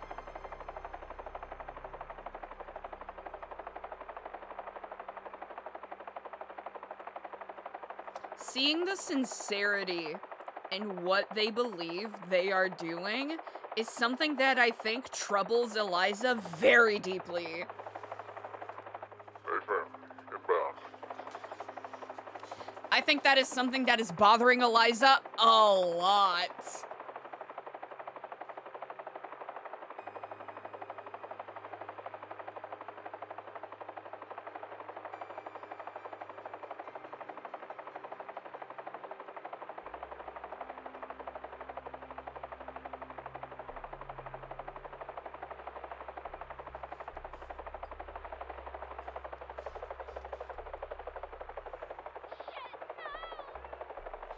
Oh, Whiskey, it sounds like, you might not be able to park here, King. Yo, what if he crashed? Yeah, how is New Jersey doing?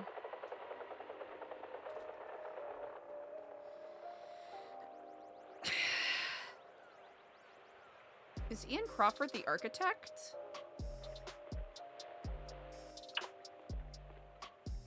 Time to step out.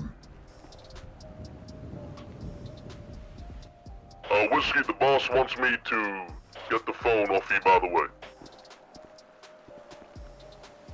What? So make sure you take their coins off them as well, okay? Oh. Understood.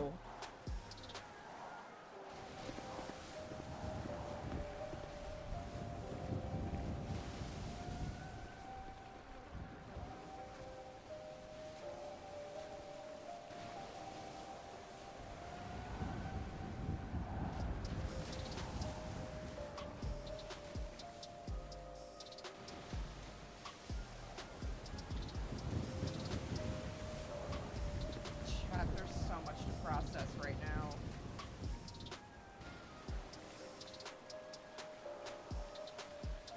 There is so much to process right now.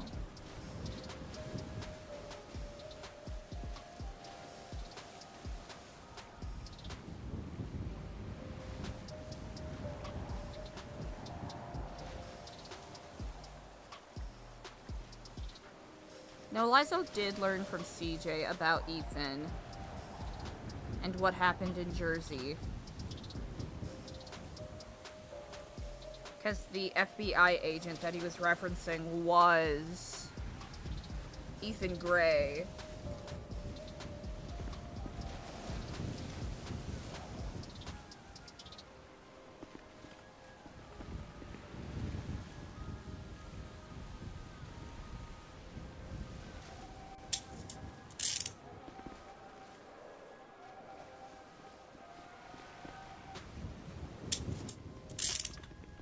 Oh, we meet again. Okay, so, if I'm not mistaken, I believe this belongs to you. Andy, your stuff is in the glove box of the boat, which you'll be getting. There's also an extra magazine, which also belongs to you too.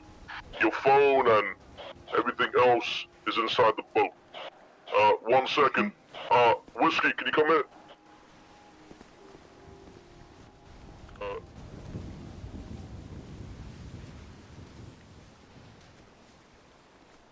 Alright, let's go. I'll give you keys to the boat, and off you go back to this disgusting Yes. city.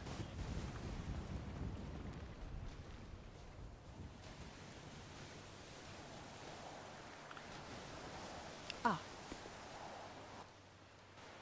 Nothing stupid, of course not. but it is yours. Let's go.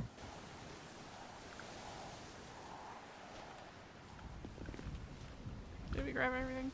Or has it just been goofy? Okay, I think we grabbed everything.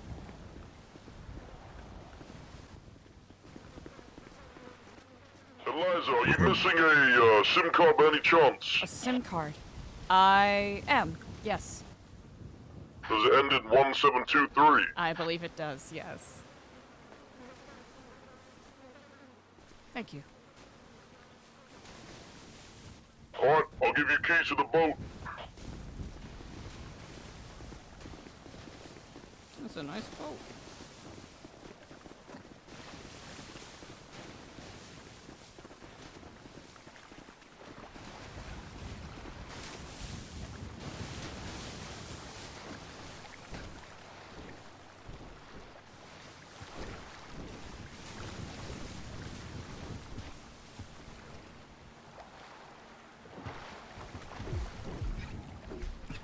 Hey fam, I believe they're good to go. What a pathetic. Andy, I believe everything's in the glove box, okay? I got it. It's a nice fucking boat.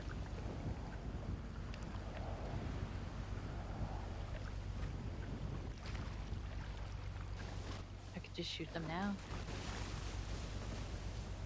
What kind of gun do you have? A deagle. I'd have to be a good shot.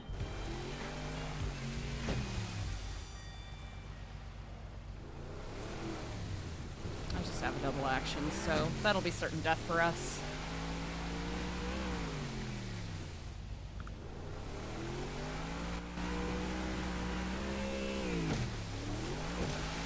Where do we go now? Well, that answers that. There's not a lot of gas.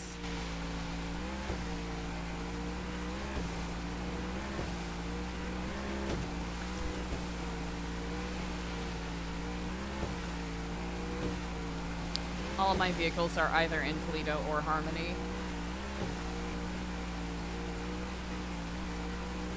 Well, that Zancudo Hookies isn't far. There's a bunch of cars there. I'll just hotwire one.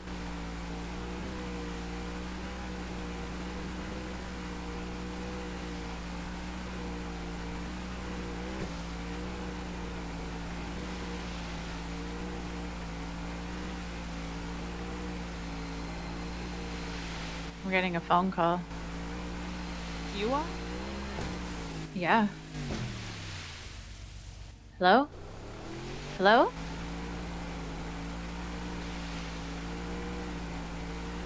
Yeah, I'm with her. Yeah, right now.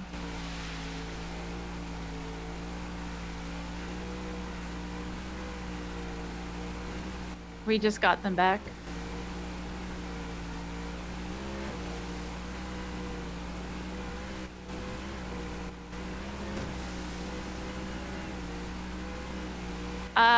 I'm about to get a car for us. Can I give you a call back in a bit? I kind of got to regroup with my thoughts. Yeah, who are you on the phone Yeah, with? we're safe. We're safe.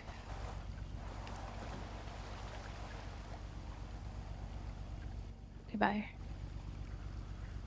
I was CJ. Okay. She wanted to make sure you were okay. I don't even know how she got my number. I'm not in the lemon list. Probably got it from someone.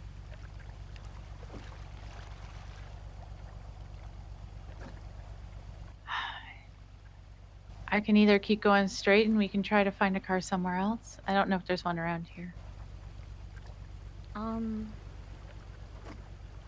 Actually, I'm gonna be honest, there will be. Andy.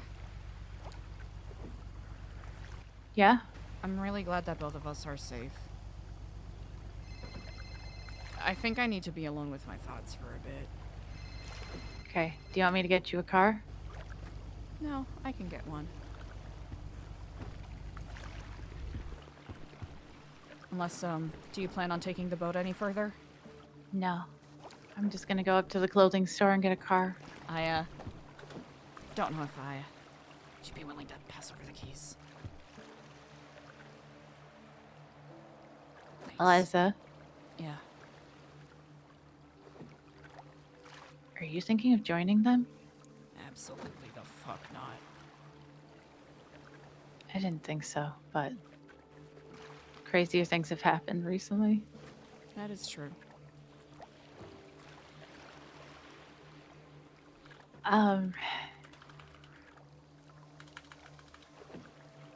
CJ probably called you too, I'm guessing. Yeah. Let me know if... Do you need a ride anywhere else, or will this work? No. I can find a ride.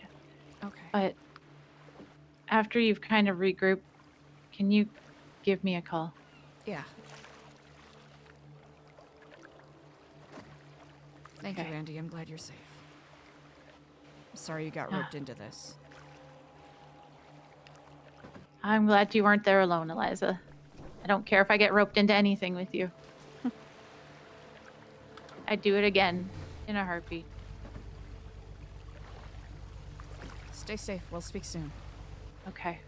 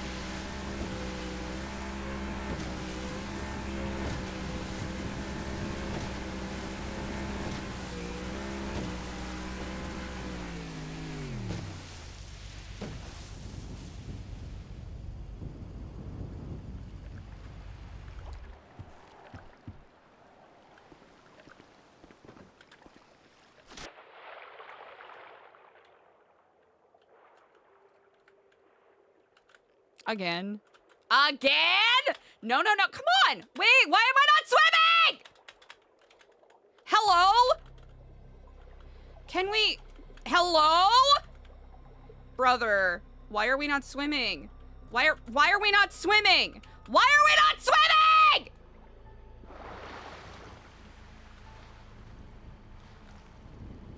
Sorry, chat. Why? Hello? Are we good? Okay.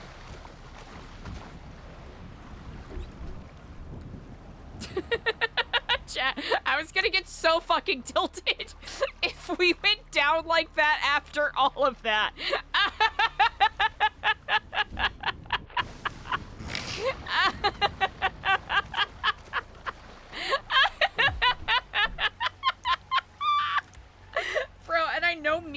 about it wasn't gonna fix or do anything.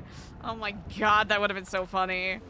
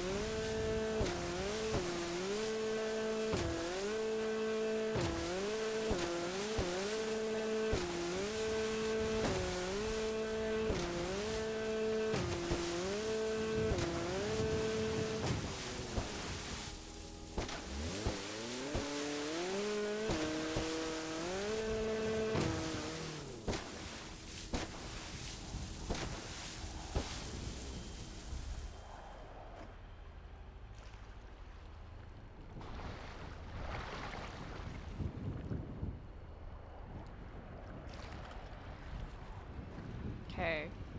Only big thing we're missing is the camera, but that's okay. That's fine, because we can always get a new one.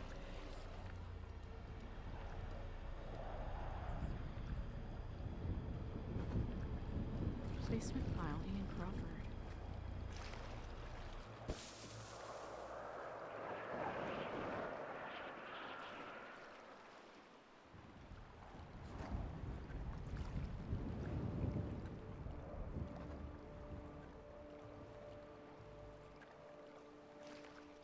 Terminal.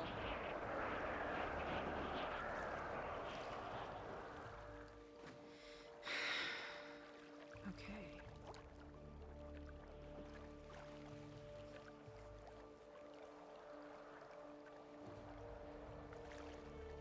Ordinary closure.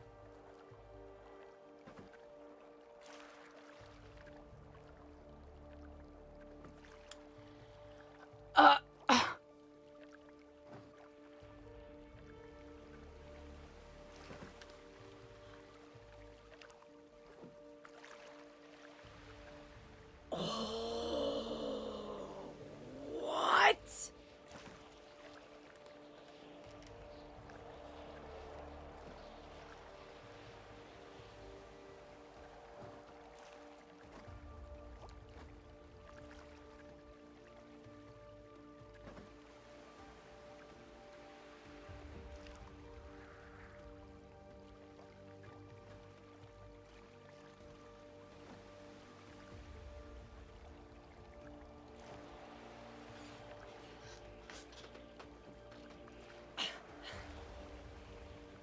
Prior identity?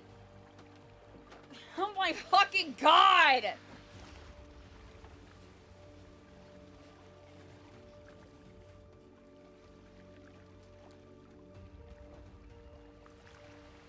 Controlled conditions.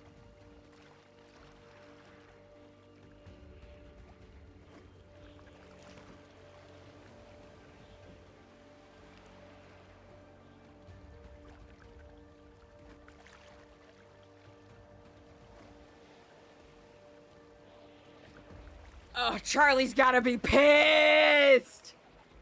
Oh, Charlie's gotta be pissed!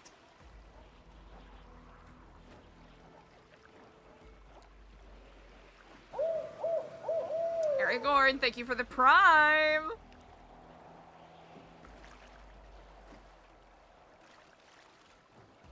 I mean, Charlie knows that Ian's supposed to be dead, but didn't die.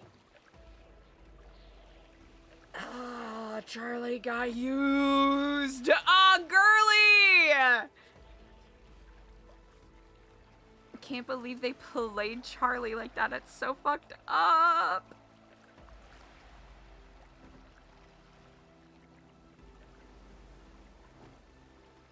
Adaptability under severed identity conditions. Future placement near institutions, people, or decisions of interest. He's not the architect. Okay.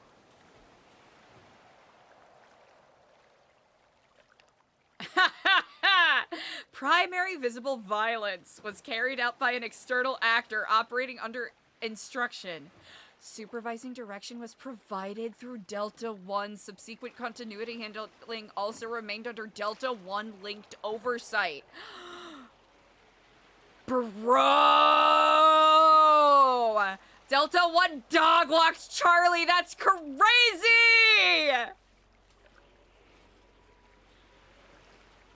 Brother!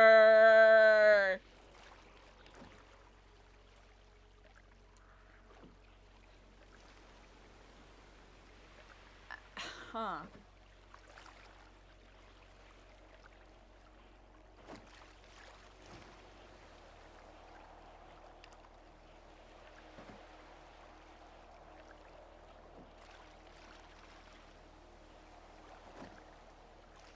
Old name?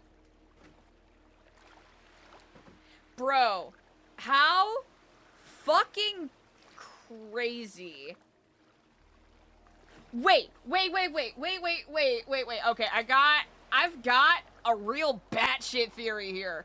Hold on. Wait, I have a really batshit theory. Give me a second. Hold on. I'm not cooking, I'm burning this meal. I have a batshit theory. That's probably not true, but hold on. Where is it?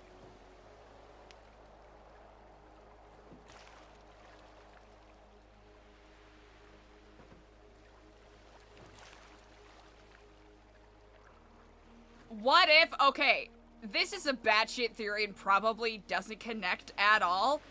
Ryan, Robert, Bradley, Ian? Ryan Gibson was one of the names he was using. What if Robert, Bradley, and Ian were different names that he was using?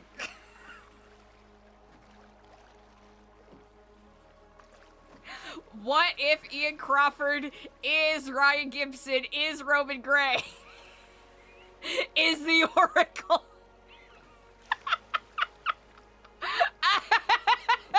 That is too much. That is too much. But imagine.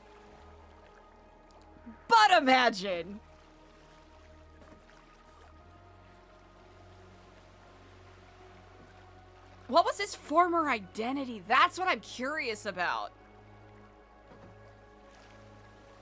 Like, it kind of doesn't make sense because of the Ryan Gibson financial files and everything else that we've learned, but would be kind of fucking crazy if that, I mean...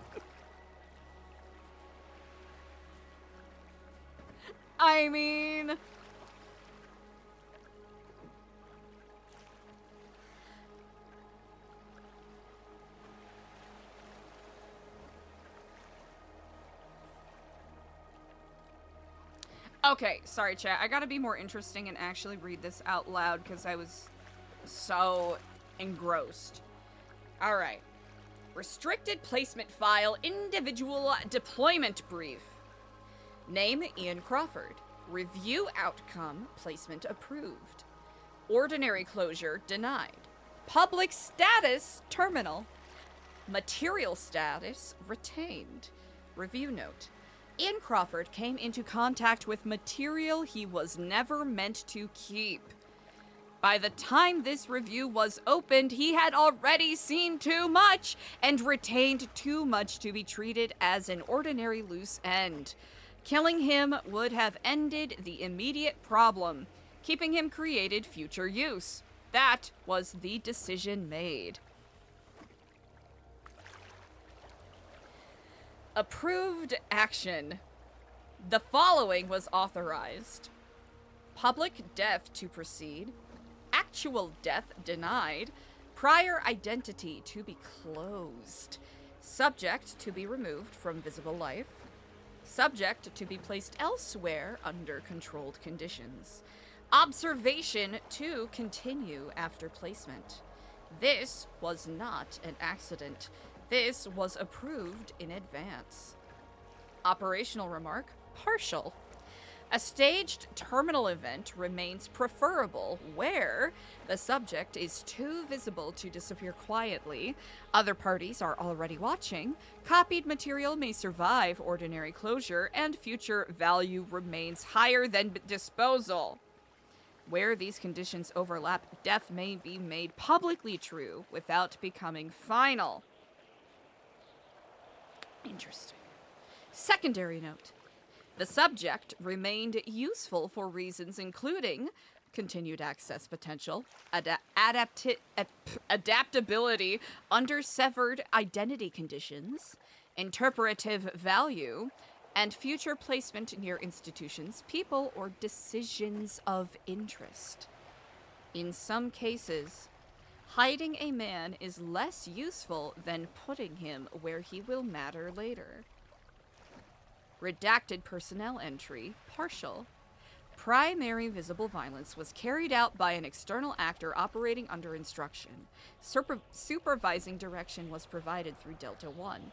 Subsequent continuity handling also remained under Delta 1 linked oversight. This is not treated in the file as contradiction, only sequence. Hollow Trust reference!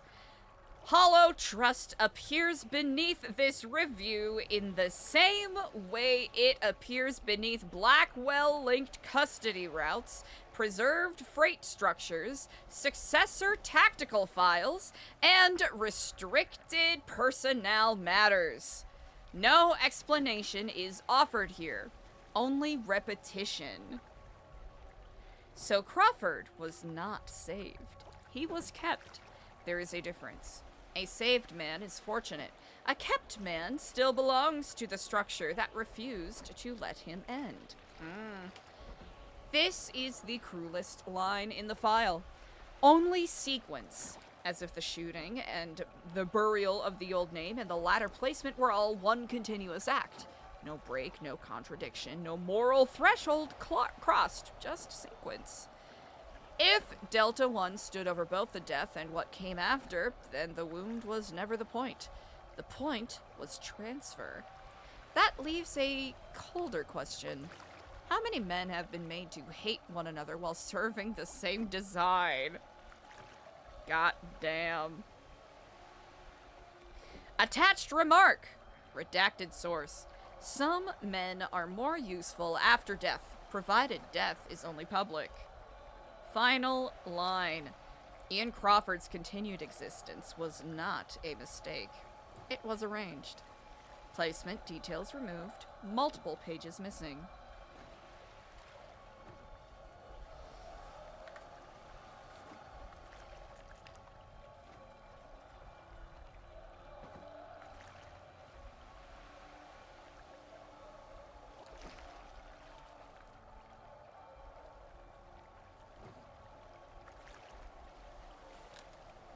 Now, why would Ian give this to Eliza?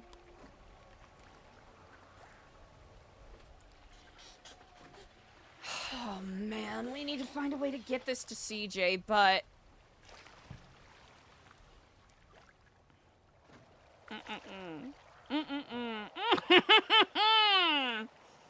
Ian is a freaky little goober.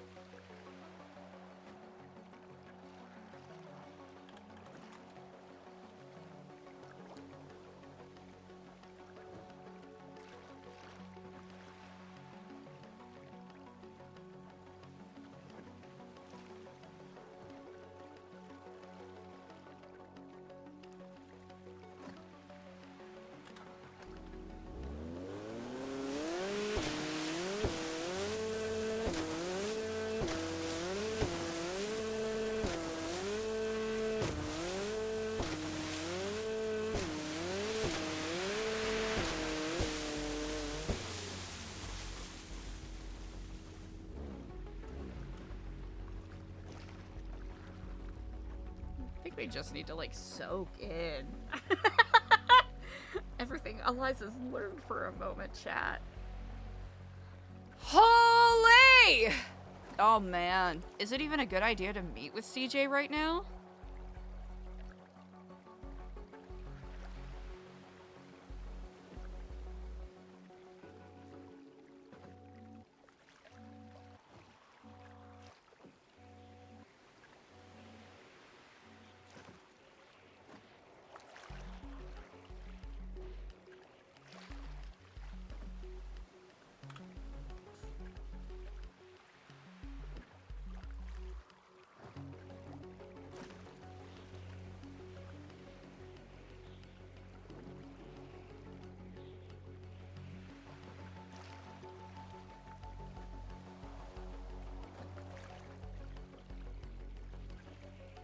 Oh, that's not our knife. Well, it is now.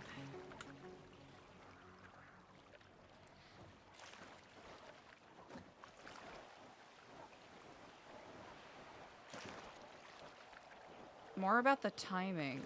Because what if they're watching Eliza? What if Ian is watching and he's trying to see who Eliza talks to first after all of this?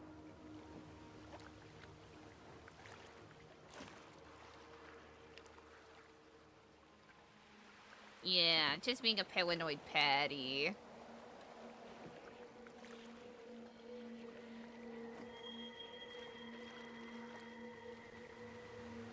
Outgoing? Wait, that's implying that unless I'm wrong. Wait, no. Wait, I didn't. Oh, wait, I'm confused. Maybe they made a call to CJ.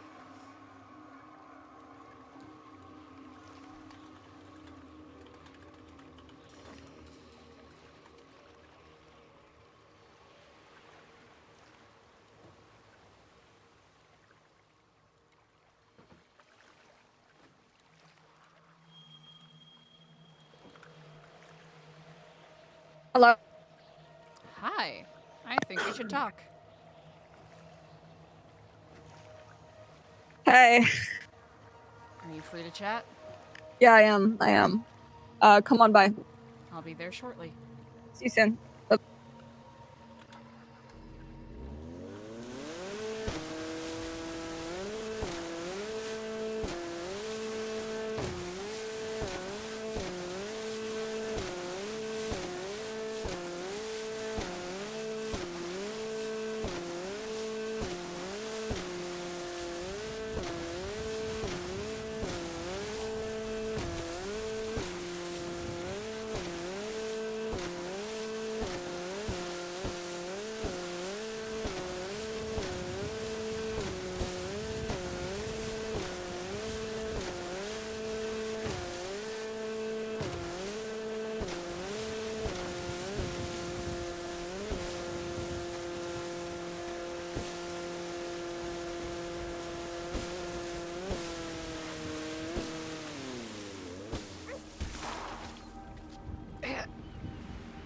Oh, hi there, pup. You have a cute dog.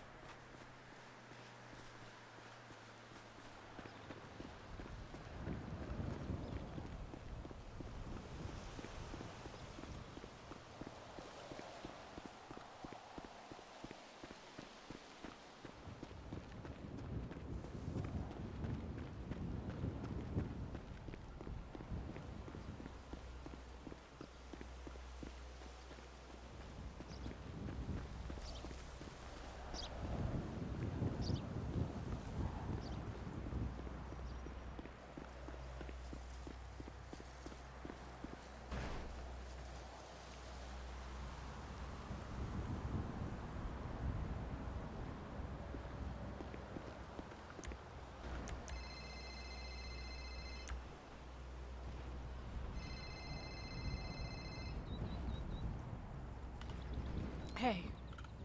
You live. Wow. Yeah. Yeah, I'm alive. Do you need help? No. At the present moment, I am fine. But I am. Well, we'll have to catch up a little bit later. Nice back, man. Nice back. Sure. Yeah, Give me a of call. course. Can and will do. All right. Bye.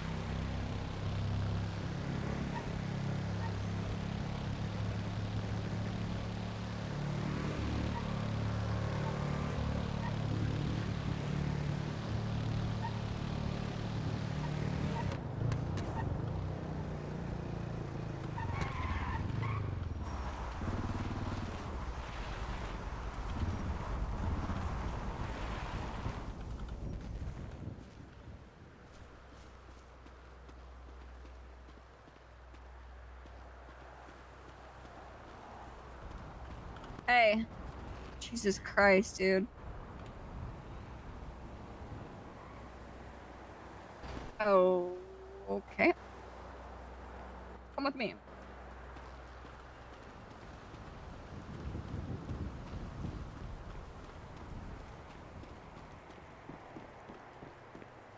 Sorry, you don't have to run.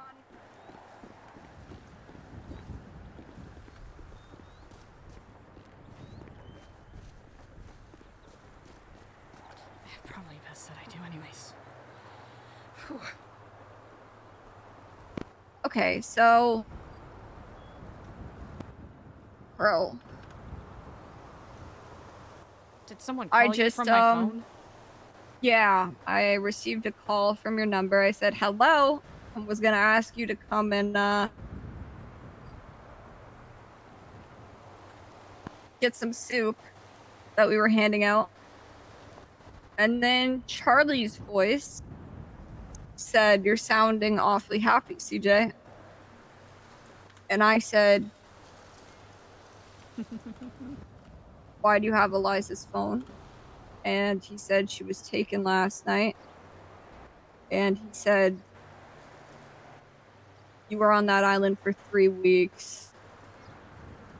And then implied that he was going to keep you there for 3 months.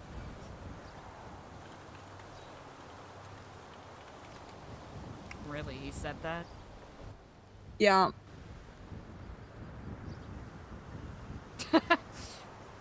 Odd. He has a sense of humor. Such a piece of shit, bro.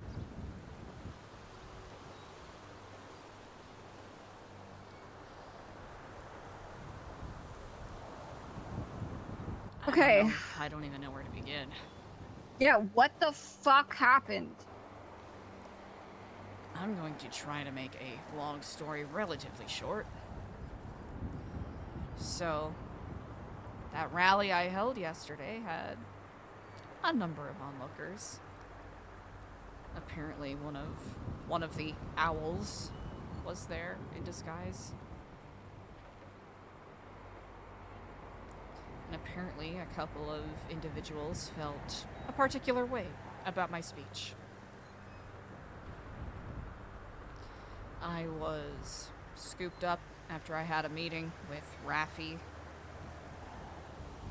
Andy was with me. We both got grabbed by whiskey. We were black bagged, handcuffed, brought to a helicopter. Flew what felt like hours almost. And we were brought to the island. I was told that we were intended to be guests here. they placed bomb collars on our necks, told us that we are free to go wherever we wish in the villa, just don't go outside the walls, otherwise the collars will blow up. We're not allowed to go into the cellar. Again, we were guests, not prisoners. Surely, yes, Surely. of course. I also put bomb collars on all my guests' throats and tell them they're gonna blow up. Naturally, I mean, it's the most hospitable thing one can do. Local Of course. custom. I was told that Mr. Blue was troubled, moved by what I said at the rally yesterday. They assured both myself and Andy that we were only going to be held on the island for less than 24 hours. They would have had the meeting last night, but the gentlemen in charge were preoccupied. So they said, you're going to be here less than 24 hours, and then we will bring you back home. Now, I wasn't going to trust that, but I'm not going to start lashing out for fear of, enraging them or getting them to change their apparent minds. Yeah. Who was it? Owl 8 and Whiskey. I'm were there. familiar. Ended up running into Charlie, had a bit of a conversation. I'm not running into him, that's like his house, but he asked us questions about whether we believe the city to be rotten. Had a discussion along those lines. Whether we believed its people deserved to be saved. He seemed very troubled. And then today, we were left to our own devices for the most part, until we were called into a meeting. It's myself, Andy, Harry was there, a couple of guards, Whiskey, another individual in a red mask I didn't quite recognize, Frederick White, and Mr. Blue. What capacity was Harry there? Oh, he's working with them.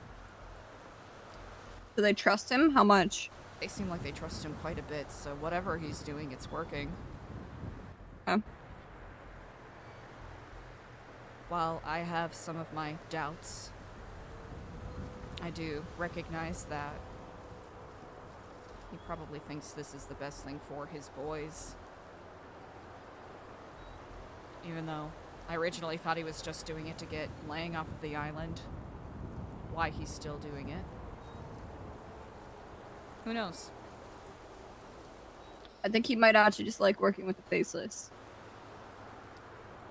Yeah, that seems more plausible, doesn't it?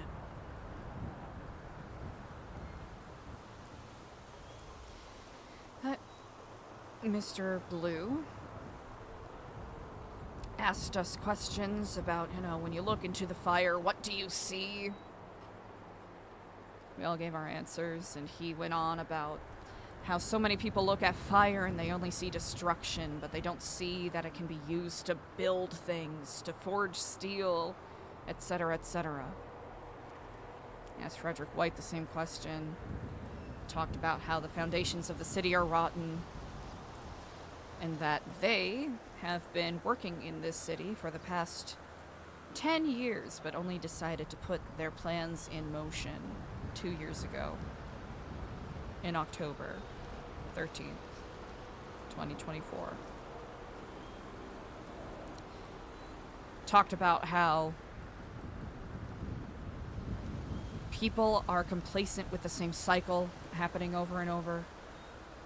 And people keep thinking that sitting and waiting for things to solve itself is going to fix things. But that is what keeps contributing to the same problems over and over.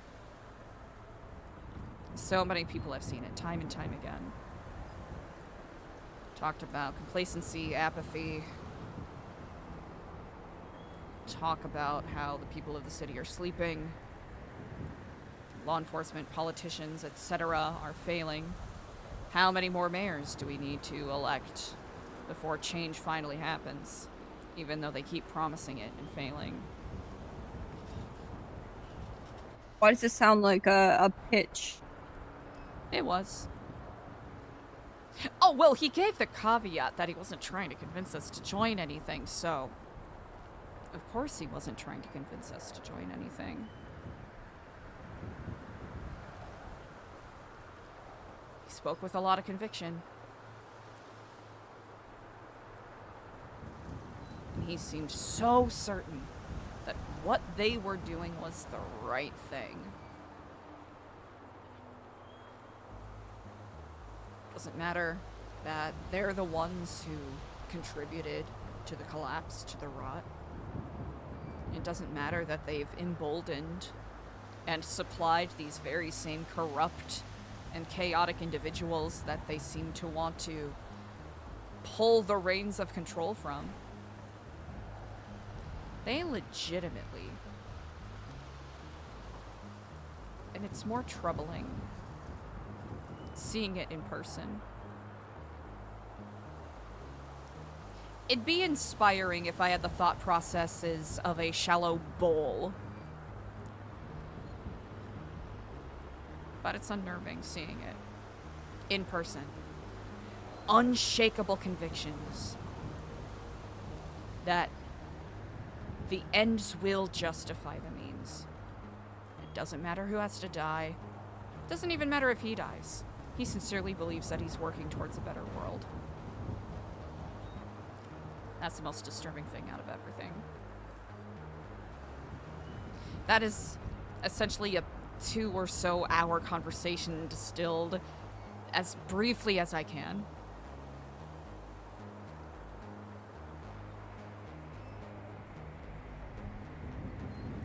Talked about a savior that'll come. Talked about people being put in the right place.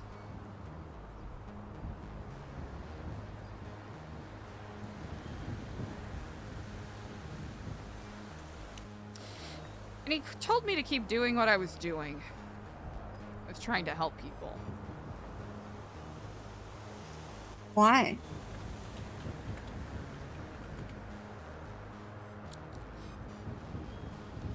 I mean, I don't think that you were brought there with Andy because they wanted to speak to Andy. So if all this revolves around the speech you gave at Legion. Yeah. Probably wanted to see how likened to them I am. I got snarky and I asked them if their investment was a waste. Basically said, do you legitimately think that we invested in the building or invested in you?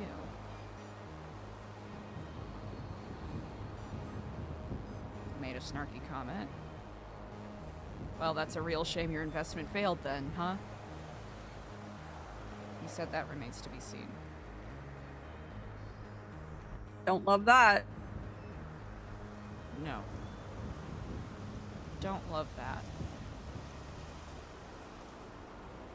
Any guesses what that could imply?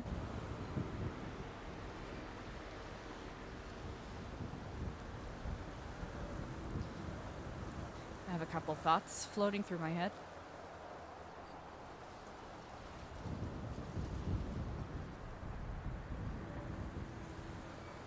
I'm gonna backtrack a little bit. I hope you can forgive me. Oh, no problem. Yesterday, it kept telling us not to go into the cellar. So, naturally, myself and Andy, I was able to find an entrance that didn't have any cameras. So we poked our noses around. And there was, like, in this sort of catacombs-looking basement area. Yeah, I'm familiar. A lot of boxes. A lot of, like, it looked like there was an old Civil War era cannon. and a giant bell. A bunch of museum-style items. Cell along one wall, elevator on the other. That's, yes. The room was full of boxes. There was also Yeah. stacks of books. There was, like a trucking operational plan book. There was one with the notes that you had read out to me from Victor. There was, like an investor plan about the different phases that they're rolling out with what's happening here. But Blue also brought up what happened in New Jersey as well, which was interesting. He was almost proud. Like if he could put it in a clear box and put it on his mantle, he would. And then there was one more about Victor Blackwell. The contents are escaping me a little bit, but I did take pictures on my Pixel Pad.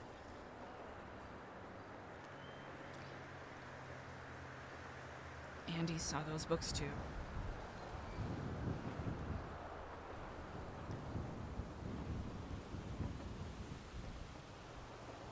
A little bit later in the evening, it seems like a bunch of them got out of a meeting. Mr. White, Mr. Blue, someone in a mask resembling Charlie's, but not quite. It seemed to have a mottled camo pattern. Really? Mm-hmm. Charlie, a purple guy? Mr. Purple? Oh, great. Purple mask, like a light mauve jacket? And Ian Crawford. I was sitting by the pool, and he just walks up to me, smirks, just gives me the real shitty grin. He smirked at you? He smirked at me. What the fuck? Which Creep? I said, like I was being a bit of a nerd, right? Because I said, you must be Mr. Crawford. I guess I recognize him from the pictures. Might as well not play coy. And that's when he smirked, so it was more an acknowledgement than anything. So it was a semi-earned smirk, but a smirk nonetheless. Then today, on our way back to Los Santos, Whiskey said, we have to make a pit stop. There's someone who wants to give you something. I was still black-bagged, so I didn't see until he took it off. We were on a runway, this random island, and a little bit down was Hugh Crawford, waiting. And he handed me that.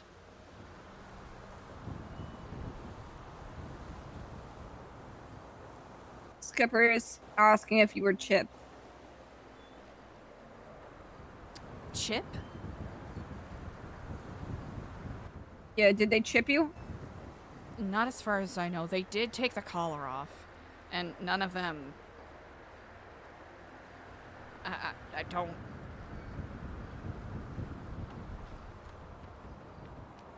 They didn't put anything on me. I'll admit, I was heavily debating whether to come to speak to you in case they were, watching or listening or whatever.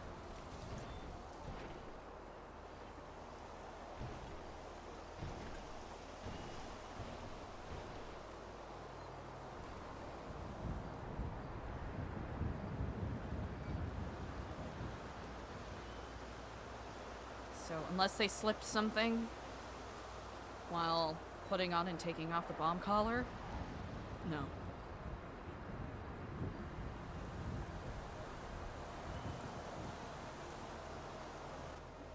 What? Yeah.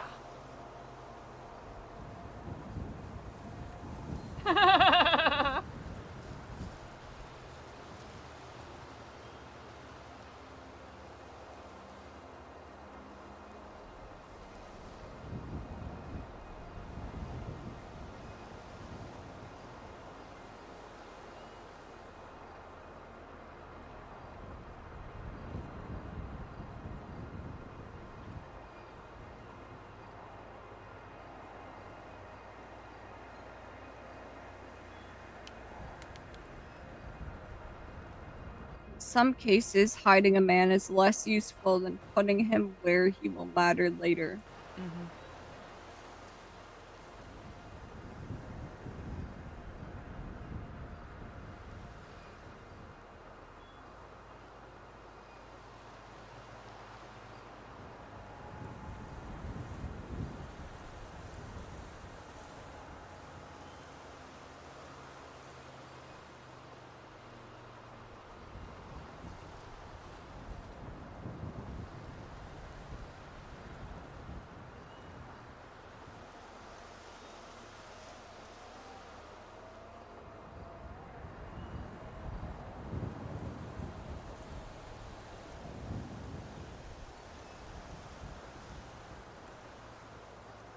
Man, a penny for her thoughts, huh?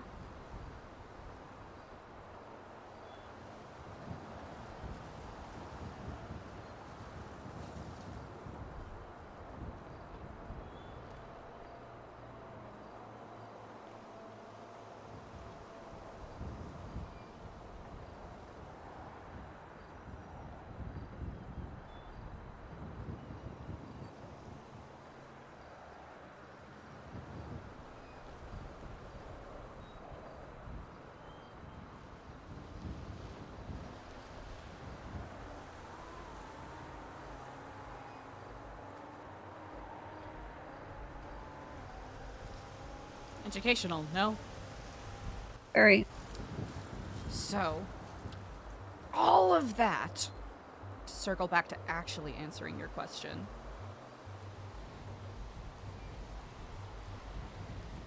During your time there, did you read the operational manual about what their plans are for the city? Yes, I did. I read their blueprint. I think... Forgive me if I've said this already. I am certain even, like now more than ever, very likely Epsilon was supposed to be Step 6. Or, what is it, Step 5? Step 5. The savior that comes in? Yeah.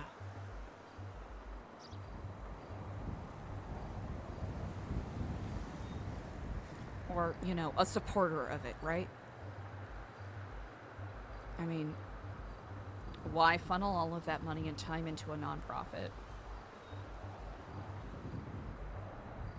Why funnel all of that money and time for gambling on an, from a public perspective, objectively crazy person preaching about togetherness and wanting to bring change and seeking a new paradigm and creating a better world for people.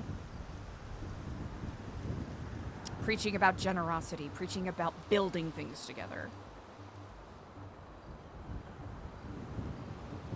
You know, it kind of fit the MO, right? So their hard pivot to what it is now, satellite surveillance, Skynode, all that shit. You think that's due to you leaving? No. I think that's... Like, that's just all a natural part of the sequence, right? I don't think there was a pivot at all. I think that was all going to be a part of the plan. Anyways.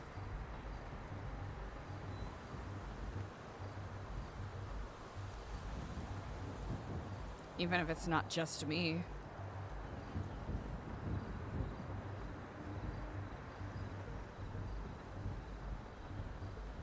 Because they're doing it because they believe that the listlessness and apathy that people feel, right, doing the same thing over and over, is a symptom of a societal disease that they need to eradicate.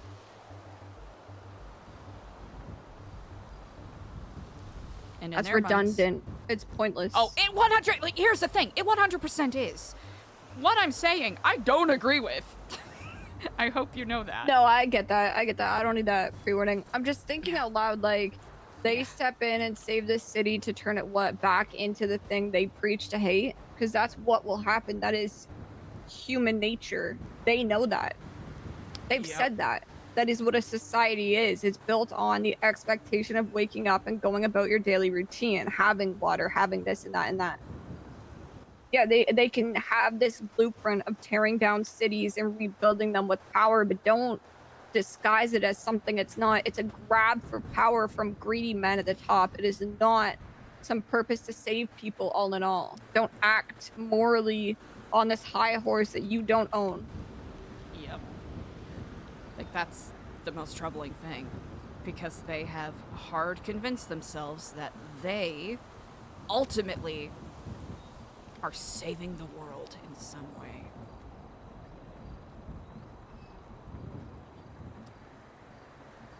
That is just based off of the conversation I had not even 20 minutes ago. I think down the chain, that's what they preach in order to prepare people to sacrifice themselves, be willing to do that, right? But at the top, they can't firmly believe in that. There's no way. I agree with that. There's somewhere up the chain where this gets fomented. It's probably by design. I mean, even the likes of Victor Blackwell had an almost seeming religious affiliation with it.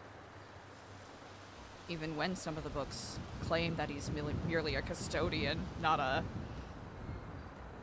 I can't remember the words very well from the top of my head, but calling him a custodian. He was never the architect, he was a custodian.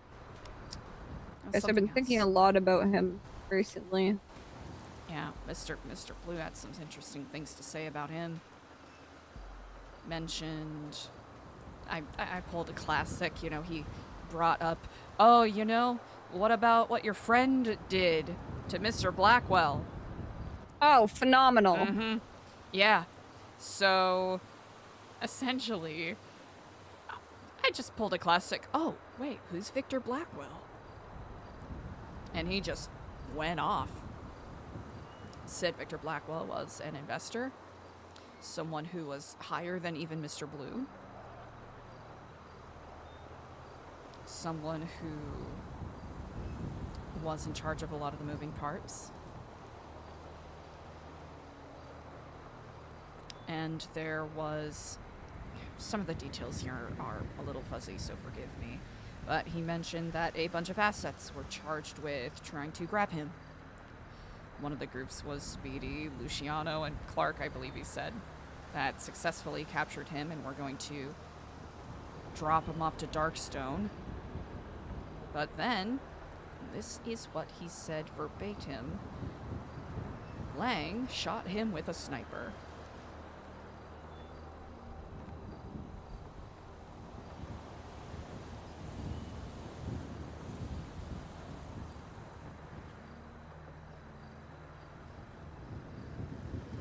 Why he felt that was important information to share is curious. This was in the large meeting. So it was the meeting where myself, Andy, Harry, Mr. Blue, Frederick White, and a couple of other individuals whose names I do not know were present at, yeah.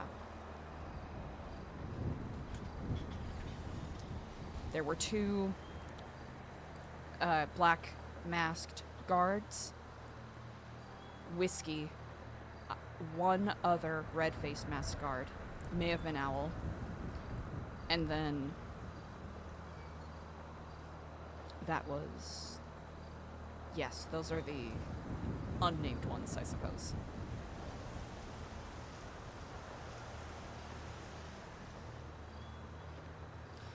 So this is information that's been shared very freely with me from not only that, but also from the demonic and vampiric Brian Knight.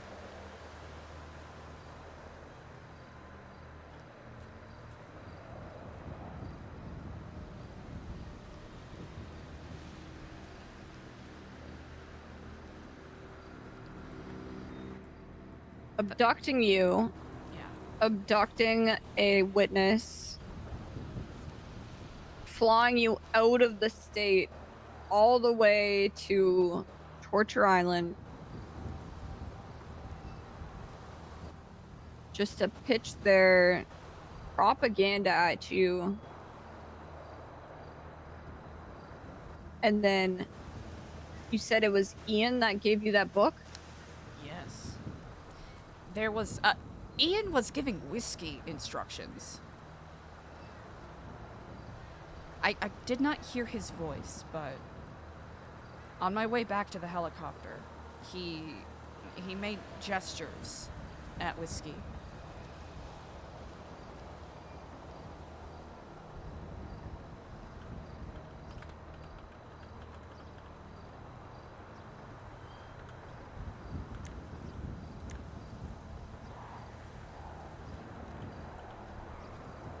Like,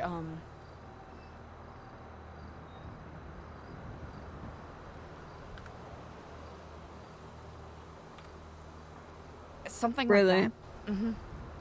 He made a couple of gestures that kind of implied military training, etc. Which, with what's written in that book,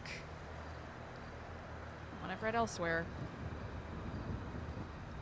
these men who are fighting don't understand that they're actually on the same team.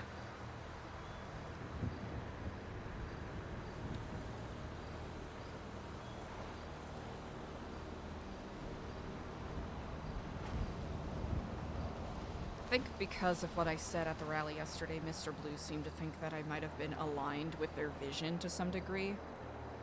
Or specifically, that I understood the uncomfortable truth.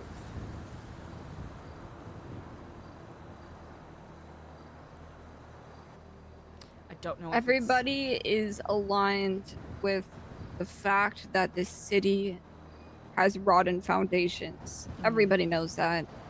People that don't are living in La La Land. Yeah, people are apathetic as hell, I agree. They don't give a fuck. But they're apathetic to the threat, which is the people that are preaching this shit. Yeah. You don't get to blow some shit up and then say, wow, look at all these pathetic people not caring. What the hell?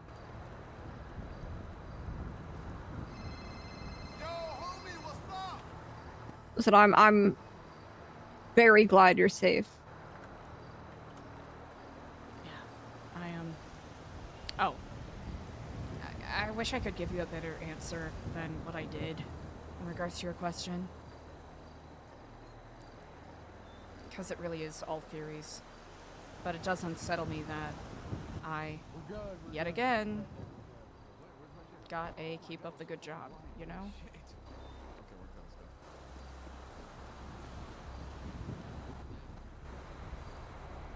Something I got back in Epsilon.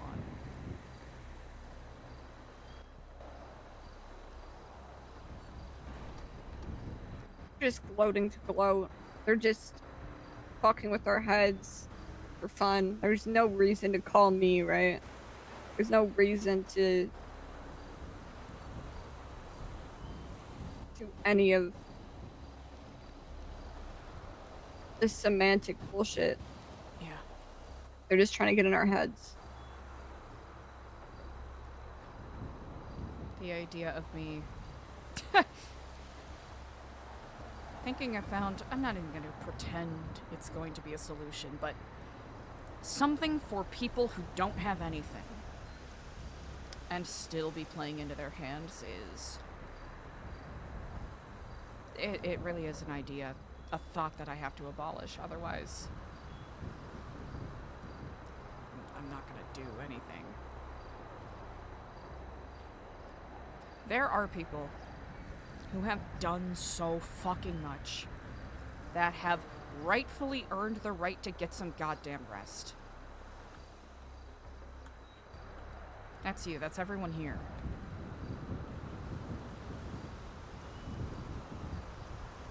You shouldn't have to carry the burden of what is happening out there. And what happens when people end up being lost and they seek refuge. They need to figure that out for themselves. Because that's what's going to happen, right? If people don't figure shit out, they're going to find people to mooch off of. Yeah, there's still going to be people like that, but...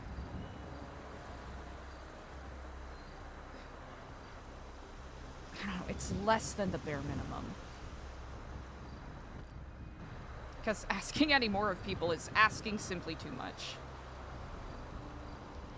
And I hate how much I agree with them. Listen, I'll give them this. They plan shit out. Whether they plan shit out in advance or they have shit set up, contingencies to prepare for anything happening, and then they turn it into their favor and then say, oh, you did exactly what we wanted you to do.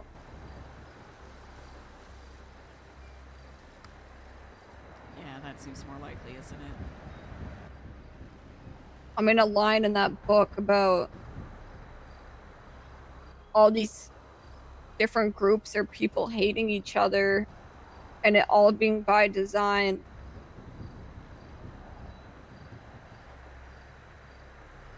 Maybe the only way to, I mean, I'm not going to say win because it's not winning, but at least not fall into their trap of playing their game is to just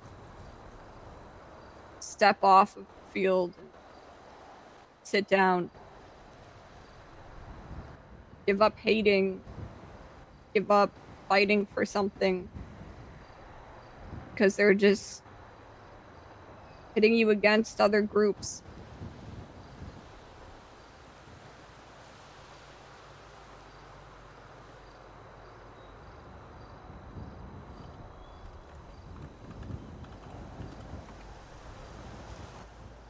Gotta be careful.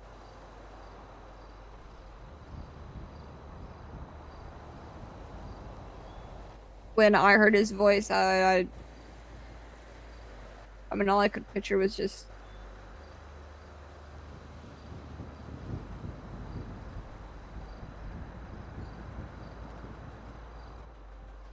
you are too valuable to fall into their hands, and they are not above hurting you. Be aware of who you are, what you have. Protect that. Protect yourself.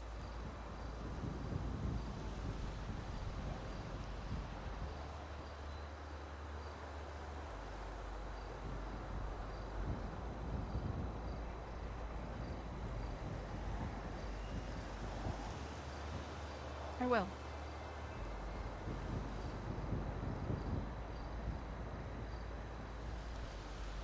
God, I'm glad you're okay, though. They didn't hurt either of you at all? No. God, Andy on that first phone call made it sound like she'd just gone through the most traumatic experience in her life. Jesus Christ.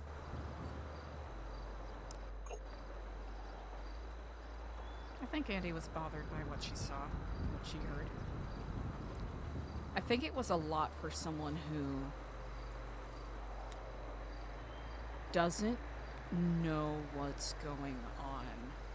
Yeah, that is fair. I mean, getting abducted by a terrorist organization and blown out of your home to an island where you know your friends were, well, friends, let's not say friends. People that you betrayed were tortured on for a long ass time. Yeah, I could see how that might be a bit frightening.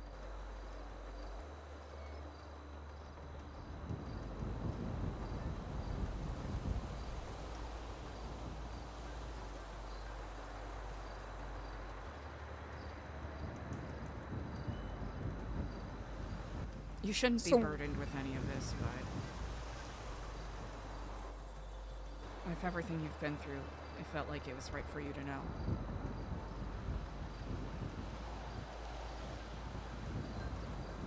What are your plans now?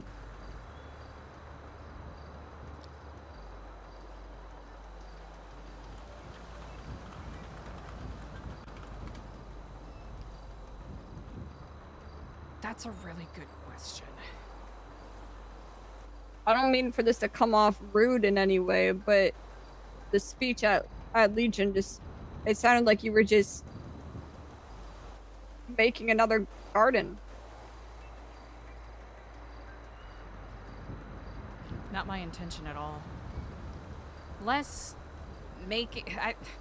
This is where I probably could have worked on expressing myself a bit better or phrasing it, because I don't want to create another New Babylon, right? I don't want people to, you know, all come and live in the Garden of Eden or, you know, do their own Garden of Eden. I just want people to be prepared.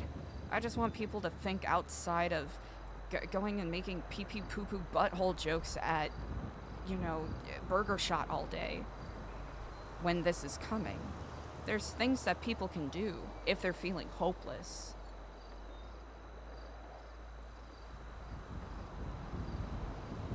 That's what I was hoping to express to people. That there are other options.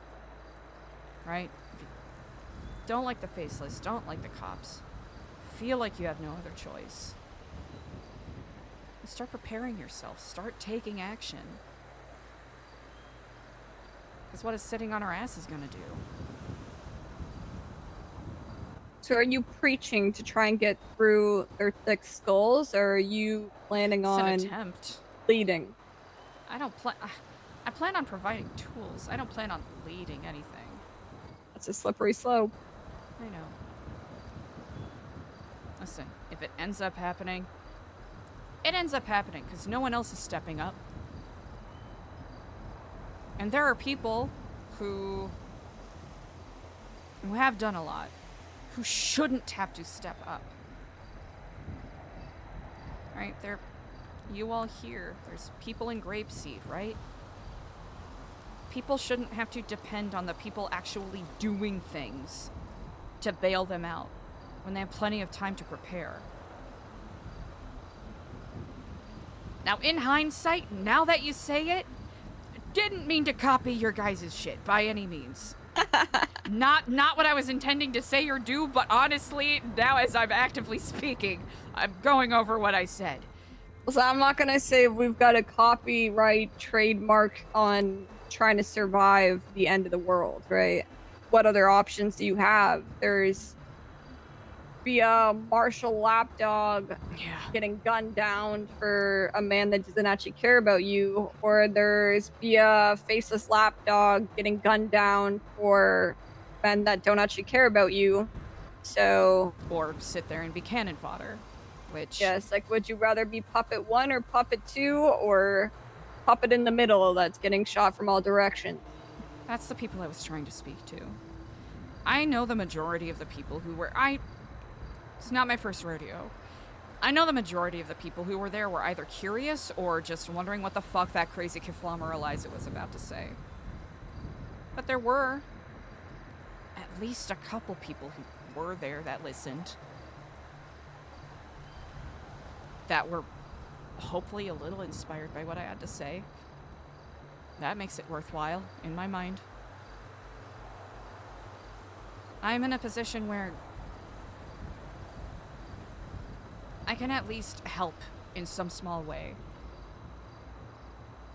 Could it be argued that a lot of these people don't deserve any fucking help if they won't help themselves? Yeah, that's a very cogent argument that could be made. But I wouldn't feel right standing by.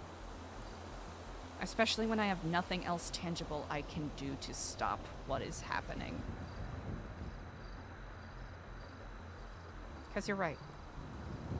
I could take a load off. I could sit down and let the storm pass. Because any further meddling from myself could cause more issues. That's a very good point.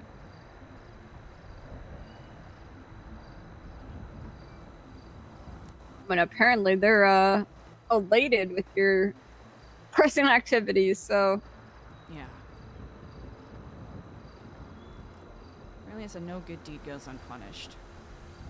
The second I find something more valuable than staring at power lines for hours on end.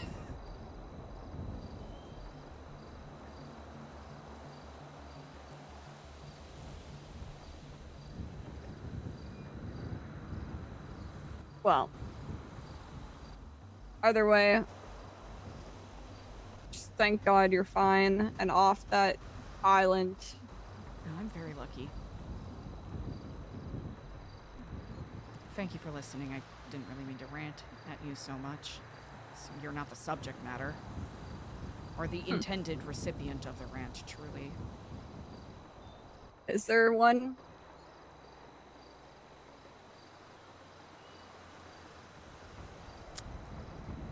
One that'll listen. I don't know.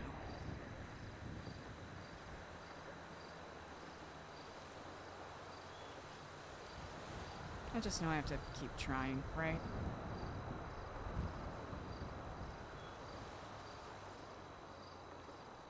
Everyone has different things that drive them forward.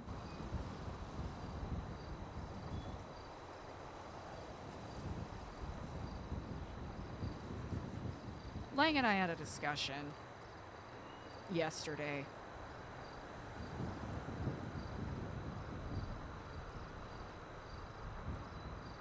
Discussion, argument.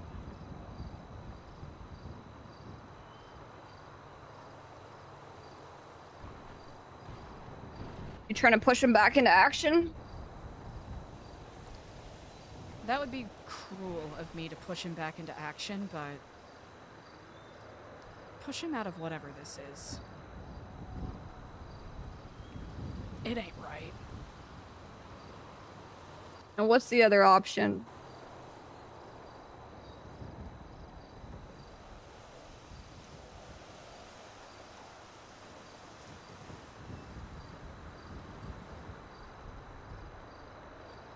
Just feels wrong to see that fire snuffed in such an odd way.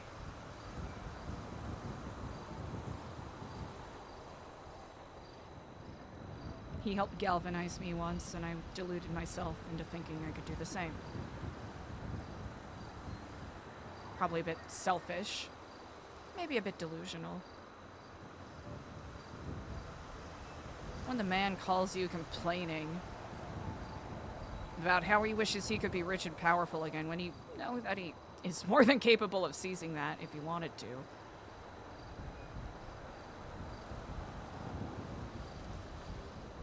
Feel almost duty-bound, in a way. Does he deserve rest? Abso-fucking-lutely. Am I trying to push him to be in a leadership position yet again? Like many dozens before me have? No. Again, that would be cruel, especially with everything he's gone through. Especially with how inactive and listless many people are. Or not inactive. I'll steal Tony's phrase, unimaginative. I'm not trying to get him to go and push against a concrete wall of people that he and likely you will have to babysit.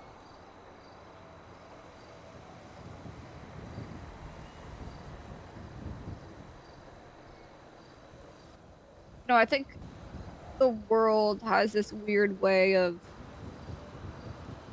teaching me about people through experiences rather than the words they say to me, which is something I'm very grateful for because I find it very tough to put myself in other people's shoes a lot. I think it's probably one of my biggest flaws, actually, when it comes to understanding the world around me. But if I look at how I first saw Lang compared to now, living through the resistance, I woke up every day knowing that these people that surrounded me, or I guess believing that they were fighting with this same purpose that I had, and I saw nobody bringing forward things, so I said, okay, I will do it myself. I will bring up all these ideas, I will put them into action, I will do all this planning, all this leading, and I just need these people to have my back to actually get it done. And then immediately following that was the betrayal of all of these people. And I'm not really an emotional person, Well, maybe other than anger, but it almost shocked me how much that betrayal could affect how I thought of things. That's only happened to me one time on that scale, Lang's had where that I multiple times. led people, they turned around and proved to me that actions that you do for others and this loyalty that you've made up in your mind, that going through something together, that providing all this work and effort to lead them means absolutely nothing. I can only imagine the number of times that Lang has been put through that same cycle. I don't blame him for not wanting to lead. I think it's a curse more than anything else. He's just unfortunately somebody that people want to be led by. I don't have that problem, which is quite nice, but he will always be plagued by that. So I think that you are correct. If he wanted to be rich, powerful, all that, he could do that in an instant. But then he opens that door again to just another cycle of disappointment and betrayal. And it feels good at first when you're getting shit done, when you're succeeding, when you have this purpose that everybody is behind. But the second they stop caring about what they're getting in return, there's no loyalty there.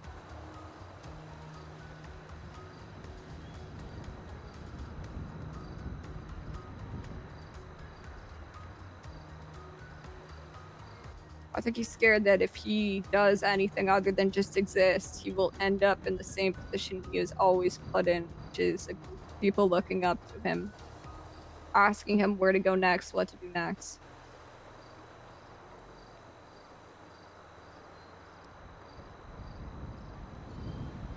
That's a very lonely life. I didn't look at it that way, and I should have.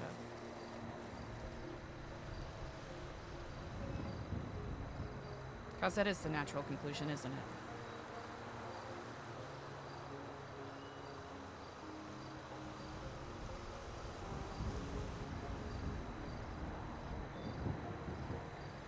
It is.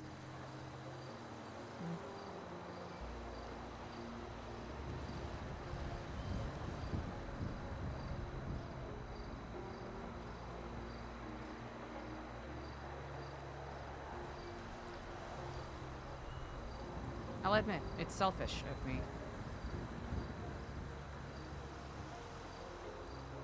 Because I've spent so much time, even during Babylon, being terrified, scared, despairing over things. People like you, people like him, have been those pillars. And now that I feel that I finally found that spark of courage,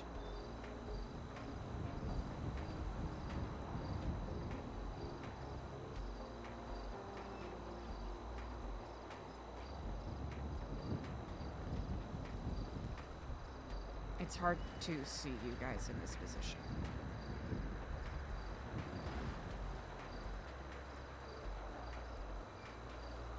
Today, I was probably the happiest I've been in, I don't know, months. Obviously, before I got that call, but years, maybe. That's good. That really gladdens me to hear. I hope you know when I say this position, I don't mean like this specifically. No, I understand.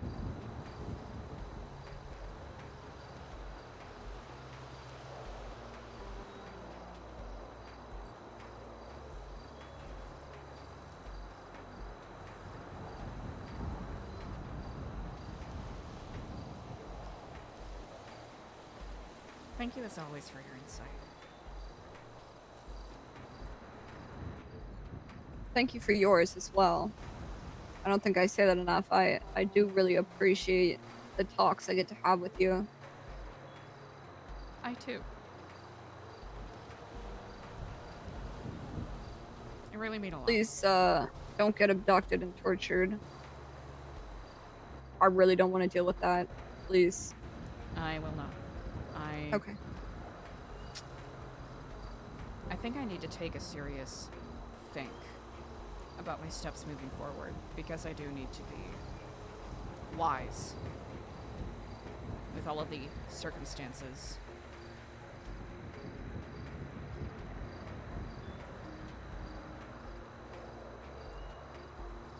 Especially as we figure out how to pick ourselves up and dust ourselves off once the wave rolls over us.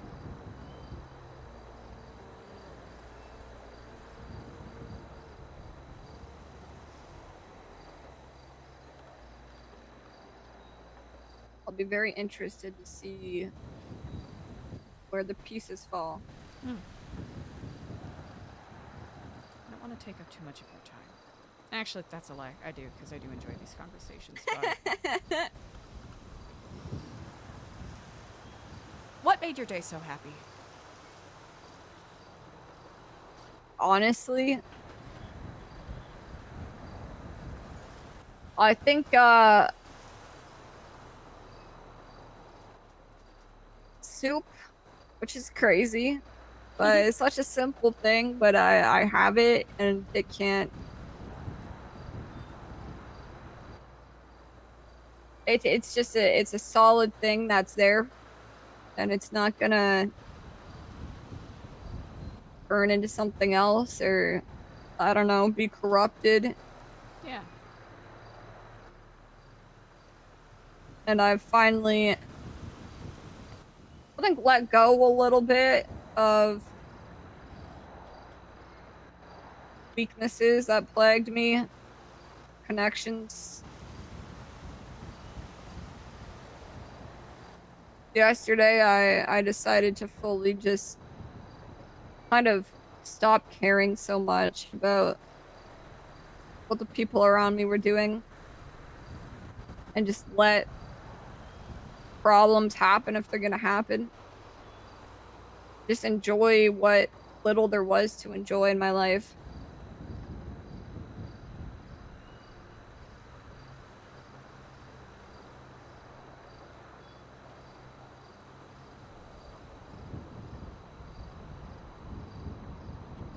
That's beautiful.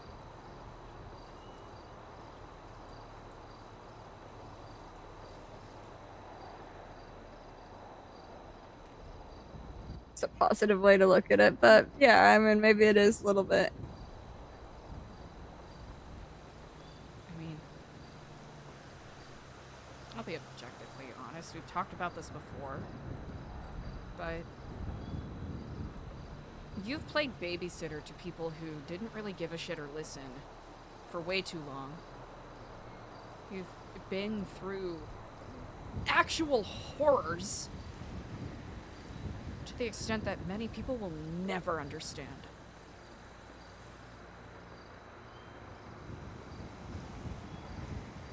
There are so many people that would have broken if they were in your position. I was gonna say shoes, but that felt wrong.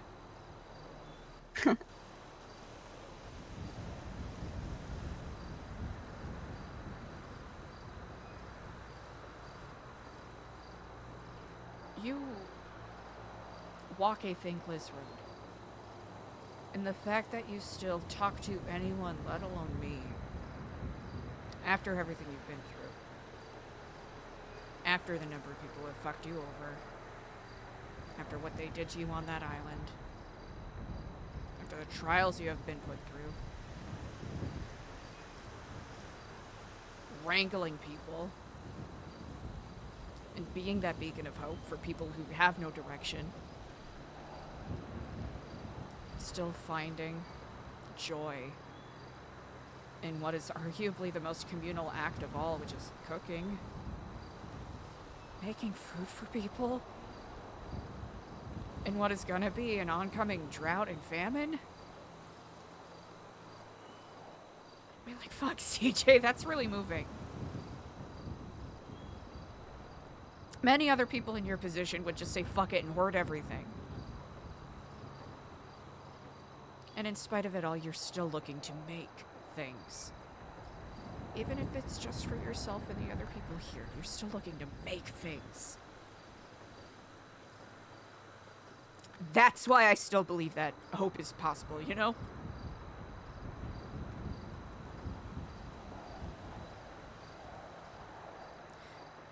You can still make it through it. You can still find joy and happiness in making soup. These fucking velvet cushion assholes can maybe figure it out too.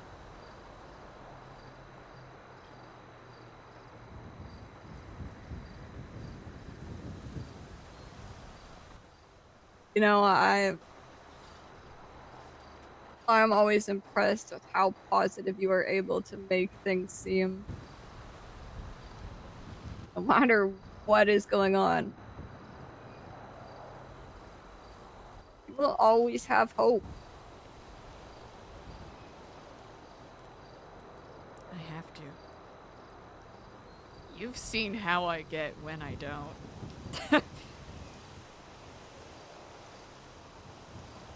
I think that is a very good observation there.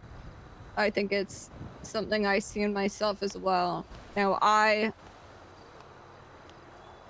do think I've run out of hope for people, but I know what would happen to me if I stopped trying to find happiness in things. You know, on the island, Queenie said something to me. She said that, you know, a lot of people see me as a very emotionless, robotic person, which I can understand, but she said, I don't think that's true. I think you have emotions. She said, I just think you only have two of them, which is anger and disappointment.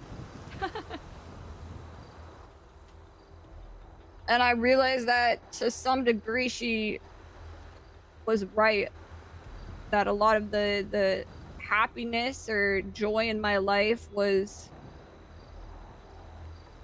very manufactured. So since getting here, I've tried to regain that part of me a little bit. And it fucking kills me that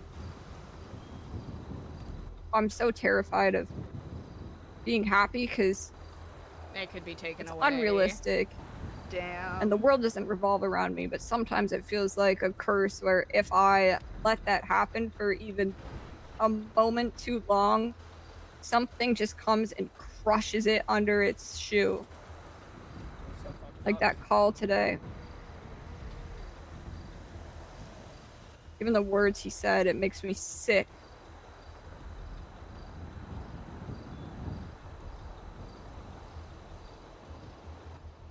I'm scared of being predictable.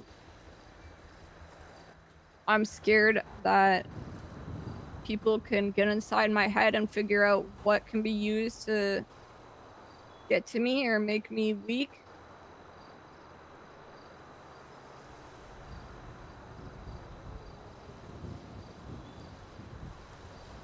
I hate that doing that today, which clearly was not the truth. Was just something he knew would get into my head and fuck with me and make me spiral. I think having a human side and wanting to bring that side back to me and be happy about fucking soup. That can be weaponized already, and that's so fucking stupid.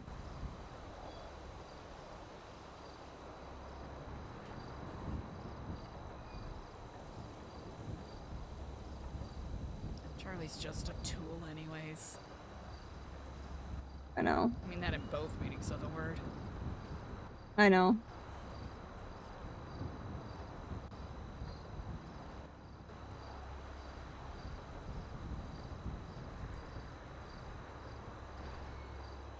I hate so much. You have every right to.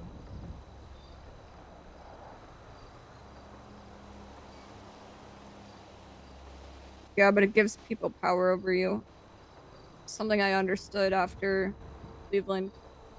Yeah. Why those people hate me so much because I've let it go and I don't care. The reason I don't hate them is because I don't give a fuck. So why is there things out there I can't do that with? I hate that. It makes me feel so weak. But I don't, it's not something I can contain or stop. I've just recently managed to do it with Nancy. But I don't think, even after he dies, I don't think it'll stop.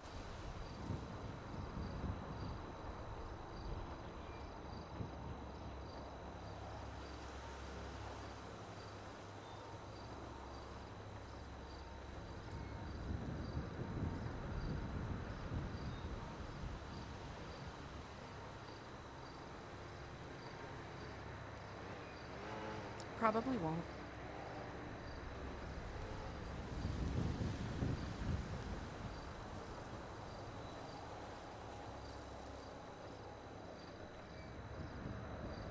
Maybe it'll get easier.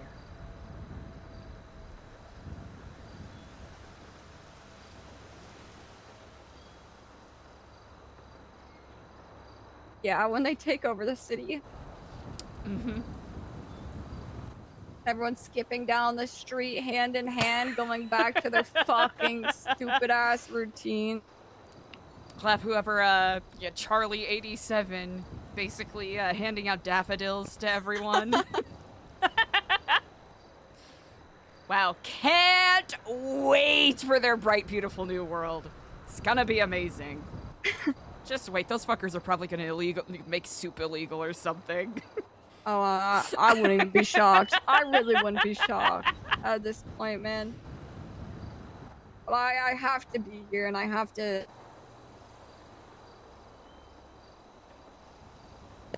try and figure this out.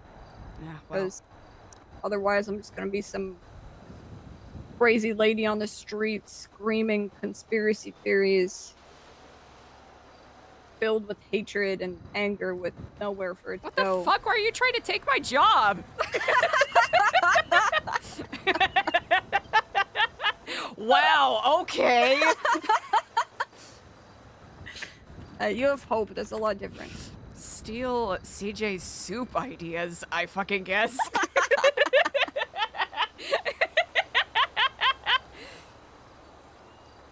It took a lot of learning for me to get here, though. You know that. You've had to hold my hand through a lot of this. Which I'll never show enough gratitude for. It's not an easy path. I mean, I'm still on it. It doesn't end. No one who was holding your hand, though, was that, though. I think I was...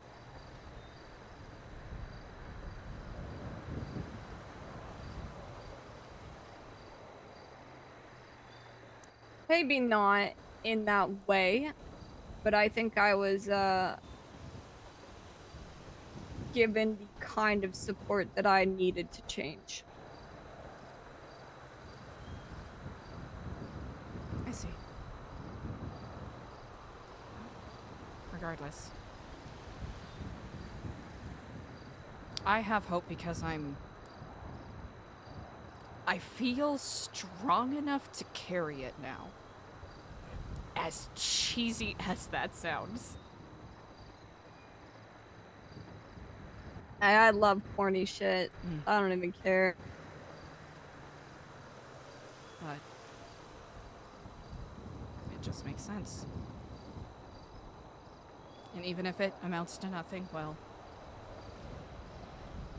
at least I tried.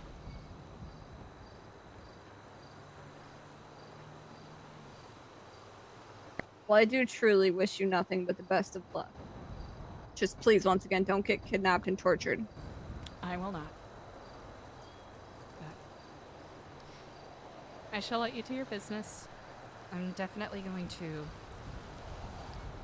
I'm taking what you said into consideration. Especially if it ends up playing into whatever their plans are.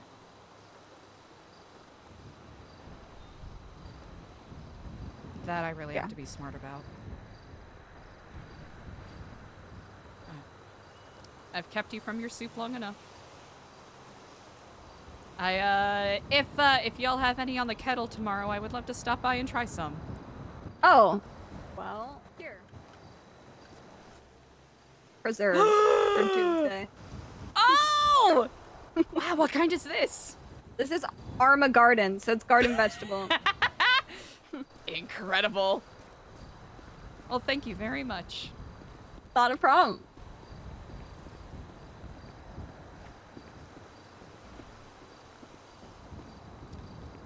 Are they gonna go and check in on some people and let them know that I'm not dead, miraculously?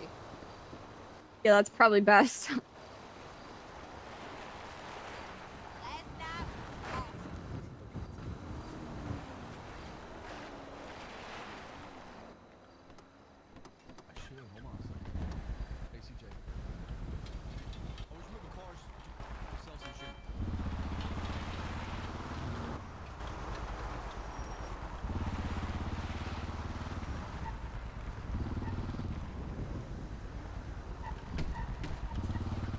I'm stupid, I'm stupid, I'm stupid, I'm stupid. I know, I'm sorry, I'm sorry, I'm sorry, I'm sorry, I'm sorry, I'm stupid, I'm stupid.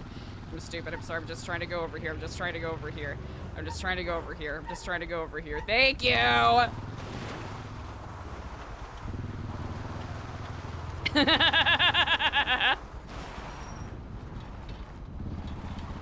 Oh, wow.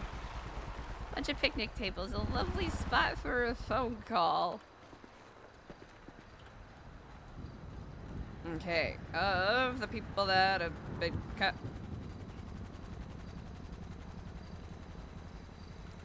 Girl, can we not?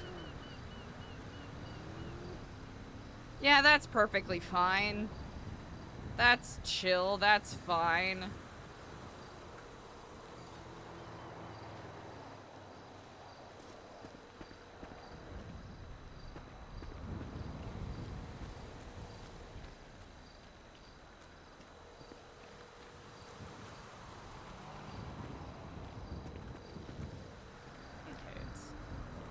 Sorry, Cassie. I'm sorry, Cassie. I'm sorry, Cassie. Oh no, poor Cassie! Well, we'll give her a couple of seconds in case she calls back right away. That was such a cool chat with CJ.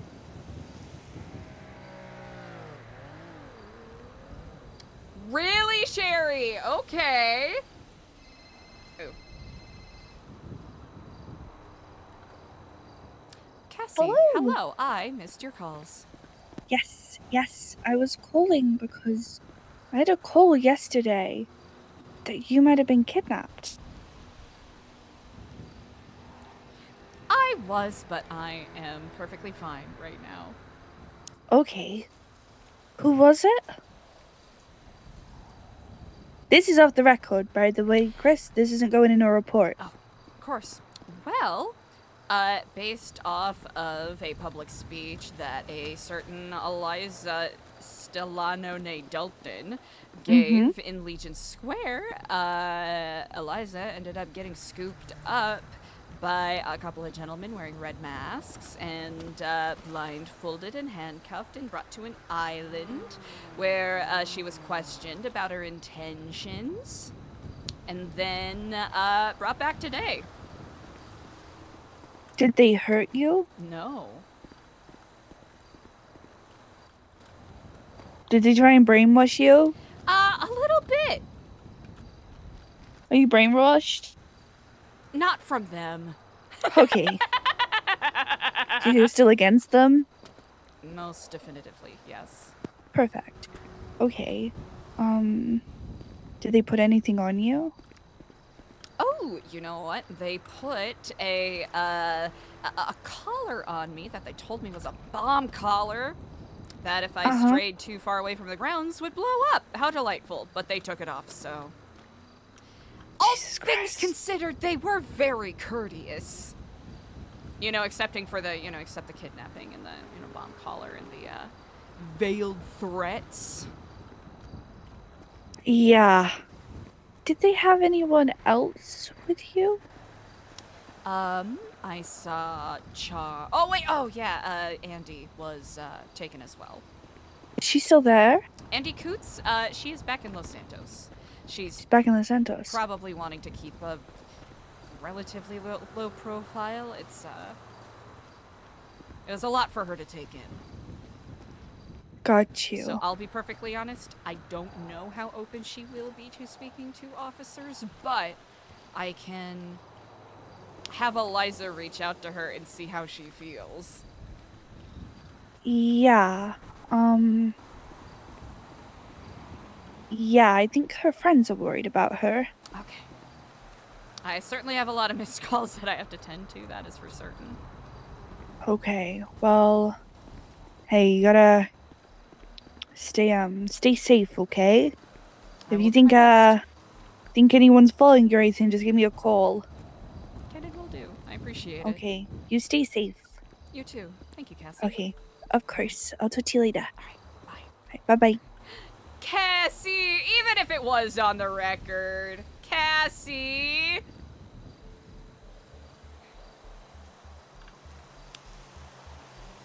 This is Eliza's version of maneuvering for Bobby!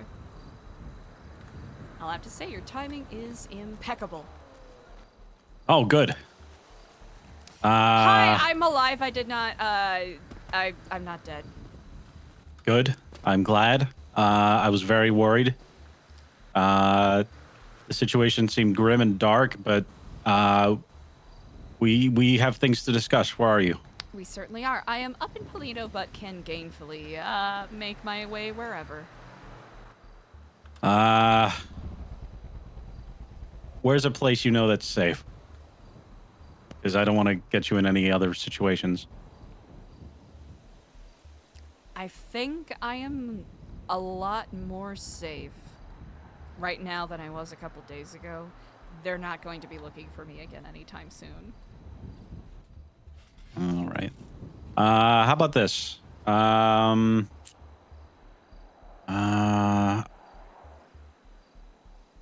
Shit. I'm trying to think of a spot that just like,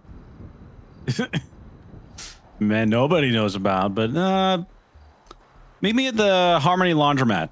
Harmony Laundromat. Know where that is? Yes, I do. I'll be there shortly. All right, see you soon. Bye. Bye. Bobby! Okay. Let's go. Will we have enough gas? I think we'll have enough gas. Will we have enough gas? I think we'll have enough gas. Harmony Laundromat. Arrow. Will we have enough gas? I think we'll have enough. Yeah, we'll have enough gas. We'll be fine. As long as you don't crash into 87,000 fucking things, we'll be fine. As I drive in the direction of crashing into 87,000 fucking things.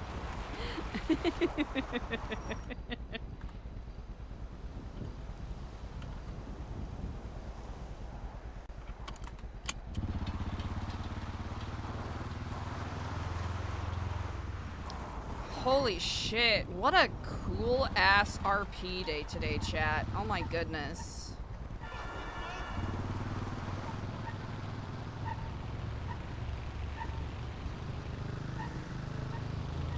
Should probably get a pouch. That'd be a smart thing to do.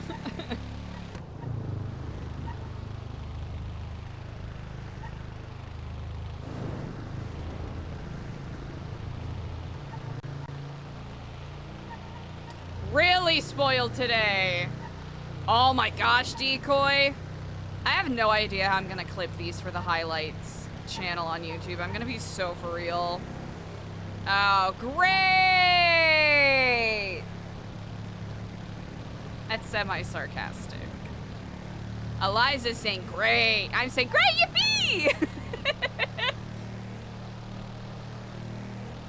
Bro, what if it's like a video of Eliza saying the shit she did and being like...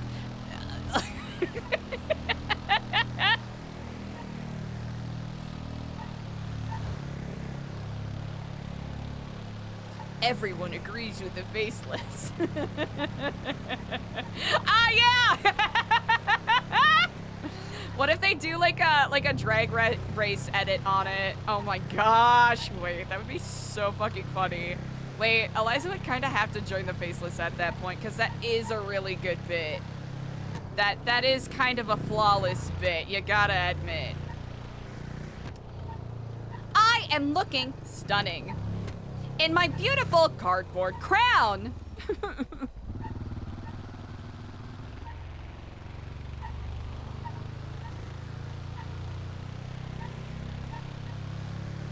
Or wait, what's that one Tatiana Mexican food line? I'm trying to remember what it is. It's so, just the editing on it is so busted.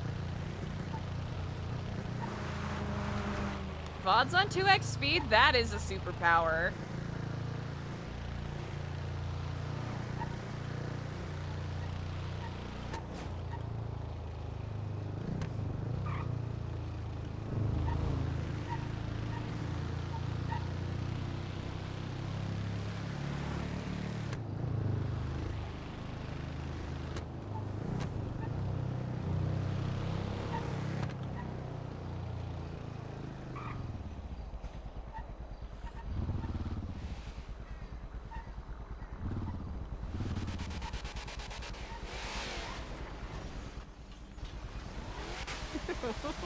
Wow.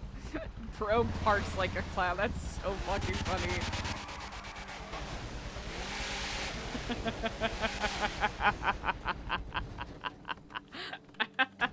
How do you like that? I'll have to say, mighty impressive.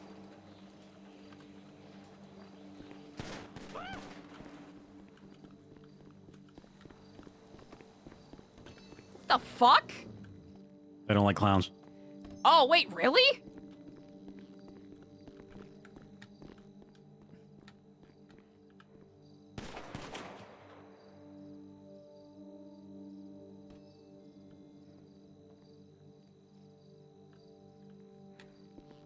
Sorry, if I was a little better armed, I would have helped. That's okay. They don't like clowns? Nah, they just get mad at people sometimes. Oh, okay. You wouldn't happen to have a bandage, would you? I have a couple of bandages. What? You know, Mumbles, how many times have I been with you? I've had to take care of some cocksucking local. Too many. Too many. Thanks. Hello, Daphne. How are you doing? I'm all right. Do you have another bandage for me? Yes, Maybe yes, I'm I do. Bleeding as Of well. course I do. Got me on the arm. I hope that's good. Thank you. I have more if you need any. I'm all good. Oh, good. Faceless just. So, oh, sorry. Oh, you're good. Cards on the table. I called the marshals about your kidnapping. Okay, brilliant. I just spoke with Cassie, so thank you for doing Yeah. so. Yeah, I did it as soon as like we saw like a black boat outside the marina. Brian wasn't available. He was in a meeting, so I had to call Cassie. Oh, I appreciate it. Thank you. Yeah, I didn't know who else to call. I didn't think there was anybody else I could call that could help. That's okay. At that point, it was sort of, you know, I was gone. I didn't know if you still have that tracker on you. Nope, ran out of batteries. Classic. Classic. Ran out of batteries and couldn't get in touch with them in time to get a new one, so what you gonna do? Yeah. Long story short, I held a rally of sorts in Legion Square yesterday, where I went on about what I was going to meet with you all about, actually. Oh, shit. Essentially what I spoke with you about Mumbles yesterday. Yeah. You know, answering people's questions, hoping that, you know, even though most of the people were there probably more out of curiosity than anything,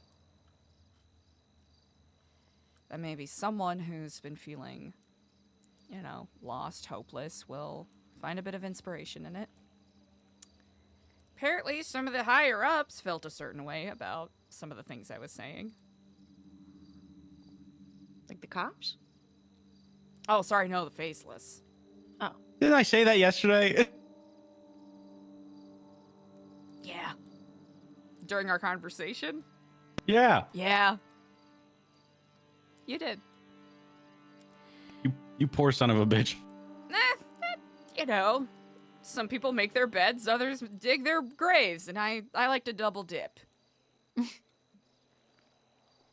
I got scooped up, Andy with me. So we both got taken, handcuffed, black bagged, brought to an island. Basically, we're told that the boss wanted to speak to us. Stayed there overnight. We're treated pretty well, all things considered. There was a villa, like this huge mansion that we stayed at.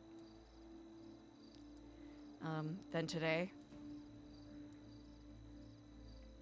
had a meeting with the boss man, where he, I think, was trying to recruit us. See what I say? I said that they're gonna try to manipulate her to get her to work for him. That's what I said. Yeah. As soon as they said they weren't gonna harm you, so on the phone they told me we're not gonna harm her. She's not a prisoner like the other friends you had, and we'll return her in 24 hours, and we're not gonna whatever. So I figured that's what they were gonna do. Give them credit for sticking to their word, at least. But basically, had a big long speech talking about the broken foundations, how the city keeps going through the same cycle over and over. Yeah, that's just like the fourth time. Yeah. He said that it's been 10 years that they've been watching this happen, and only in the past 2 that they've decided to do something. Apparently they did this in New Jersey as well. Huh. Yeah. That's how they knew that they could do it successfully here. Basically. Trying to justify what they are doing. And it's hard because on a surface level, I think a lot of people can agree that the systems as they are just not working. People feel hopeless and inactive because what can you do to fight against something like this, right? But I think they're ignoring, in large part, that they are huge contributors to the situation we are in right now. I mean, yeah, you flood the streets with guns. What do you think's gonna happen? Exactly. It's like my favorite documentary series, I Think You Should Leave. There's a documentary about a man in a hot dog costume that crashes into a building. And the man in the hot dog costume is shouting. And so we're trying to find the guy who did this. That's what the faceless are doing right now. So they're not backed by another government or anything? It's a web. Sticky. Yeah. Not necessarily a government, just a lot of people, or a handful of people with a lot of money.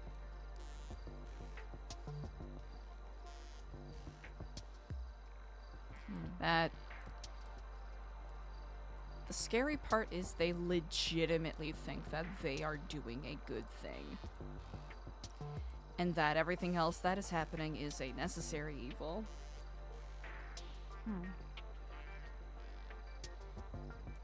Frederick White was in the room. And he basically corroborated everything the Blue Man was saying. So it's everything... Wait, who did you say? I'm sorry. Frederick White. He goes by the nickname Freg. Sorry, did you say the Blue Man Group is involved in this? Oh, sorry. How deep does this go? There's a When did they gentleman leave named Vegas? the Blue Man. Just because he wears a blue jacket and mask, he's one of the, well, faceless members of the Faceless, for lack of a better phrase. Oh, okay.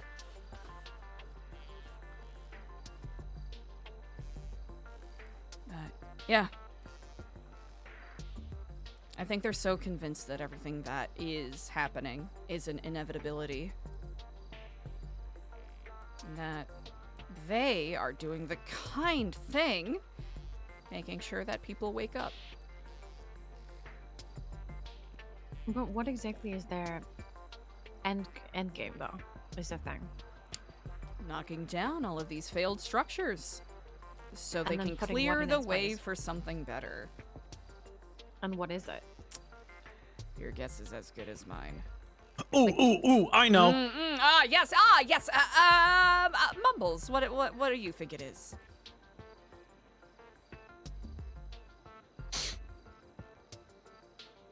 You know, when you said Blue Man Group, right? Yes. If you say they're going to turn Los Santos into Las Vegas.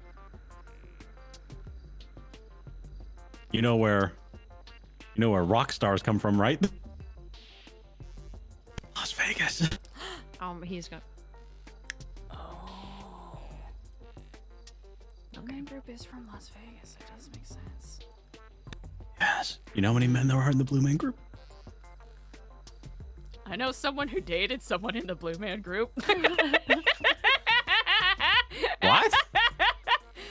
Yeah, it's from all the way back from Vice City. You probably don't know them. Then they have to get blue stains off their clothes like all the time. I remember a story where they said it happened like once.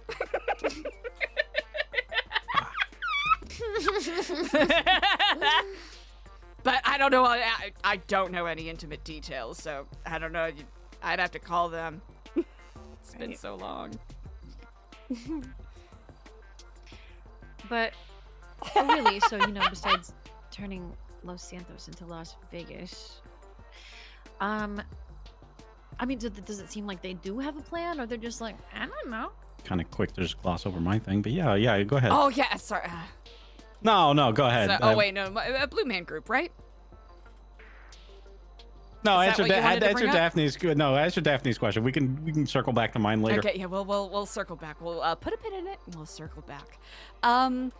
Seems like they have a plan. They're being, very coy about it. So whether or not it's an actual plan is TBD.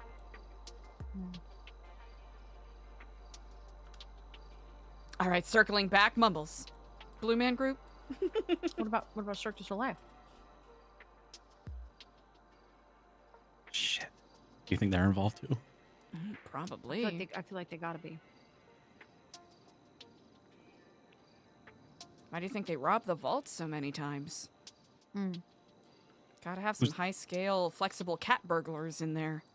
The Faceless have been robbing the vault? Oh, yeah! I learned that on a ride-along. Oh.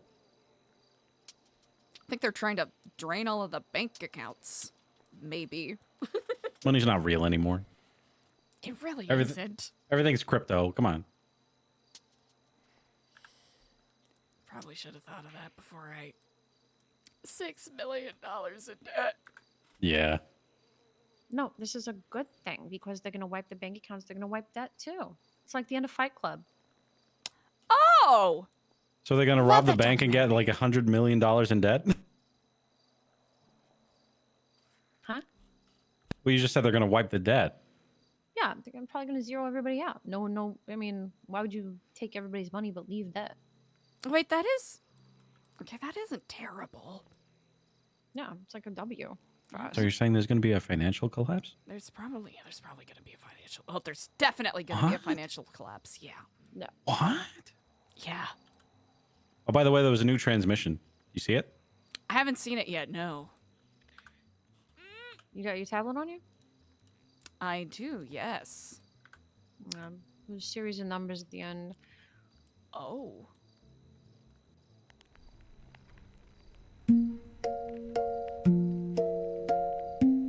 Yeah, it's got another like Oompa Loompa AI banger song though. There's so much water. What are you doing? There's so much at stake. 6/13, 18, 26. Now is not the time for a bad decision. Not the time for a mistake. You should know it by now. Goddamn. You should know it by now. Please, you should know it by now.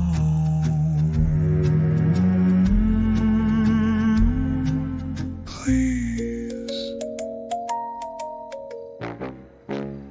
And I know, please don't make the world end.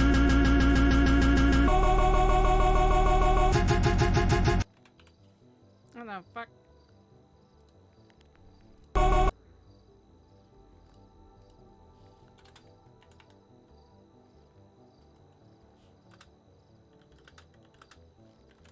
Bro, I don't know what the fuck this means.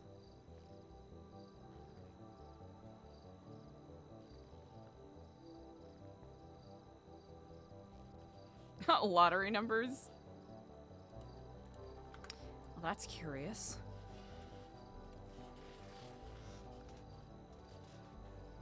Usually I'd feel confident with doing a little alphanumeric exchange. Yeah, that's what I thought too, right? But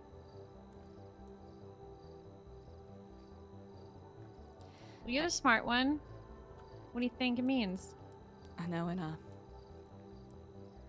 previous video, the numbers that were shown spelled out the first pillar.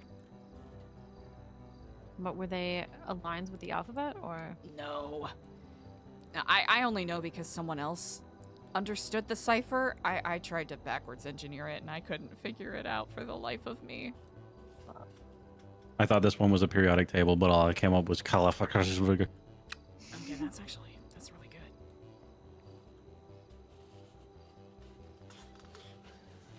CALA. I'm just gonna put it on this trash can. Ooh.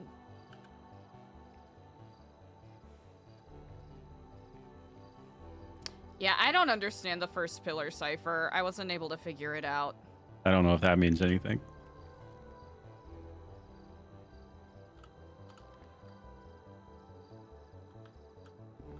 Can it scramble into something? I don't think you can say that. I just did. Huh.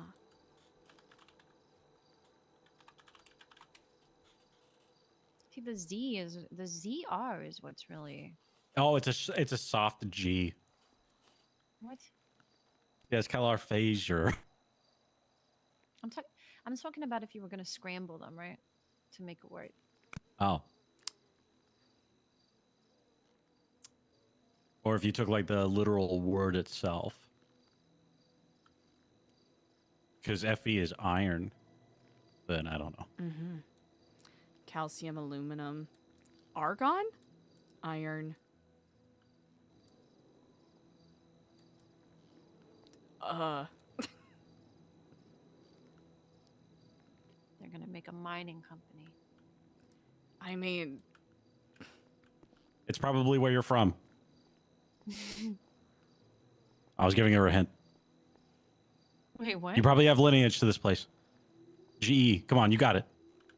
G. GE, yeah, the element. I have lineage to this place? No, I was talking about Eliza. Oh. Italy. No. It's germanium. I thought you were somewhat German. Oh! I don't. Maybe somewhere in my bloodline, maybe. Oh. I know my dad was from Sicily. Nice. My mom was... I actually don't know. I don't know. Do all of these elements make something? This is such a good parallel to draw that I'm trying to think of ways that it could work. I know zirconium is used in jewelry. Mm-hmm. I mean, everything being related to something they could hit. Like jewelry store, gas station, vault, that.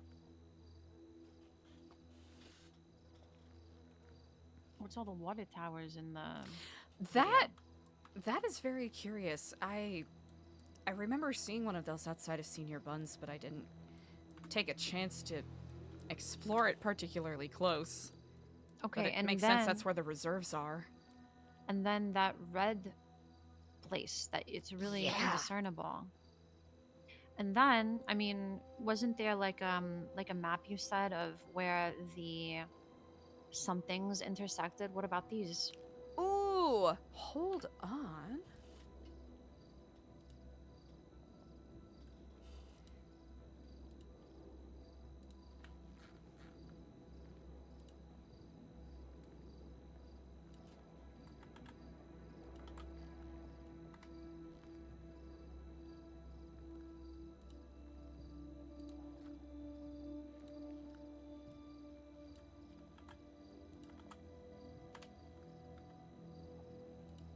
Ooh, what is your state ID? 2761. This is a map that Andy made. Cleven's mad at us. I was Cleven's just mad about at you. to tell her that. It's because we didn't. I didn't tell him that you and Andy were kidnapped because I didn't know what I could say and what I couldn't say. Yeah, plus, hello, then what? Then everybody knows and go try to storm the island and get shot and everybody's killed? Hello? Yeah, not ideal.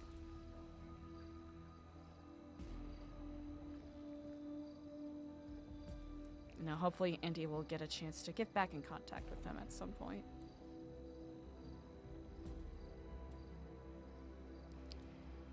Huh. But all said, that's where I was yesterday. Sorry to have caused you any worry. No, you don't gotta apologize for that. I'm just grateful that everyone made it back okay. I feel really bad Andy was roped into that. Yeah. How's she holding up? She seems really shaken. So I'm gonna check on her a little later just to see how she's holding up. It's a lot to take in for anyone, really.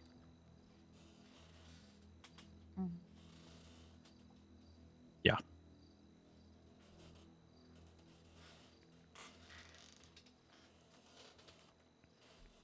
But segueing into what I was going to talk about with you, Daphne, yesterday.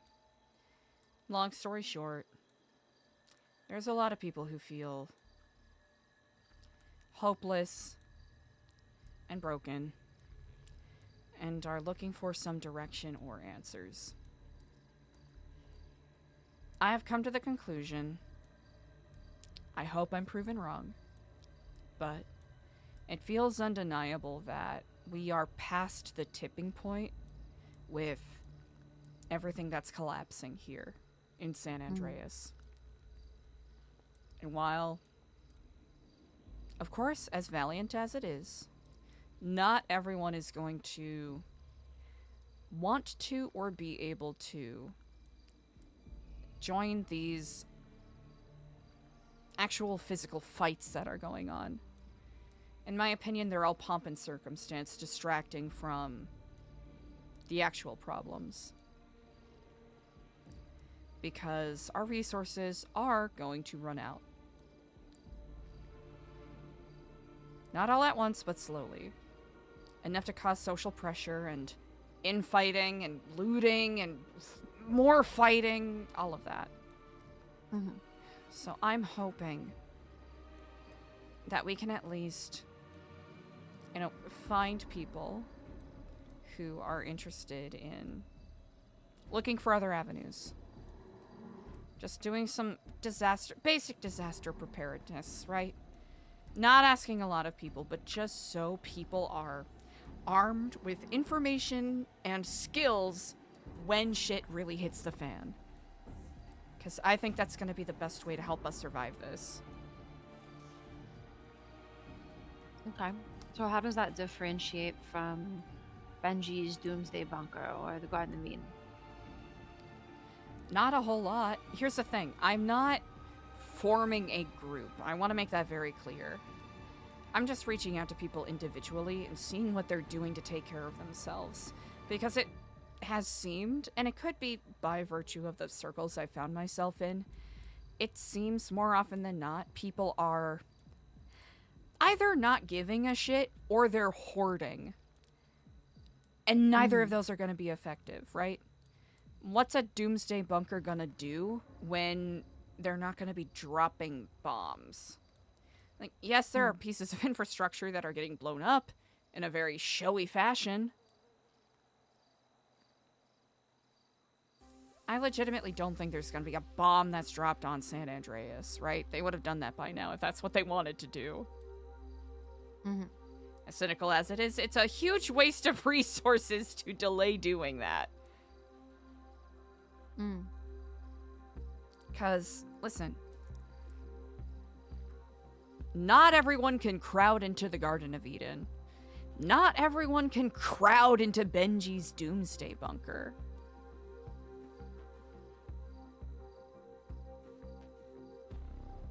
We can't expect everyone to group together and work in a community like in New Babylon, right? It's not going to be feasible. Oh, of course not, yeah. But if we help people feel prepared or help people have those skills to be prepared. I know it's not big. I know it's not flashy. There are probably more productive things to be doing. But I feel like even this small step will help. Just a little bit. Especially for the people who are hopeless. Right? I'm not even seeking to look at, gangs that are well furnished, right? Or individuals who are going to be well off.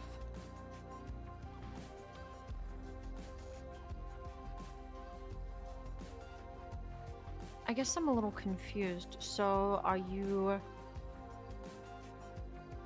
trying to have a location? No, I'm not trying to have a location. I'm trying to... Hey, Daphne, what's your disaster preparedness plan? When we run out of water, what do you plan on doing? Are you asking me right now? Or are you just giving an example? Walk with me. This is simultaneously me asking you and giving you an example. So, Okay. let's say water runs out tomorrow. What's your plan?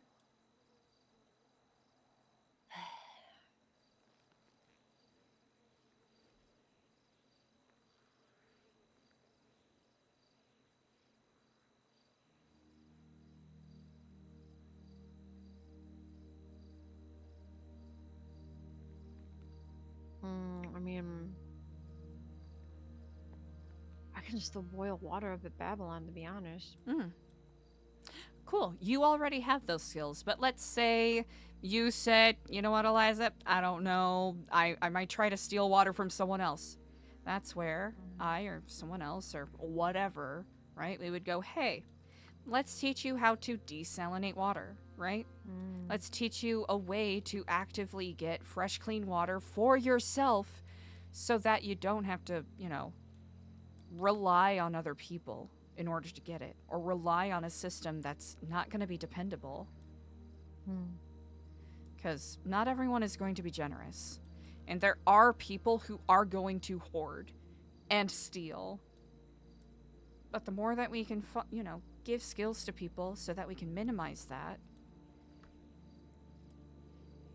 the easier it'll be, right? Field guides so that people have a tool to forage if food becomes especially scarce. Helping people get first aid certified, so at least if all of our emergency services shut down, we'll be able to at least mend until you can get more help. Again, this is a really small step, and it's less than the bare minimum. But if we can do that, I feel like it's a good step in the right direction. So you talking about like hosting classes? Either hosting classes or just checking in with people to see what their plans are, right? Like, I'm not recruiting anyone to anything. This really is just me talking to people one-on-one or finding other people who are interested and checking in with people one-on-one. Hey, what's your plan? You have a plan? Good.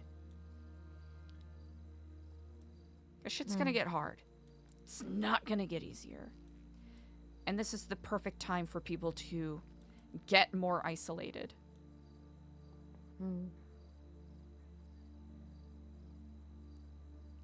Like I said, it's not a big flashy plan,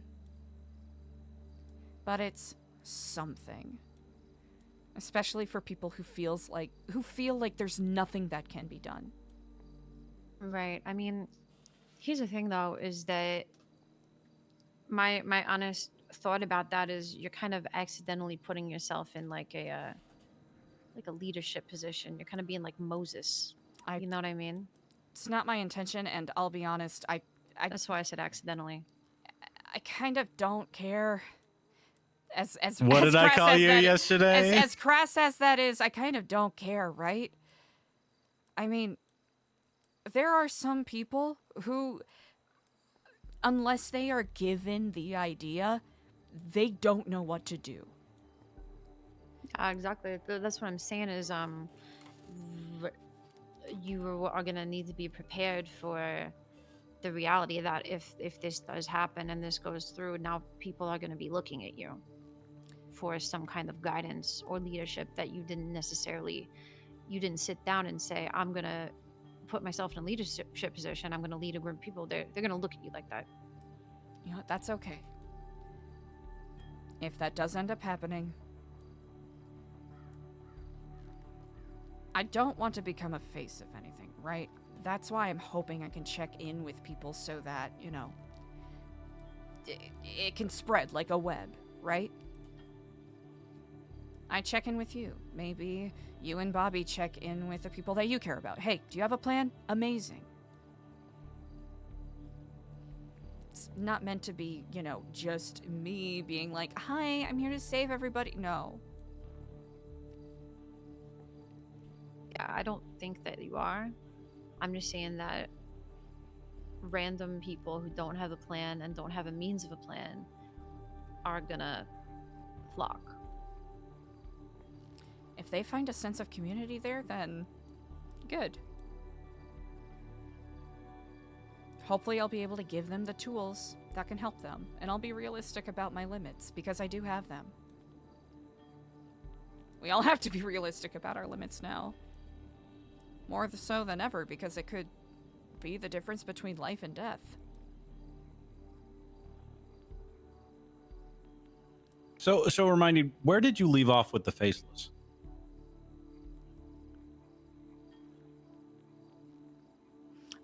In regards to the meeting? Yeah, like, I mean, obviously they let you go after the 24 hours, but like, they say anything when you left? Any hints that this might happen again? No. No hints. They might scoop me up again for any arbitrary reason. They might just forget about me.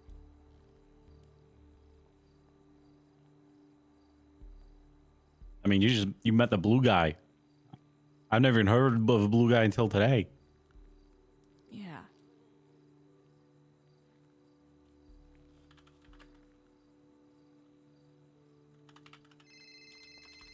How's Harry? Yeah, Harry's sold out. He's full send with whatever they're doing. Yeah, I know.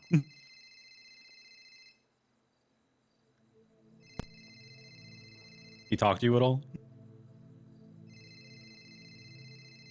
A little. Well, he talked at me. I didn't really respond. No fuck shit happening, right? Like, they weren't torturing you and nothing? No, they did not.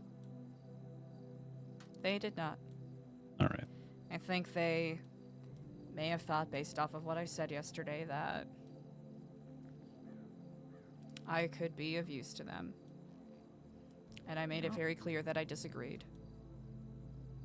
And they basically made a, well, that's unfortunate. Best of luck to you, buddy. Except they said it a lot more eloquently. The exact wording is lost on me right now.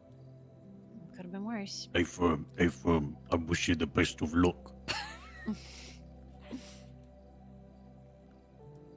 Definitively, it could have been worse. What was Andy's reaction? Andy did seem quite shaken. She checked in with me a couple of times and asked, "Are you gonna join the Faceless?" More worried than anything. Should have said, yes, I'm going to join the Faceless. What are you going to do about it, Andy? You can't join the Faceless when you've been faceless the whole time.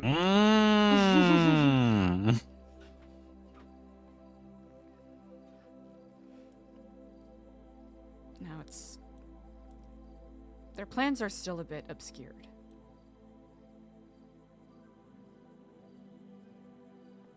They're fucking crazy. What do you mean obscured? Obscured as to how they're... They blew up New Jersey! Okay, yes, okay, you know what? It is very cut and plain when you look at it on paper. But their manner of how they plan on rebuilding after all of this?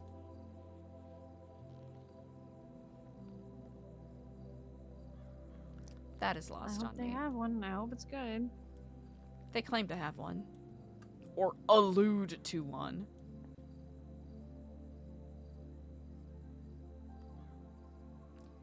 That's why I sincerely believe it's best that, to the best of our abilities, we just make sure we're prepared as possible, regardless of what happens. Yeah.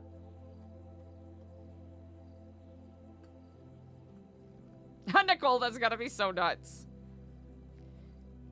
Listen, they're probably infinitely better ideas than what I'm proposing, right? And I'm hoping the case is that people look at what I'm trying to do and go, that's boring or that's dumb, and do something better. I genuinely hope that happens.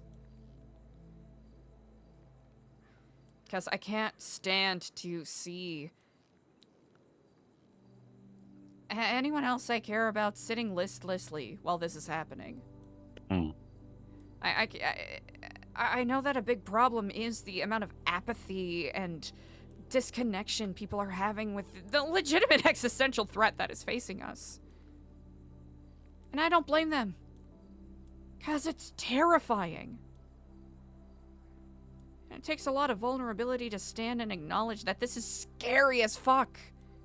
And we don't know what we're doing.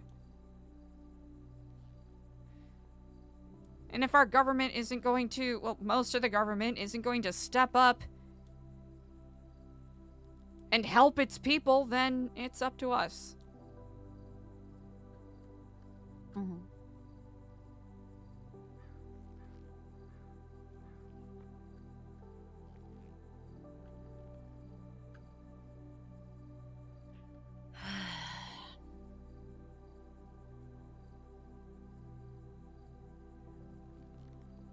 Yeah, long story short, checking in with people,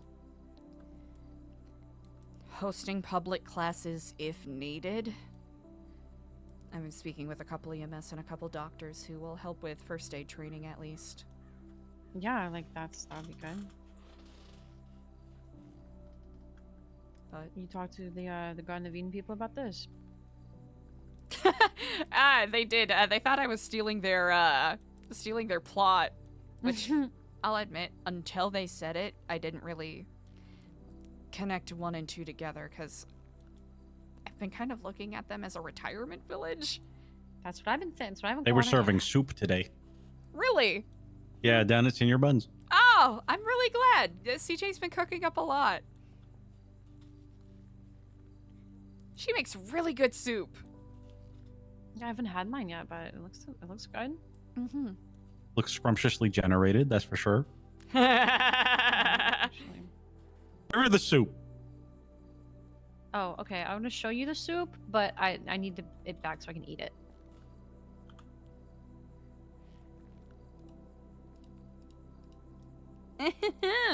Yummy, huh? I love Camp Bills. Cat bills. But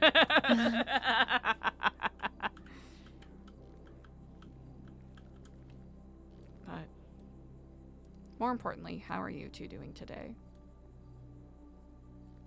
I just crashed out for like a half an hour. Yeah, nice. Clevin was sort of insinuating that we may have messed up by not telling anybody else. And my response to that was he can go fuck himself. Mm.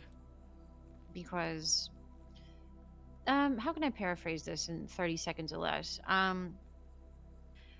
People want to use people and get mad when they don't want to be used. I think I said that. I also said why do they think that they can just have me go, because why did they think they could push us out and then contact me whenever they think I might know something so they can pat me on the back and say thanks Daphne, now go fuck off, and think that that's going to keep working. What else? Yeah, I don't know, fuck them. I'm sick of doing the same shit over and over and over again with them. I'm sick of their weird ass paranoia. I'm sick of the I don't know, what else was I saying? That's basically that in a nutshell. Yeah.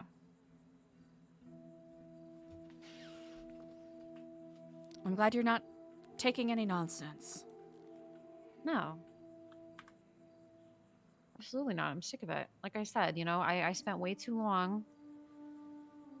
I said this earlier. I spent way too long bowing my head and being super compliant with people and biting my tongue and this, that, and the third because I thought that it was in the best interest of everyone involved. And, you know, just for the same... stitch in my side. Yeah, just for the same shit to happen over and over again. I bumped and my for us to keyboard be while I pushed was out drinking over and my over again. I'm tea. sick of it. I'm done. People's paranoia does run deep. Yep. I imagine it's only going to get worse. Yeah. Queenie's out on our lonesome hunting people. Wait, what? Yeah. Driving around on a motorcycle with her haircut looking totally different. Damn, that's pretty cool. Yeah. It's pretty sick Kill Bill energy, to be honest.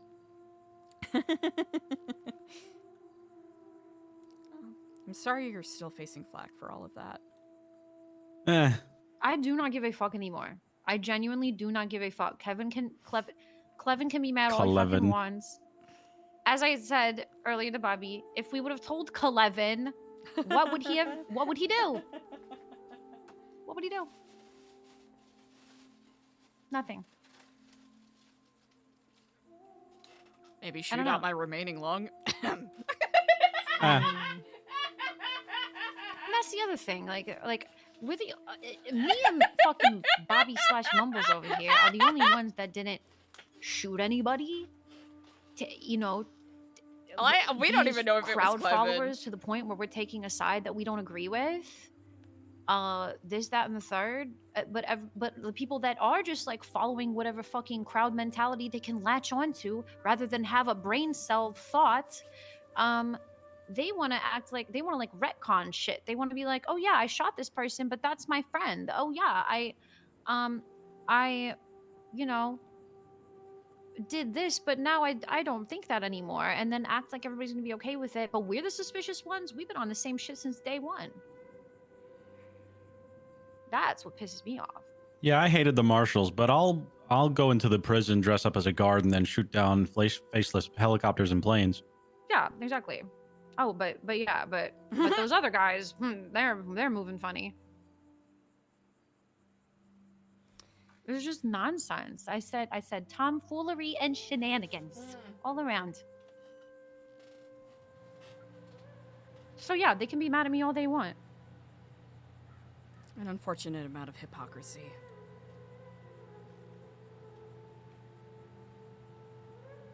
I know I haven't been a hypocrite. I know, but I've been on the same shit since day one. That is very true. I don't care if they don't know it, to be honest. I don't give a fuck. Because why if I'm being real, why do I care what fake people have to think or say? I'm really glad you said something. On which part? Not just saying it to Clevin directly. Oh, I didn't. Mumbles was on the phone with him. Yeah, we're going to though. Oh! Yeah. Okay, I well, didn't know until the conversation sentiment was over. remains. I misunderstood what you said. My apologies. He said he was gonna call me back and then just never did, but I'm gonna let it have it. I thought you read him for filth. You know, I wasn't on the phone with him. If I was, I would have. Yeah. I see now. Now I am on the same page. Thank you. You're welcome. Well, you should It'll- say it'll that to probably him. I probably will. All of them, to be honest. If any of them try to fucking come at me sideways, I'm gonna say exactly what I just said. And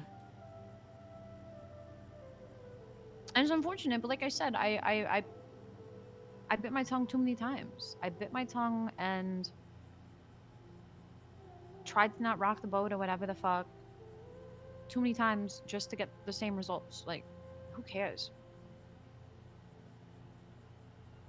I think clearing it out like that is the smartest way forward. Because we really don't know what's coming.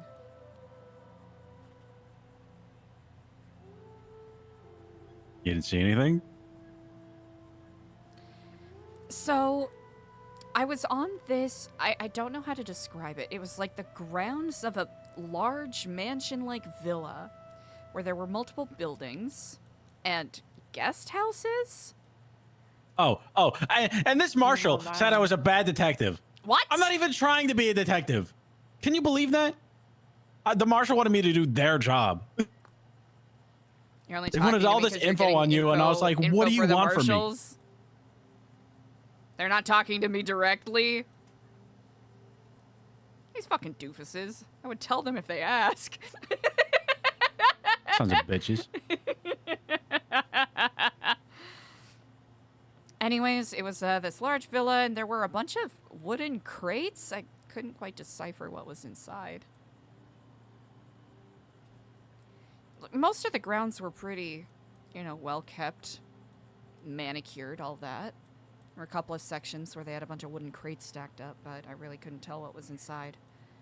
I imagine the grounds were more for the decision makers than the doers.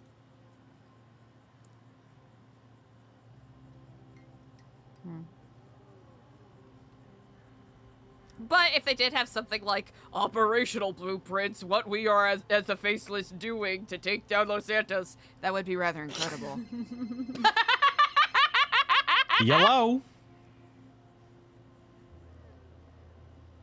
From about...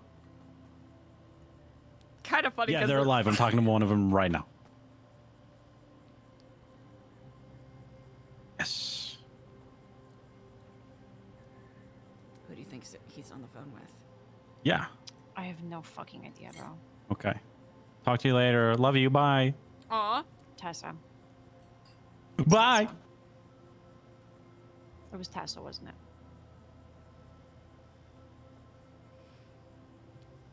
Was it? Yes. Yeah. Ah. See? No.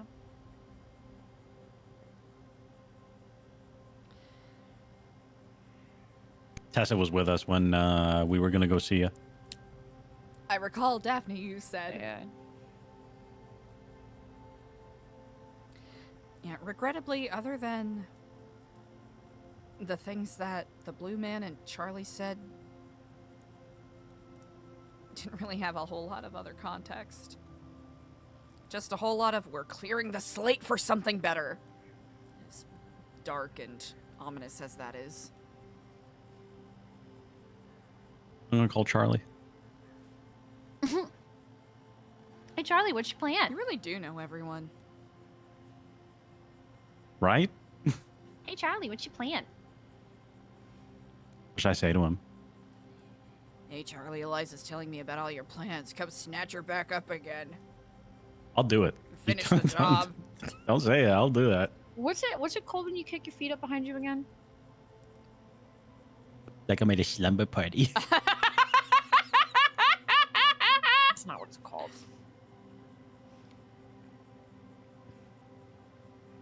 I'll have to admit, I'm not quite used to seeing this more jovial aspect of yourself. Yeah, how do you do that? Slumber party? Sunbathing. Go through them. You'll figure it out. Jovial? Who, me? You, yes, you. Yeah. Well, somebody's got to be a beacon. Yeah, That's he's good. got to do this while I crash out. Always I will got that yell bit at of Yin Clevin. and yang.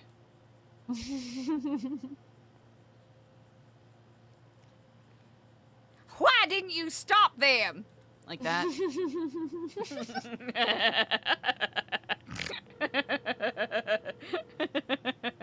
Are you calling him? Yeah. No, I'm not gonna get the. I mean, you still can. You could hit him with the follow up. As soon as we hang up, and then one more thing, Clevin.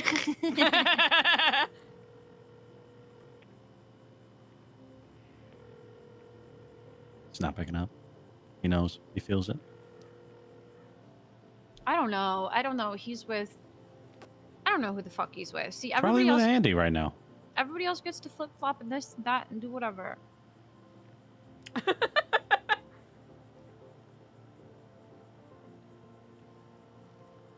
Well, along the lines of flip-flopping, there are a couple of other people I should probably let know Sure. I'm alive. Good idea. But I really appreciate both of you checking up for me. Of course. We just want to make sure that fucking you're all right. It means You gonna the wear a world. disguise or something? It's not gonna stop them. Okay. I've also heard people are being hunted. Former Babylonians are being hunted too. Ooh. So Oh, is this a part of the tree pos thing, or? I'm not totally I sure, should but probably it was look just into that. Okay. it's just rumors going around. Okay. Good to know. Yeah. We'll speak again soon. Y'all stay safe, all right? Of course. All right. Good to You see too. you. Let us know Good what to we see can you help too. you with. Can and will do.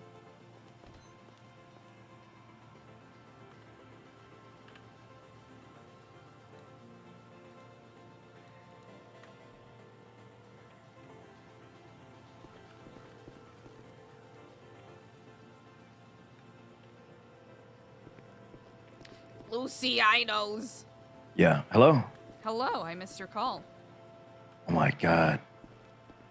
Oh my god, Eliza. Luciano, hello. You, safe to talk over the phone? I actually am. Yes, indeed. How are you? What's up? You know what? Seen better days, but I am alive, upright, both feet on San Andrean ground, so I truly couldn't be happier. I don't know if you Wait. got wind of it, but I got picked up, brought to a certain island. Yep. Yeah, I heard about Yeah, that. you heard about that? Heard about that. Yep. Mhm. Glad you're okay. I am. They didn't hurt you or anything like that, right? They didn't, no. Except for the bomb collar they put on me, they were very courteous. Yeah, that's fucked up. I just wanted to check in, see see where your mind is at with all this shit that's happening. I mean, they got you on that island for a reason, right? Like, They did. I think they wanted to flip me. yeah, I kind of deduced that a little bit from everything that was said. Were you at the rally? What rally? Oh, I held a rally yesterday. That's why they picked me up. Oh, okay. Yeah. Kind of triggered that a little bit. Yeah, just a little bit. A smidge, one could say. Yeah. I know. Listen, I know it's a lot that was said. The story that we got was a little lacking, but we got a general picture of it. Is there any like key points that you took away from any of what was discussed? Oh, goodness. I think the scariest thing is that they really, truly believe in what they are doing. That it is for the greater good. And for people who don't understand the fuller context, I think it would be very easy to convince them that, oh, of course the faceless are in the right. I mean, they're doing this to help people, to save the world and make everything a better place. And that's not the truth. Their convictions are a little scary with how much they believe in them. Harry was in the room as well. I'll be honest, I don't know if he's playing another angle. He's smart enough to. Then again, I'll never pretend to know his mind. Yeah, Harry just loves seeing the world fucking burn. He's always been like that. Eh, well, gotta love consistently, at least. Yeah. But key thing, oh goodness, Cliff Notes. It was a long conversation. Basically asked us probing questions, trying to gauge our mindset on things, you know? Questions like, what do you see when you look into the fire? Making it a whole metaphor about, rebirth and whatnot. Talking about the foundations of the city, whether we believed the city was truly corrupt, beyond saving. Went on talking about how the city has been watching it for about 10 years. Never seen any changes, just the same cycles over and over. Countless mayors promising change and knowing accomplishing anything. Then went on saying that what they're doing is part of a grand design meant to bring about a new world. A world that isn't ruled by incompetency and corruption and complacency. Philosophically, it's something that I feel like a lot of people can agree with, which is a troubling thing. But their excuses for why they're doing what they are doing are flimsy at best.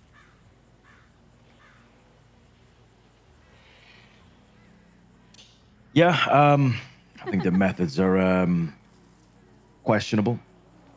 Things can be done in certain ways. I don't think they're wrong with those specific points. But I don't know. I mean, I'm sure you heard a lot of what we're doing on our end. I've heard a lot, and I've certainly seen the very passionate twatter sprees about it. Yeah. Damn, people love being hypocrites, don't they? Treepaws is probably the group that's worked with the cops the most. Yeah, you'd be surprised by how many hypocrites we're surrounded by. You know, it's just there's a lot of them. Yeah. Listen, I ain't proud of what I'm doing, but at least at least I ain't with them. Yeah. You know, and that's all that matters. I'm just trying to survive out here with the rest of the group. Oh. There's reason and honor in that. Even if people don't see it, I'm certain those who are criticizing you all right now will, if they are given the opportunity, will leap at it. Jaws wide open. Yeah. Our hand was forced at some point. We had to take an offer. Otherwise, we'd be rotting in prison for the rest of our lives. So. You gotta do what you gotta do. Gotta do what we gotta do. Gotta do what we gotta do. So what now for you? I mean, what are you gonna do? Me? I think I have to find a way to do it where it's not endangering anyone else. But I think continuing to work on trying to get people disaster ready. Not everyone is capable of fighting. Not everyone has the skill sets that we in Babylon have gained.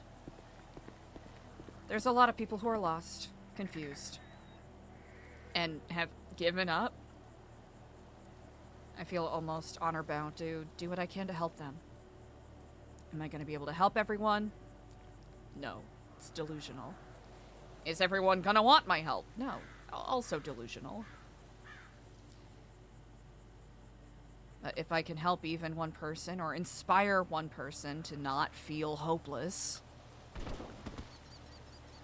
think that's ultimately worth it.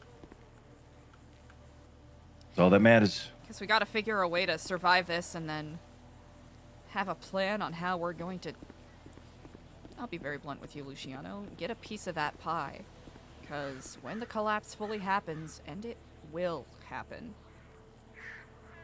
it's past the point of us stopping it. It's going to happen. There's gonna be a vacuum. There's gonna be a lot of people angling for power. And the people who are prepared, whether it's power, whether it's comfort, whatever it is, gotta be prepared for what's next. Because I don't know how they intend to clean up their mess to usher in this new world. I don't want to owe any debt to it, that's for certain. Yeah. Now, could I be wrong? I hope I'm wrong. I'm gonna prepare in the meantime. Yeah, that's the only thing we can do at the time. You know, prepare, defend ourselves, stay out of trouble, buy as much time as possible. Precisely. Well, hope the marshals are treating you all well, all things considered. Ah, fuck the marshals.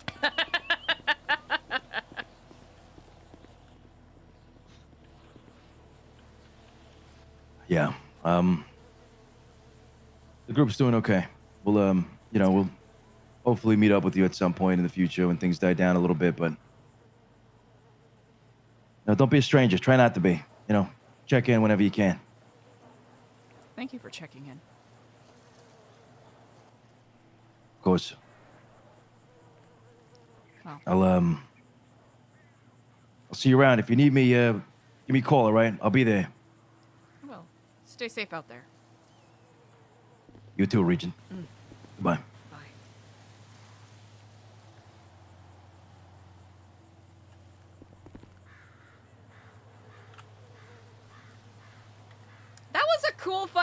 damn, chat!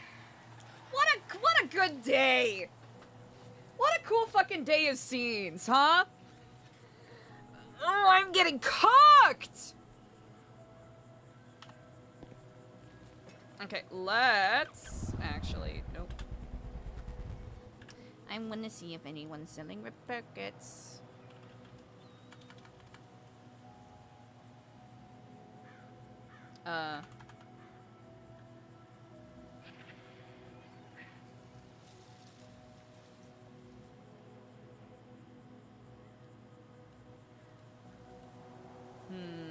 Cause our bike is a little, you know, worse for wear right now. And I don't think we can buy any repair kits. But we have to be thoughtful about how much a repair would be. We don't want to be left in the lurch.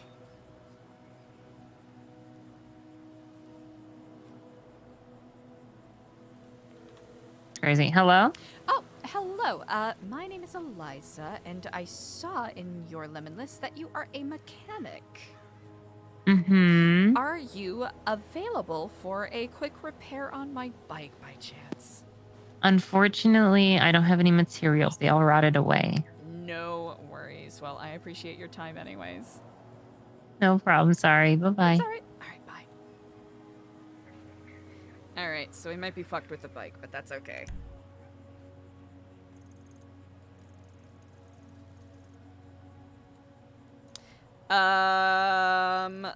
Damn, there's so many garages. Alright, who else? Chat. I think.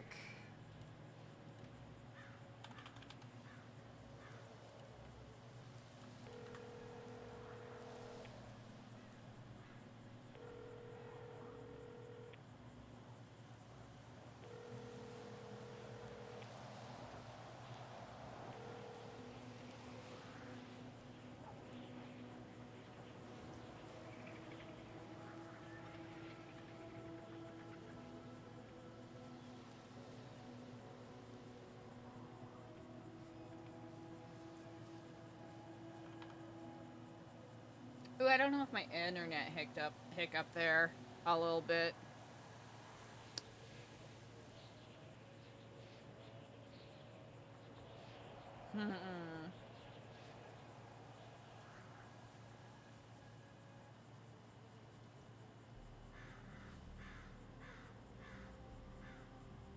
Speaker?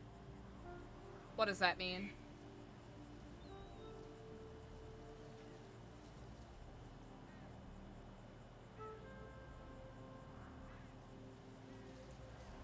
I'm thinking...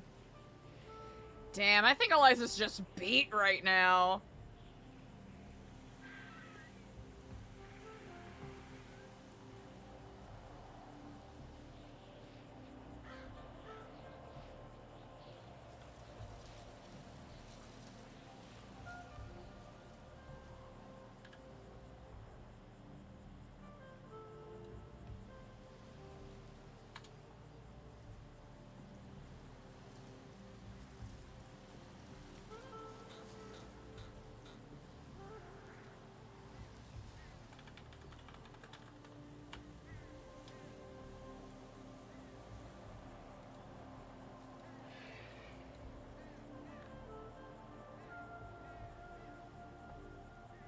Oh yeah, that was mechanic. Chat. Oh, Mikey! I'll give Mikey a call.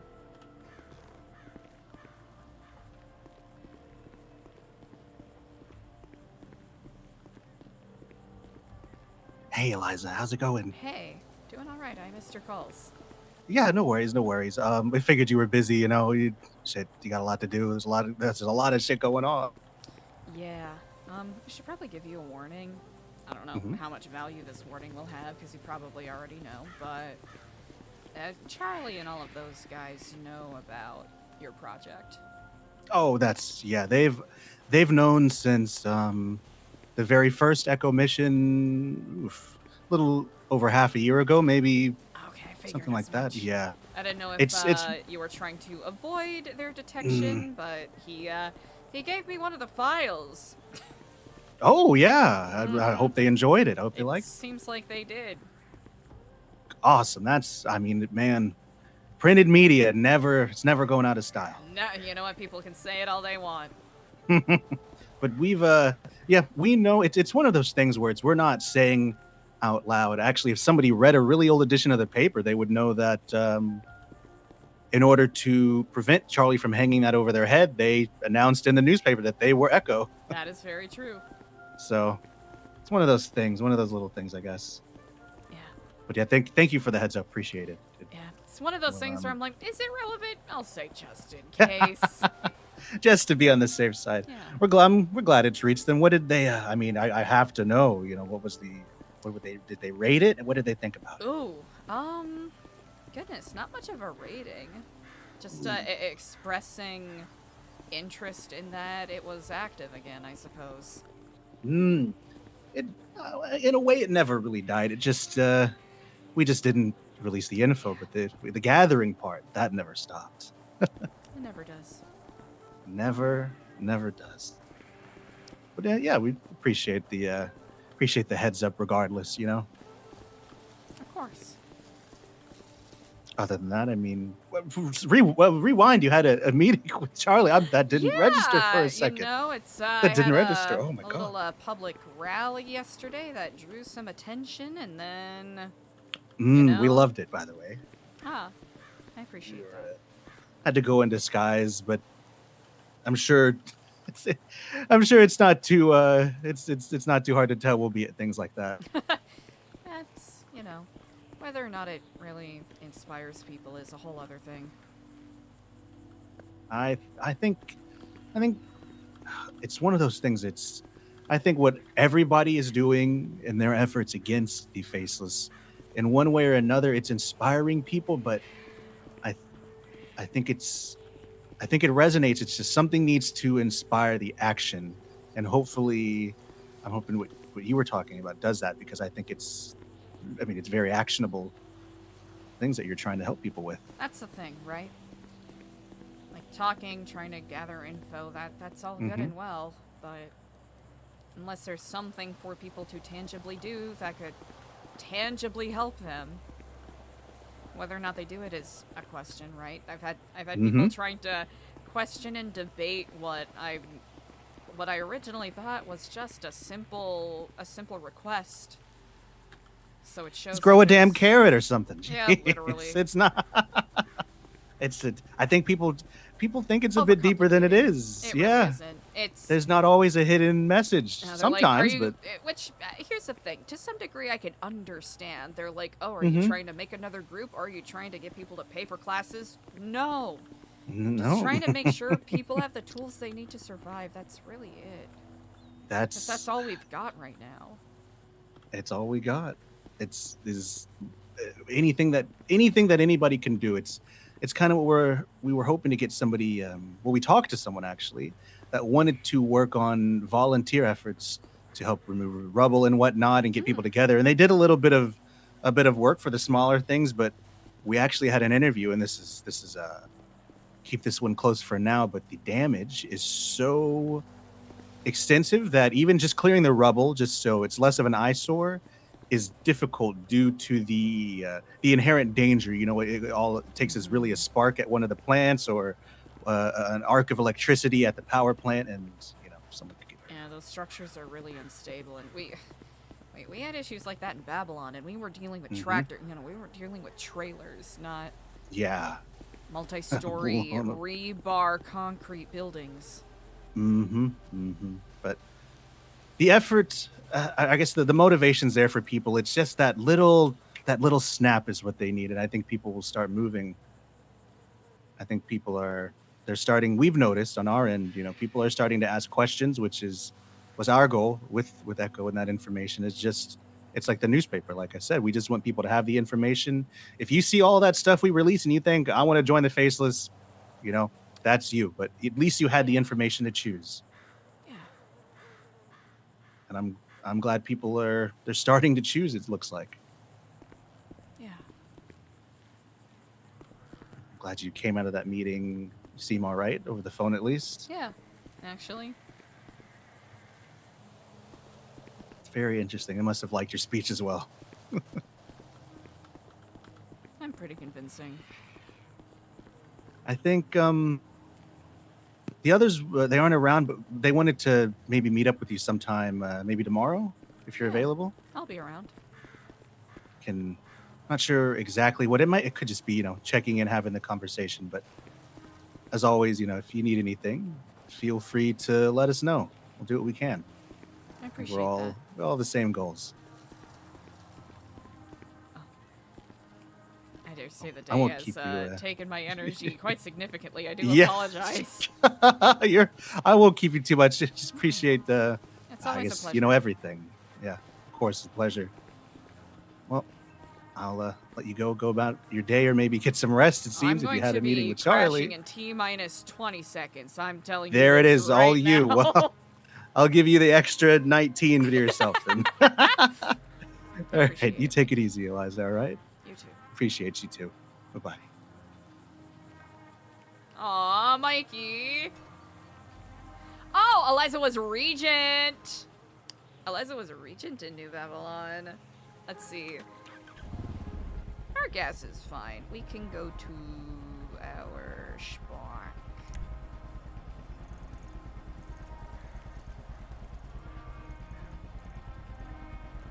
Where are we going? What are we doing? I think we're actually... You know what? Over here wasn't too shabby. We could go to Daniel's spot, but that's a little too close to the Garden of Eden, so we're gonna give it a little bit of breathing room. Oh, not what I wanted.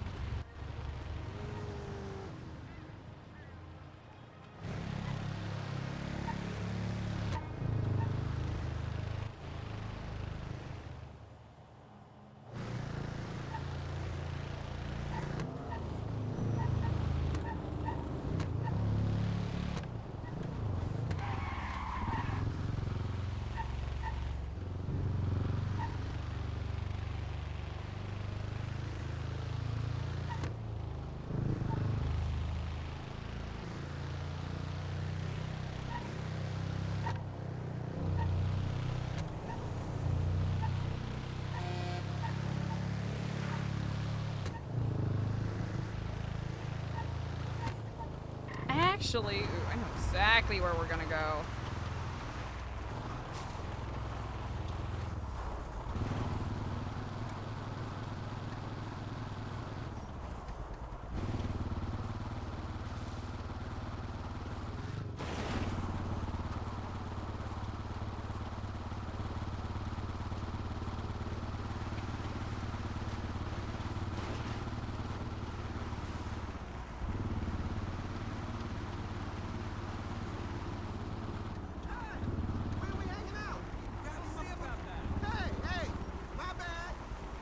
Looking forward to seeing you on the trail next week.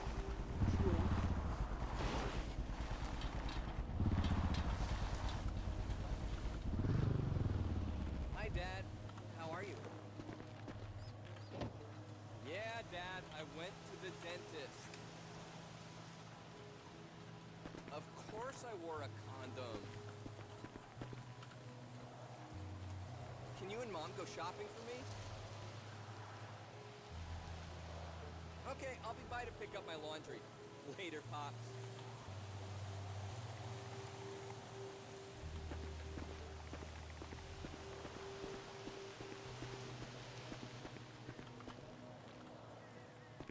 totally agree.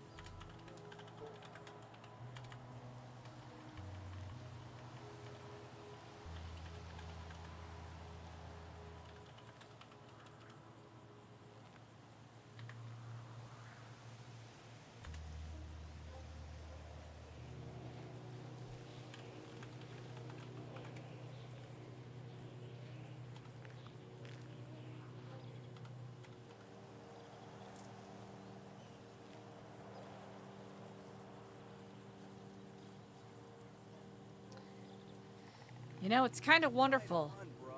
Can't see a thing up here.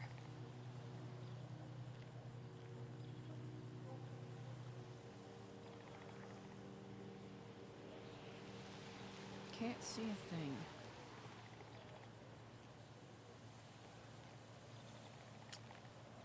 Feels like everything will be fine. I hope it'll be fine.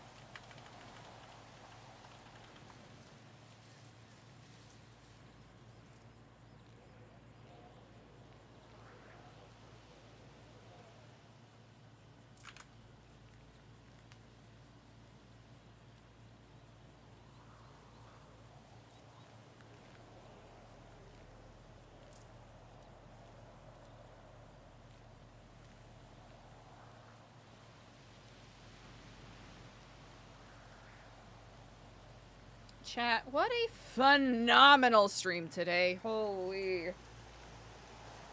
That was nuts. I am beat right now. I know that there's a lot that I could probably do to, like, denouement.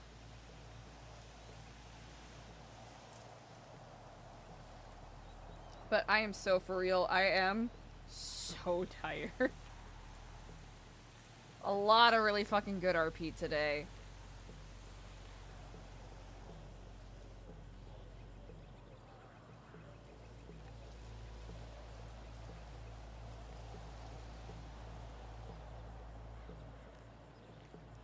So many phenomenal scenes. Another day where we're just spoiled.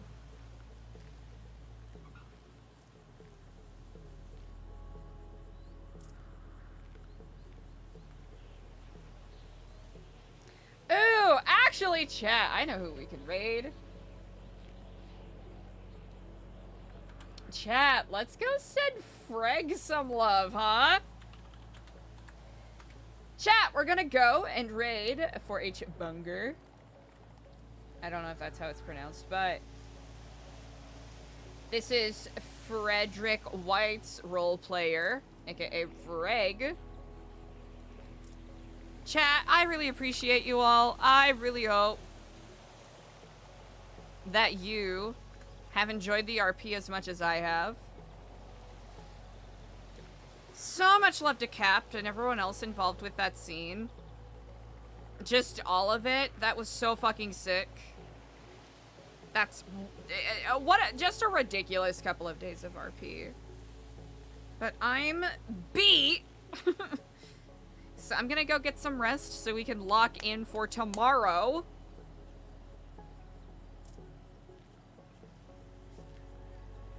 please go send 4H a bunch of good vibes and follows.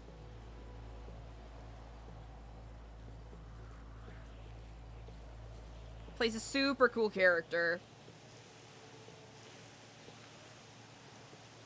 With that said, chat, I appreciate you all so much. Thank you for the primes, the subs, the follows, the gifties. Y'all have really gone above and beyond. I really appreciate the support. But I'm tired.